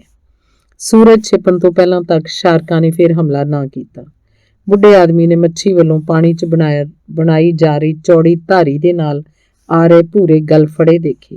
ਹੁਣ ਉਹ ਗੰਧ ਦੇ ਪਿੱਛੇ ਨਹੀਂ ਸਨ ਚੱਲ ਰਹੀਆਂ, ਉਹ ਆਸੇ-ਪਾਸੇ ਤੈਰਦੀਆਂ ਸਿੱਧੀਆਂ ਕਿਸ਼ਤੀਆਂ ਵੱਲ ਵਧ ਰਹੀਆਂ ਸਨ। ਉਹਨੇ ਮੁੱਠਾ ਜਾਮ ਕੀਤਾ, ਬਾਦਬਾਂ ਬੰਨਿਆ, ਪਿਛਾੜੀ ਡੰਡਾ ਲੈਣ ਲਈ ਗਿਆ। ਇੱਕ ਟੁੱਟੇ ਚੱਪੂ ਦਾ 2.5 ਫੁੱਟਾ ਲੰਬਾ ਦਸਤਾ ਸੀ। ਮੁੱਠੇ ਦੀ ਪਕੜ ਕਾਰਨ ਇੱਕ ਹੱਥ ਨਾਲ ਹੀ ਚੰਗੀ ਤਰ੍ਹਾਂ ਵਰਤਿਆ ਜਾ ਸਕਦਾ ਸੀ। ਆ ਰਹੀਆਂ ਸ਼ਾਰਕਾਂ ਵੱਲ ਤੱਕਦਿਆਂ ਉਹਨੇ ਆਪਣਾ ਹੱਥ ਇਹਦੇ ਤੇ ਟਿਕਾਉਂਦੀ ਹੋਈ ਸੱਜੇ ਹੱਥ ਦੀ ਪਕੜ ਮਜ਼ਬੂਤ ਕੀਤੀ। ਦੋਵੇਂ ਹੀ ਗਲਾਨੋਜ਼ ਸਨ। ਮੈਨੂੰ ਚਾਹੀਦਾ ਕਿ ਪਹਿਲੀ ਨੂੰ ਚੰਗੀ ਤਰ੍ਹਾਂ ਹਮਲਾ ਕਰ ਲੈਣ ਦੇਵਾਂ ਤੇ ਉਹਦੇ ਨੱਕ ਜਾਂ ਸਿੱਧਾ ਸਿਰ ਤੇ ਉੱਤੇ ਮਾਰਾਂ, ਉਹਨੇ ਕਿਹਾ। ਦੋਵੇਂ ਸ਼ਾਰਕਾਂ ਇਕੱਠੀਆਂ ਹੋ ਗਈਆਂ। ਜਿਵੇਂ ਹੀ ਉਹਨੇ ਆਪਣੇ ਨੇੜਲੀ ਸ਼ਾਰਕ ਨੂੰ ਜਬਾੜੇ ਖੋਲ ਕੇ ਮੱਛੀ ਦੇ ਚਾਂਦੀ ਰੰਗੇ ਹਿੱਸੇ ਦੀ ਬੁਰਕੀ ਭਰੀ, ਉਹਨੇ ਡੰਡਾ ਉੱਚਾ ਉਠਾਇਆ ਤੇ ਜ਼ੋਰ ਦੀ ਥੱਲੇ ਲਿਆਉਂਦਿਆਂ ਹੋਇਆਂ ਉਹਦੇ ਚੌੜੇ ਸਿਰ ਦੀ ਟੁੱਟਣ ਤੇ ਦੇ ਮਾਰਿਆ। ਡੰਡਾ ਵੱਜਦੀ ਉਹਨੇ ਇਸ ਦੀ ਤਿਲਕਵੀਂ ਸਖਤੀ ਮਹਿਸੂਸ ਕੀਤੀ, ਪਰ ਉਹਨੂੰ ਹੱਡੀ ਦੀ ਸਖਤੀ ਦਾ ਵੀ ਅਹਿਸਾਸ ਹੋਇਆ ਤੇ ਉਹਨੇ ਦੁਬਾਰਾ ਸ਼ਾਰਕ ਦੇ ਨੱਕ ਦੀ ਨੋਕ ਤੇ ਜ਼ੋਰ ਨਾਲ ਹਮਲਾ ਕੀਤਾ। ਜਦੋਂ ਮੱਛੀ ਤੋਂ ਪਿਛਾਂ ਸਰਕ ਰਹੀ ਸੀ, ਦੂਜੀ ਸ਼ਾਰਕ ਇੱਧਰ ਉੱਧਰ ਘੁੰਮ ਰਹੀ ਸੀ। ਹੁਣ ਉਹ ਜਬਾੜੇ ਖੋਲ ਕੇ ਅੱਗੇ ਵਧੀ। ਬੁੱਢੇ ਆਦਮੀ ਨੇ ਉਹਦੇ ਜਬਾੜਿਆਂ ਦੇ ਕੋਨਿਆਂ ਤੋਂ ਮੱਛੀ ਦੇ ਮਾਸ ਦੇ ਸਫੈਦ ਟੁਕੜੇ ਅੰਦਰ ਜਾਂਦੇ ਦੇਖੇ। ਜਦ ਉਹਨੇ ਮੱਛੀ ਤੇ ਹਮਲਾ ਕਰਕੇ ਆਪਣੇ ਜਬਾੜੇ ਬੰਦ ਕਰ ਲਏ, ਉਹਦੇ ਵੱਲ ਔਲਿਆ ਤੇ ਕੇਵਲ ਸਿਰ ਉੱਤੇ ਹਮਲਾ ਕੀਤਾ। ਸ਼ਾਰਕ ਨੇ ਉਹਦੇ ਵੱਲ ਦੇਖਿਆ ਤੇ ਮਾਸ ਢਿੱਲਾ ਛੱਡ ਦਿੱਤਾ। ਬੁੱਢੇ ਆਦਮੀ ਨੇ ਫੇਰ ਡੰਡਾ ਉਹਦੇ ਮਾਰਿਆ। ਜਦ ਮਾਸ ਨਿਗਲਣ ਲਈ ਪਰੇ ਹਟੀ ਤੇ ਡੰਡਾ ਸਿਰਫ ਉਹਦੀ ਭਾਰੀ ਸਖਤ ਤਿਲਕਵੇਂ ਹਿੱਸੇ ਤੇ ਪਿਆ। ਆ ਜਾ ਗਿਲਾਨੋ, ਬੁੱਢੇ ਆਦਮੀ ਨੇ ਕਿਹਾ। ਫੇਰ ਆ ਜਾ। ਸ਼ਾਰਕ ਦੌੜਦੀ ਹੋਈ ਆਈ ਤੇ ਜਿਵੇਂ ਹੀ ਉਹਨੇ ਜਬਾੜੇ ਬੰਦ ਕੀਤੇ ਤਾਂ ਬੁੱਢੇ ਆਦਮੀ ਨੇ ਉੱਤੇ ਹਮਲਾ ਕਰ ਦਿੱਤਾ। ਉਹਨੇ ਪੂਰੇ ਜ਼ੋਰ ਨਾਲ ਤੇ ਜਿੰਨੀ ਉੱਚੀ ਚੁੱਕ ਸਕਦਾ ਸੀ ਡੰਡੇ ਨੂੰ ਚੁੱਕਿਆ। ਇਸ ਵਾਰ ਉਹਨੇ ਦਿਮਾਗ ਦੇ ਹੇਠਾਂ ਹੱਡੀ ਤੇ ਡੰਡਾ ਮਾਰਿਆ ਤੇ ਉਸੇ ਥਾਂ ਤੇ ਦੁਬਾਰਾ ਹਮਲਾ ਕੀਤਾ ਜਿੱਥੇ ਸ਼ਾਰਕ ਹੌਲੀ ਜਿਹੇ ਮਾਸ ਢਿੱਲਾ ਛੱਡਦੇ ਚਲੀ ਗਈ। ਬੁੱਢਾ ਆਦਮੀ ਉਹਦੇ ਦੁਬਾਰਾ ਆਉਣ ਦਾ ਰਾਹ ਦੇਖਦਾ ਰਿਹਾ, ਪਰ ਕੋਈ ਵੀ ਸ਼ਾਰਕ ਫੇਰ ਨਾ ਦਿਖਾਈ ਦਿੱਤੀ। ਫਿਰ ਉਹਨੇ ਸਤ੍ਹਾ ਤੇ ਚੱਕਰ ਕੱਢਦੀ ਇੱਕ ਸ਼ਾਰਕ ਦੇਖੀ। ਉਹਨੂੰ ਦੂਜੀ ਦੇ ਗਲਫੜੇ ਨਜ਼ਰ ਨਹੀਂ ਆਏ। ਮੈਂ ਉਹਨਾਂ ਨੂੰ ਮਾਰਨ ਦੀ ਆਸ ਨਹੀਂ ਰੱਖ ਸਕਦਾ, ਉਹਨੇ ਸੋਚਿਆ। ਮੈਂ ਆਪਣੇ ਸਮੇਂ 'ਚ ਕਰ ਸਕਦਾ ਸੀ, ਪਰ ਮੈਂ ਉਹਨਾਂ ਨੂੰ ਬੁਰੀ ਤਰ੍ਹਾਂ ਜ਼ਖਮੀ ਕਰ ਚੁੱਕਾ ਤੇ ਦੋਵਾਂ 'ਚੋਂ ਕੋਈ ਵੀ ਠੀਕ ਨਹੀਂ ਹੋਈ। ਜੇ ਮੈਂ ਦੋਵਾਂ ਹੱਥਾਂ ਨਾਲ ਬੈਟ ਵਰਤਿਆ ਹੁੰਦਾ ਤਾਂ ਮੈਂ ਪਹਿਲੀ ਨੂੰ ਜ਼ਰੂਰ ਮਾਰ ਦੇਣਾ ਸੀ, ਉਹਨੇ ਸੋਚਿਆ। ਹੁਣ ਵੀ ਮਾਰ ਸਕਦਾ। ਉਹ ਮੱਛੀ ਵੱਲ ਨੂੰ ਨਹੀਂ ਦੇਖਣਾ ਚਾਹੁੰਦਾ ਸੀ। ਉਹਨੂੰ ਪਤਾ ਸੀ ਕਿ ਅੱਧੀ ਤਾਂ ਬਰਬਾਦ ਹੋ ਚੁੱਕੀ ਸੀ। ਜਦ ਉਹ ਸ਼ਾਰਕਾਂ ਨਾਲ ਲੜ ਰਿਹਾ ਸੀ ਤਾਂ ਸੂਰਜ ਛਿਪ ਚੁੱਕਾ ਸੀ। ਛੇਤੀ ਹਨੇਰਾ ਹੋ ਜਾਏਗਾ, ਉਹਨੇ ਕਿਹਾ। ਤਦ ਮੈਂ ਹਵਾਨਾ ਦੀ ਰੌਸ਼ਨੀ ਦੇਖ ਸਕਦਾ। ਜੇ ਮੈਂ ਪੂਰਬ 'ਚੋਂ ਕਾਫੀ ਦੂਰ ਹਾਂ ਤਾਂ ਨਵੇਂ ਤੱਟਾਂ 'ਚੋਂ ਕਿਸੇ ਦੀ ਰੌਸ਼ਨੀ ਦੇਖ ਸਕਾਂਗਾ। ਮੈਂ ਹੁਣ ਇੰਨਾ ਦੂਰ ਨਹੀਂ ਹੋ ਸਕਦਾ, ਉਹਨੇ ਸੋਚਿਆ। ਮੈਨੂੰ ਆਸ ਹੈ ਕੋਈ ਵੀ ਇੰਨਾ ਚਿੰਤਿਤ ਨਹੀਂ ਹੋਣਾ। ਸਿਰਫ ਮੁੰਡਾ ਹੀ ਤਾਂ ਹੈ ਫਿਕਰ ਕਰਨ ਵਾਲਾ, ਪਰ ਮੈਨੂੰ ਯਕੀਨ ਹੈ ਕਿ ਉਹਦੇ 'ਚ ਆਤਮ ਵਿਸ਼ਵਾਸ ਹੈ। ਬੁੱਢੇ ਮਛੇਰਿਆਂ 'ਚੋਂ ਵੀ ਕਈ ਚਿੰਤਾ ਕਰਨਗੇ, ਕੁਝ ਹੋਰ ਵੀ ਕਰਨਗੇ, ਉਹਨੇ ਸੋਚਿਆ। ਮੈਂ ਚੰਗੇ ਕਸਬੇ 'ਚ ਜੋ ਰਹਿਣਾ।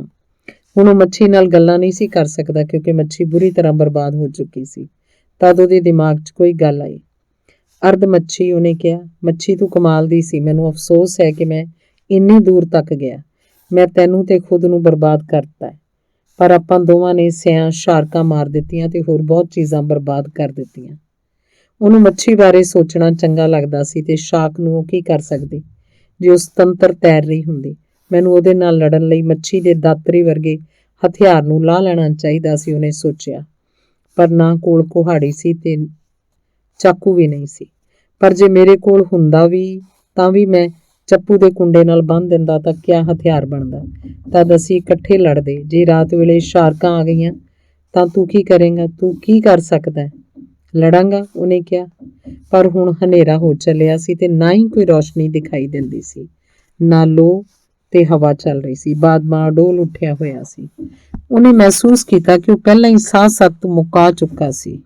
ਉਹਨੇ ਦੋਵੇਂ ਹੱਥ ਇਕੱਠੇ ਕੀਤੇ ਤੇ ਹਥੇਲੀਆਂ ਨੂੰ ਮਹਿਸੂਸ ਕੀਤਾ। ਉਹ ਸੁੰਨ ਨਹੀਂ ਸੀ ਤੇ ਉਹਨਾਂ ਨੂੰ ਖੋਲ੍ਹਦਿਆਂ ਬੰਦ ਕਰਦਿਆਂ ਉਹ ਜ਼ਿੰਦਗੀ ਦੇ ਦੁੱਖ ਨੂੰ ਸਮਝ ਸਕਦਾ ਸੀ। ਉਹਨੇ ਬੇੜੀ ਦੇ ਪਿਛਾੜੀ ਢੋਹ ਲਾ ਲਈ ਤੇ ਜਾਣ ਗਿਆ ਕਿ ਅਜੇ ਉਹ ਮਰਿਆ ਨਹੀਂ। ਉਹਦੇ ਮੋਢਿਆਂ ਨੇ ਵੀ ਉਹਨੂੰ ਇਹੀ ਗੱਲ ਸਮਝਾਈ।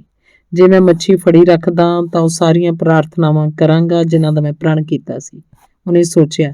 ਪਰ ਮੈਂ ਇੰਨਾ ਥੱਕ ਚੁੱਕਿਆ ਕਿ ਹੁਣ ਪ੍ਰਾਰਥਨਾ ਨਹੀਂ ਕਰ ਸਕਦਾ। ਚੰਗਾ ਹੋਵੇ ਜੇ ਮੈਂ ਬੋਰੀ ਆਪਣੇ ਮੋਢਿਆਂ ਦੁਆਲੇ ਵੜ ਲਵਾਂ। ਉਹ ਪਿਛਾੜੀ ਪਿਆ ਰਿਹਾ ਤੇ ਅਸਮਾਨ 'ਚ ਲੋ ਉਭਰਨ ਦੀ ਉਡੀਕ ਕਰਦਾ ਰਿਹਾ।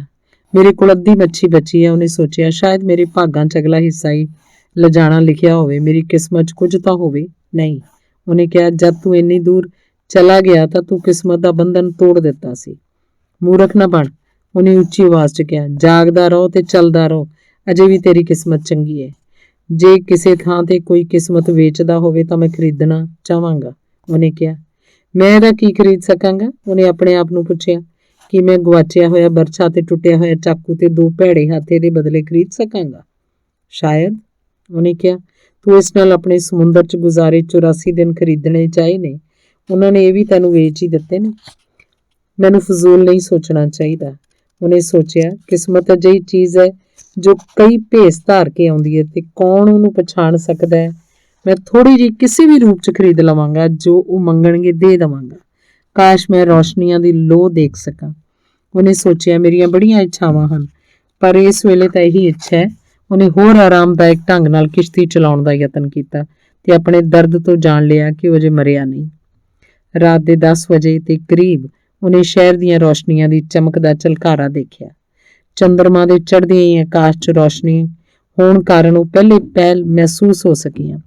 ਫਿਰ ਇਹ ਅਡੋਲ ਮਹਾਸਾਗਰ ਦੇ ਪਾਰ ਦੇਖਣ 'ਚ ਮਦਦਗਾਰ ਹੋਈਆਂ, ਜਿਹੜੀ ਹਵਾ 'ਚ ਆਈ ਤੇਜ਼ੀ ਕਾਰਨ ਉਭਰਿਆ ਹੋਇਆ ਸੀ। ਉਹ ਲੋਹ ਦੇ ਅੰਦਰ ਕਿਸ਼ਤੀ ਲੈ ਗਿਆ ਤੇ ਸੋਚਿਆ ਕਿ ਜਲਦੀ ਧਾਰਾ ਦੇ ਕੰਢੇ ਨੂੰ ਛੋਹ ਸਕੇਗਾ। ਹੁਣ ਤਾਂ ਖੇਡ ਖਤਮ ਹੋਈ ਹੈ, ਉਹਨੇ ਸੋਚਿਆ। ਉਹ ਸ਼ਾਇਦ ਫਿਰ ਹਮਲਾ ਕਰਨਗੀਆਂ, ਪਰ ਹਨੇਰੇ 'ਚ ਬਿਨਾਂ ਕਿਸੇ ਹਥਿਆਰ ਤੋਂ ਬੰਦਾ ਕੀ ਕਰ ਸਕਦਾ? ਉਹਦਾ ਸਰੀਰ ਆਕੜਿਆ ਪਿਆ, ਪੀੜੋ ਪੀੜ। ਉਹਦੇ ਜ਼ਖਮ ਤੇ ਸਰੀਰ ਦੇ ਸਾਰੇ ਮੁੱਚੇ ਖਿੱਚੇ ਅੰਗ ਰਾਤ ਦੀ ਠੰਡ 'ਚ ਦਰਦ ਪਏ ਕਰਦੇ ਸਨ। ਮੈਨੂੰ ਆਸ ਹੈ ਹੁਣ ਮੈਨੂੰ ਲੜਨਾ ਨਹੀਂ ਪੈਣਾ, ਉਹਨੇ ਸੋਚਿਆ। ਮੈਨੂੰ ਬਹੁਤ ਆਸ ਹੈ ਕਿ ਮੈਨੂੰ ਲੜਨਾ ਨਹੀਂ ਪੈਣਾ। ਪਰ ਅੱਧੀ ਰਾਤ ਤੱਕ ਉਹ ਲੜਿਆ ਤੇ ਇਸ ਵਕਤ ਉਹ ਜਾਣਦਾ ਸੀ ਕਿ ਲੜਾਈ ਅਰਥਹੀਨ ਹੈ। ਸ਼ਾਰਕਾਂ ਝੁੰਡ ਬਣਾ ਕੇ ਆਈਆਂ ਤੇ ਉਹ ਪਾਣੀ 'ਚ ਉਹਨਾਂ ਦੇ ਗਲ ਫੜਿਆਂ ਤੇ ਚਮਕ ਵੱਲੋਂ ਬਣਾਈਆਂ ਲਾਈਨਾਂ ਤੋਂ ਹੀ ਦੇਖ ਸਕਦਾ ਸੀ ਜਦ ਉਹਨਾਂ ਆਪਣੇ ਆਪ ਨੂੰ ਮੱਛੀ ਤੇ ਸੁੱਟ ਦਿੱਤਾ। ਉਹ ਸਿਰਾਂ ਤੇ ਡੰਡੇ ਨਾਲ ਵਾਰ ਕਰਦਾ ਰਿਹਾ, ਜਬਾੜਿਆਂ ਦੀ ਕੱਟ ਵੱਢ ਤੇ ਕਿਸ਼ਤੀ ਦੇ ਹਿੱਲਣ ਦੀ ਆਵਾਜ਼ ਸੁਣਦਾ ਰਿਹਾ। ਜਦ ਉਹਨਾਂ ਥੱਲਿਓਂ ਇਹਨੂੰ ਫੜ ਲਿਆ, ਜੋ ਕੁਝ ਵੀ ਉਹ ਮਹਿਸੂਸ ਕਰਦਾ ਜਾਂ ਸੁਣ ਸਕਦਾ ਸੀ, ਉਸ ਤੇ ਉਹ ਬੇਤਹਾਸ਼ਾ ਵਾਰ ਕਰਦਾ ਰਿਹਾ। ਫਿਰ ਉਹਨੇ ਡੰਡਾ ਆਪਣੇ ਹੱਥੋਂ ਖੋਇਆ ਜਾਂਦਾ ਮਹਿਸੂਸ ਹੋਇਆ ਤੇ ਖੁੱਸ ਗਿਆ। ਉਹਨੇ ਪਤਵਾਰ ਨਾਲੋਂ ਮੁੱਠਾ ਖੋਲ ਲਿਆ ਤੇ ਇਹਦੇ ਨਾਲ ਵਾਰ ਕਰਨ ਲੱਗਾ। ਦੋਵੇਂ ਹੱਥਾਂ ਨਾਲ ਇਹਨੂੰ ਫੜ ਕੇ ਬਾਰ-ਬਾਰ ਉਹਨਾਂ ਤੇ ਹਮਲਾ ਬੋਲਦਾ ਰਿਹਾ। ਪਰ ਹੁਣ ਉਹ ਤਖਤੇ ਤੱਕ ਆ ਪਹੁੰਚੀਆਂ ਤੇ ਇੱਕ ਤੋਂ ਬਾਅਦ ਇੱਕ ਤੇ ਇਕੱਠੀਆਂ ਵੀ ਸਾਗਰ ਦੀ ਲੋਚ ਦਿਸ ਰਹੇ ਮਾਸ ਦੇ ਟੁਕੜਿਆਂ ਨੂੰ ਵੱਢ ਟੁੱਕ ਰਹੀਆਂ ਸਨ। ਅੰਤ 'ਚ ਇੱਕ ਸ਼ਾਖ ਉਹਦੇ ਸਿਰ ਵੱਲ ਆਈ ਤਾਂ ਉਹਨੂੰ ਪਤਾ ਲੱਗਾ ਕਿ ਹੁਣ ਇਹ ਖਤਮ ਹੋ ਚੁੱਕੀ ਹੈ। ਉਹਨੇ ਮੁੱਠੇ ਨੂੰ ਸ਼ਾਖ ਦੇ ਸਿਰ 'ਚ ਉਛਾਲਿਆ, ਜਿੱਥੇ ਉਹਦੇ ਜਬਾੜੇ ਮੱਛੀ ਦੇ ਸਿਰ ਦੇ ਸਖਤ ਹਿੱਸੇ ਨੂੰ ਪੀਚੀ ਬੈਠੇ ਸਨ ਤੇ ਜੋ ਕੱਟਿਆ ਨਹੀਂ ਸੀ ਜਾ ਰਿਹਾ। ਉਹਨੇ ਬਾਰ-ਬਾਰ ਉਛਾਲ ਕੇ ਉੱਤੇ ਵਾਰ ਕੀਤਾ। ਉਹਦੇ ਮੁੱਠੇ ਦੇ ਟੁੱਟਣ ਦੀ ਆਵਾਜ਼ ਸੁਣੀ ਤੇ ਫਿਰ ਉਹਨੇ ਟੁੱਟੇ ਹੋਏ ਮੁੱਠੇ ਨਾਲ ਸ਼ਾਖ ਤੇ ਵਾਰ ਕੀਤਾ। ਉਹਨੇ ਇਹਨੂੰ ਉਹਦੇ ਅੰਦਰ ਧੱਸਦਾ ਮਹਿਸੂਸ ਕੀਤਾ। ਇਹਦੇ ਤਿੱਖੇ ਹੋਣ ਕਾਰਨ ਉਹਨੇ ਫਿਰ ਘੁਸੇੜ ਦਿੱਤਾ। ਇਹ ਝੁੰਡ ਵਿਚਲੀ ਆਖਰੀ ਸ਼ਾਖ ਸੀ। ਉਹਨਾਂ ਲਈ ਹੋਰ ਖਾਣ ਨੂੰ ਕੁਝ ਨਹੀਂ ਬਚਿਆ ਸੀ।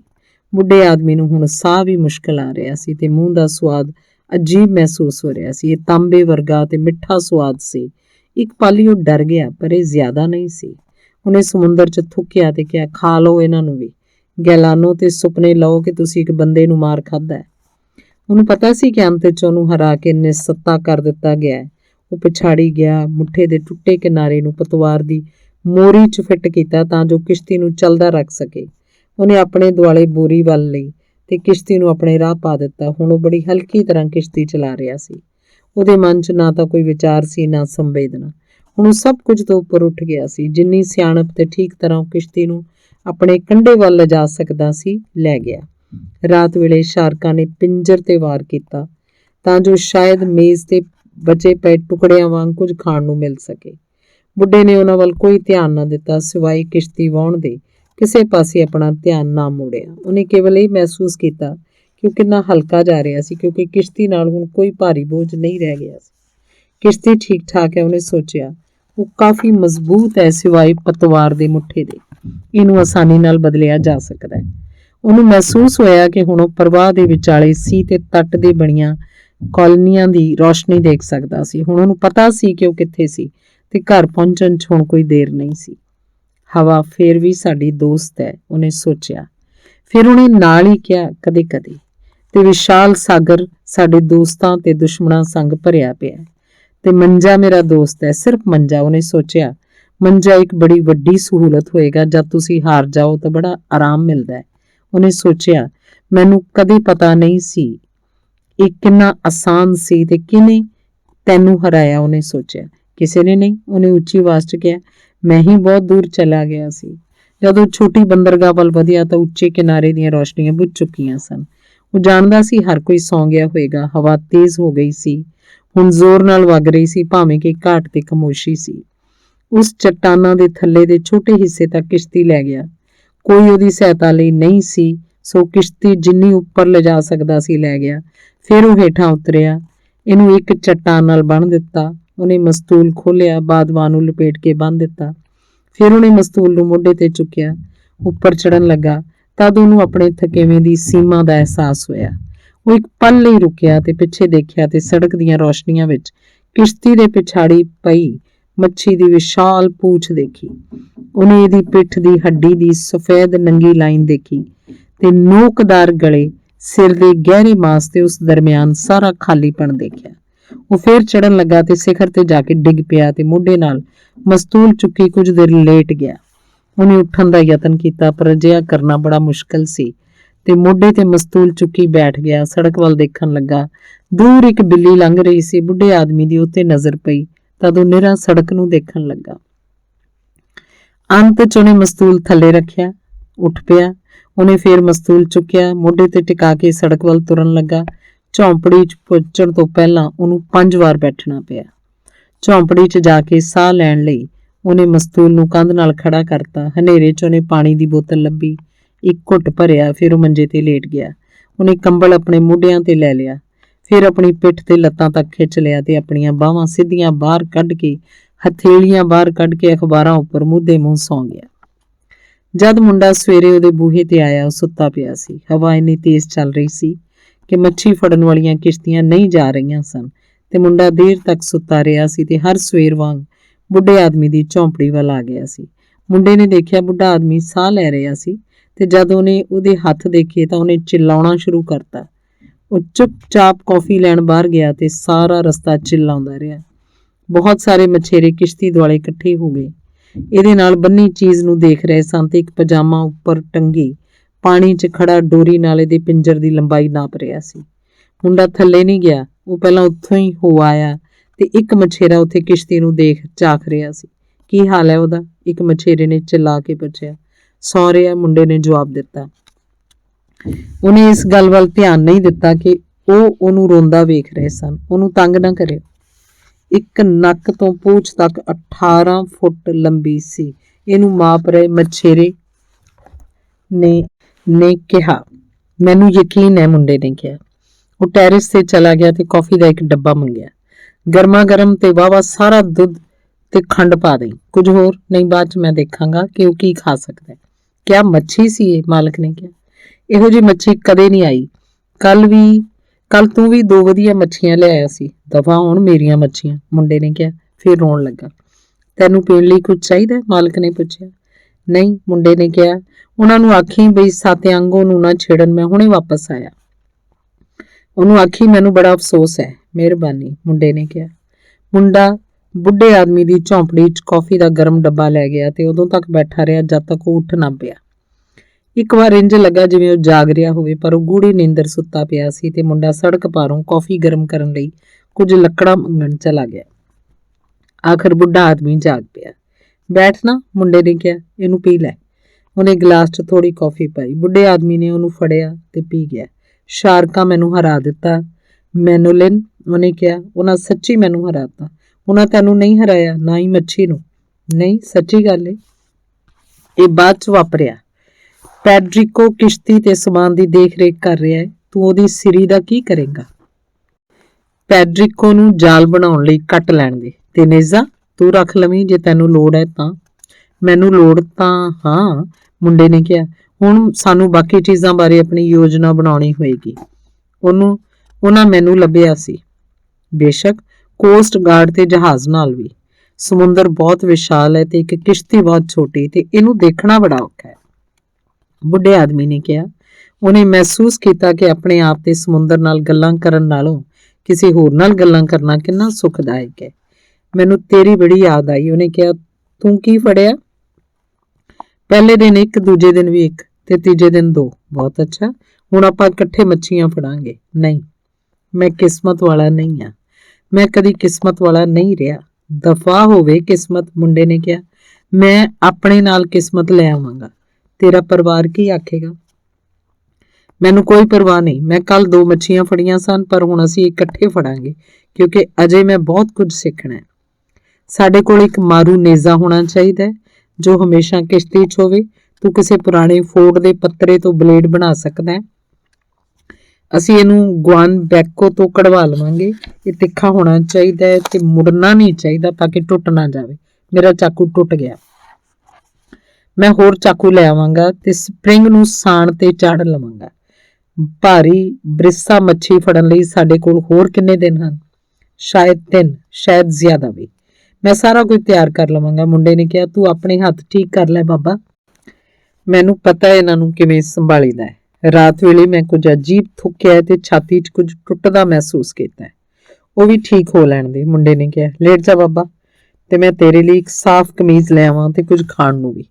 ਮੇਰੇ ਜਾਣ ਬਾਅਦ ਕੋਈ ਅਖਬਾਰ ਆਇਆ ਹੋਵੇ ਤਾਂ ਲਈ ਆਵੀਂ, ਬੁੱਢੇ ਆਦਮੀ ਨੇ ਕਿਹਾ। ਤੁਸੀਂ ਜਲਦੀ ਠੀਕ ਹੋ ਜਾਓ ਕਿਉਂਕਿ ਮੈਂ ਬਹੁਤ ਕੁਝ ਸਿੱਖਣਾ ਹੈ ਤੇ ਤੁਸੀਂ ਮੈਨੂੰ ਸਭ ਕੁਝ ਸਿਖਾ ਸਕਦੇ ਹੋ। ਤੁਹਾਨੂੰ ਕਿੰਨਾ ਦੁੱਖ ਝੱਲਣਾ ਪਿਆ ਹੈ? ਬਹੁਤ, ਬੁੱਢੇ ਆਦਮੀ ਨੇ ਕਿਹਾ। ਮੈਂ ਖਾਣਾ ਤੇ ਅਖਬਾਰ ਲੈ ਆਵਾਂ, ਮੁੰਡੇ ਨੇ ਕਿਹਾ। ਠੀਕ ਤਰ੍ਹਾਂ ਆਰਾਮ ਕਰ ਲੈ ਬਾਬਾ, ਮੈਂ ਤੇਰੇ ਹੱਥਾਂ ਲਈ ਦਵਾਈਆਂ ਦੀ ਦੁਕਾਨ ਤੋਂ ਕੁਝ ਲੈ ਆਉਣਾ। ਪੈਡਰਿਕੋ ਨੂੰ ਕਹਿਣਾ ਨਾ ਭੁੱਲੀ ਕਿ ਸਿਰ ਉਹਦਾ ਏ। ਨਹੀਂ, ਮੈਂ ਯਾਦ ਰੱਖਾਂਗਾ। ਜਦ ਮੁੰਡਾ ਬੂਹਾ ਟੱਪਿਆ ਤੇ ਥੱਲੇ ਚਟਾਨ ਸੜਕ ਤੇ ਪਹੁੰਚਿਆ ਤਾਂ ਫਿਰ ਕਰਾ ਰਿਹਾ ਸੀ। ਉਸ ਸ਼ਾਮ ਟੈਰਿਸ ਤੇ ਸੈਲਾਨੀਆਂ ਦੀ ਇੱਕ ਪਾਰਟੀ ਆਈ ਤੇ ਪਾਣੀ ਥੱਲੇ ਬੀਅਰ ਦੇ ਖਾਲੀ ਕੈਨ ਤੇ ਮਰੀਆਂ ਬਰਕੂਡਾ ਮੱਛੀਆਂ ਦੇਖ ਰਹੀ ਸੀ ਕਿ ਇੱਕ ਔਰਤ ਨੇ ਵੱਡੀ ਸਫੈਦ ਰੀੜ ਦੀ ਹੱਡੀ ਤੇ ਵਿਸ਼ਾਲ ਪੂਛ ਦੇਖੀ ਜਿਹੜੀ ਜਵਾਰ ਭਾਟੇ ਕਾਰਨ ਉੱਪਰ ਉੱਠੀ ਹੋਈ ਸੀ ਤੇ ਉਛਲ ਰਹੀ ਸੀ, ਜਦਕਿ ਪੁਰਾ ਘਾਟ ਦੇ ਕੰਢੇ ਤੇ ਅਡੋਲ ਭਾਰੀ ਸਮੁੰਦਰ ਨੂੰ ਉਛਾਲ ਰਿਹਾ ਸੀ। ਉਹ ਕੀ ਹੈ? ਉਹਨੇ ਇੱਕ ਵੇਟਰ ਨੂੰ ਪੁੱਛਿਆ ਤੇ ਵੱਡੀ ਮੱਛੀ ਦੀ ਲੰਬੀ ਰੀੜ ਵੱਲ ਇਸ਼ਾਰਾ ਕੀਤਾ ਜਿਹੜੀ ਬਸ ਹੁਣ ਕੂੜ ਕਬਾੜੀ ਸੀ ਤੇ ਜਵਾਰ ਭਾਟੇ ਨਾਲ ਜਾਣ ਦੀ ਉਡੀਕ ਸੀ। ਟਿਬੂਰੋਨ, ਵੇਟਰ ਨੇ ਕਿਹਾ। ਇੱਕ ਸ਼ਾਰਕ, ਉਹਦਾ ਮਤਲਬ ਸੀ ਕਿ ਉਹਦੇ ਨਾਲ ਕੀ ਵਾਪਰਿਆ ਸੀ। ਮੇਰਾ ਨਹੀਂ ਖਿਆਲ ਕਿ ਸ਼ਾਰਕਾਂ ਦੀਆਂ ਪੂਛਾਂ ਇਹੋ ਜਿਹੀਆਂ ਸੋਹਣੀਆਂ ਤੇ ਸੁਡੌਲ ਹੁੰਦੀਆਂ ਨੇ। ਮੇਰਾ ਵੀ, ਉਹਦੇ ਮਰਦ ਸਾਥੀ ਨੇ ਕਿਹਾ। ਸੜਕ ਉੱਤੇ ਆਪਣੀ ਝੌਂਪੜੀ 'ਚ ਬੁੱਢਾ ਆਦਮੀ ਫੇਰ ਸੌਂ ਰਿਹਾ ਸੀ। ਉਹ ਅਜੇ ਵੀ ਮੂਧੇ ਮੂੰਹ ਸੁੱਤਾ ਪਿਆ ਸੀ ਤੇ ਮੁੰਡਾ ਉੱਥੇ ਕੋਲ ਬੈਠਾ ਉਹਨੂੰ ਦੇਖ ਰਿਹਾ ਸੀ। ਬੁੱਢਾ ਆਦਮੀ ਸ਼ੇਰਾਂ ਬਾਰੇ ਸੁਪਨੇ ਲੈ ਰਿਹਾ ਸੀ। ਧੰਨਵਾਦ। ਸਮਾਪਤ।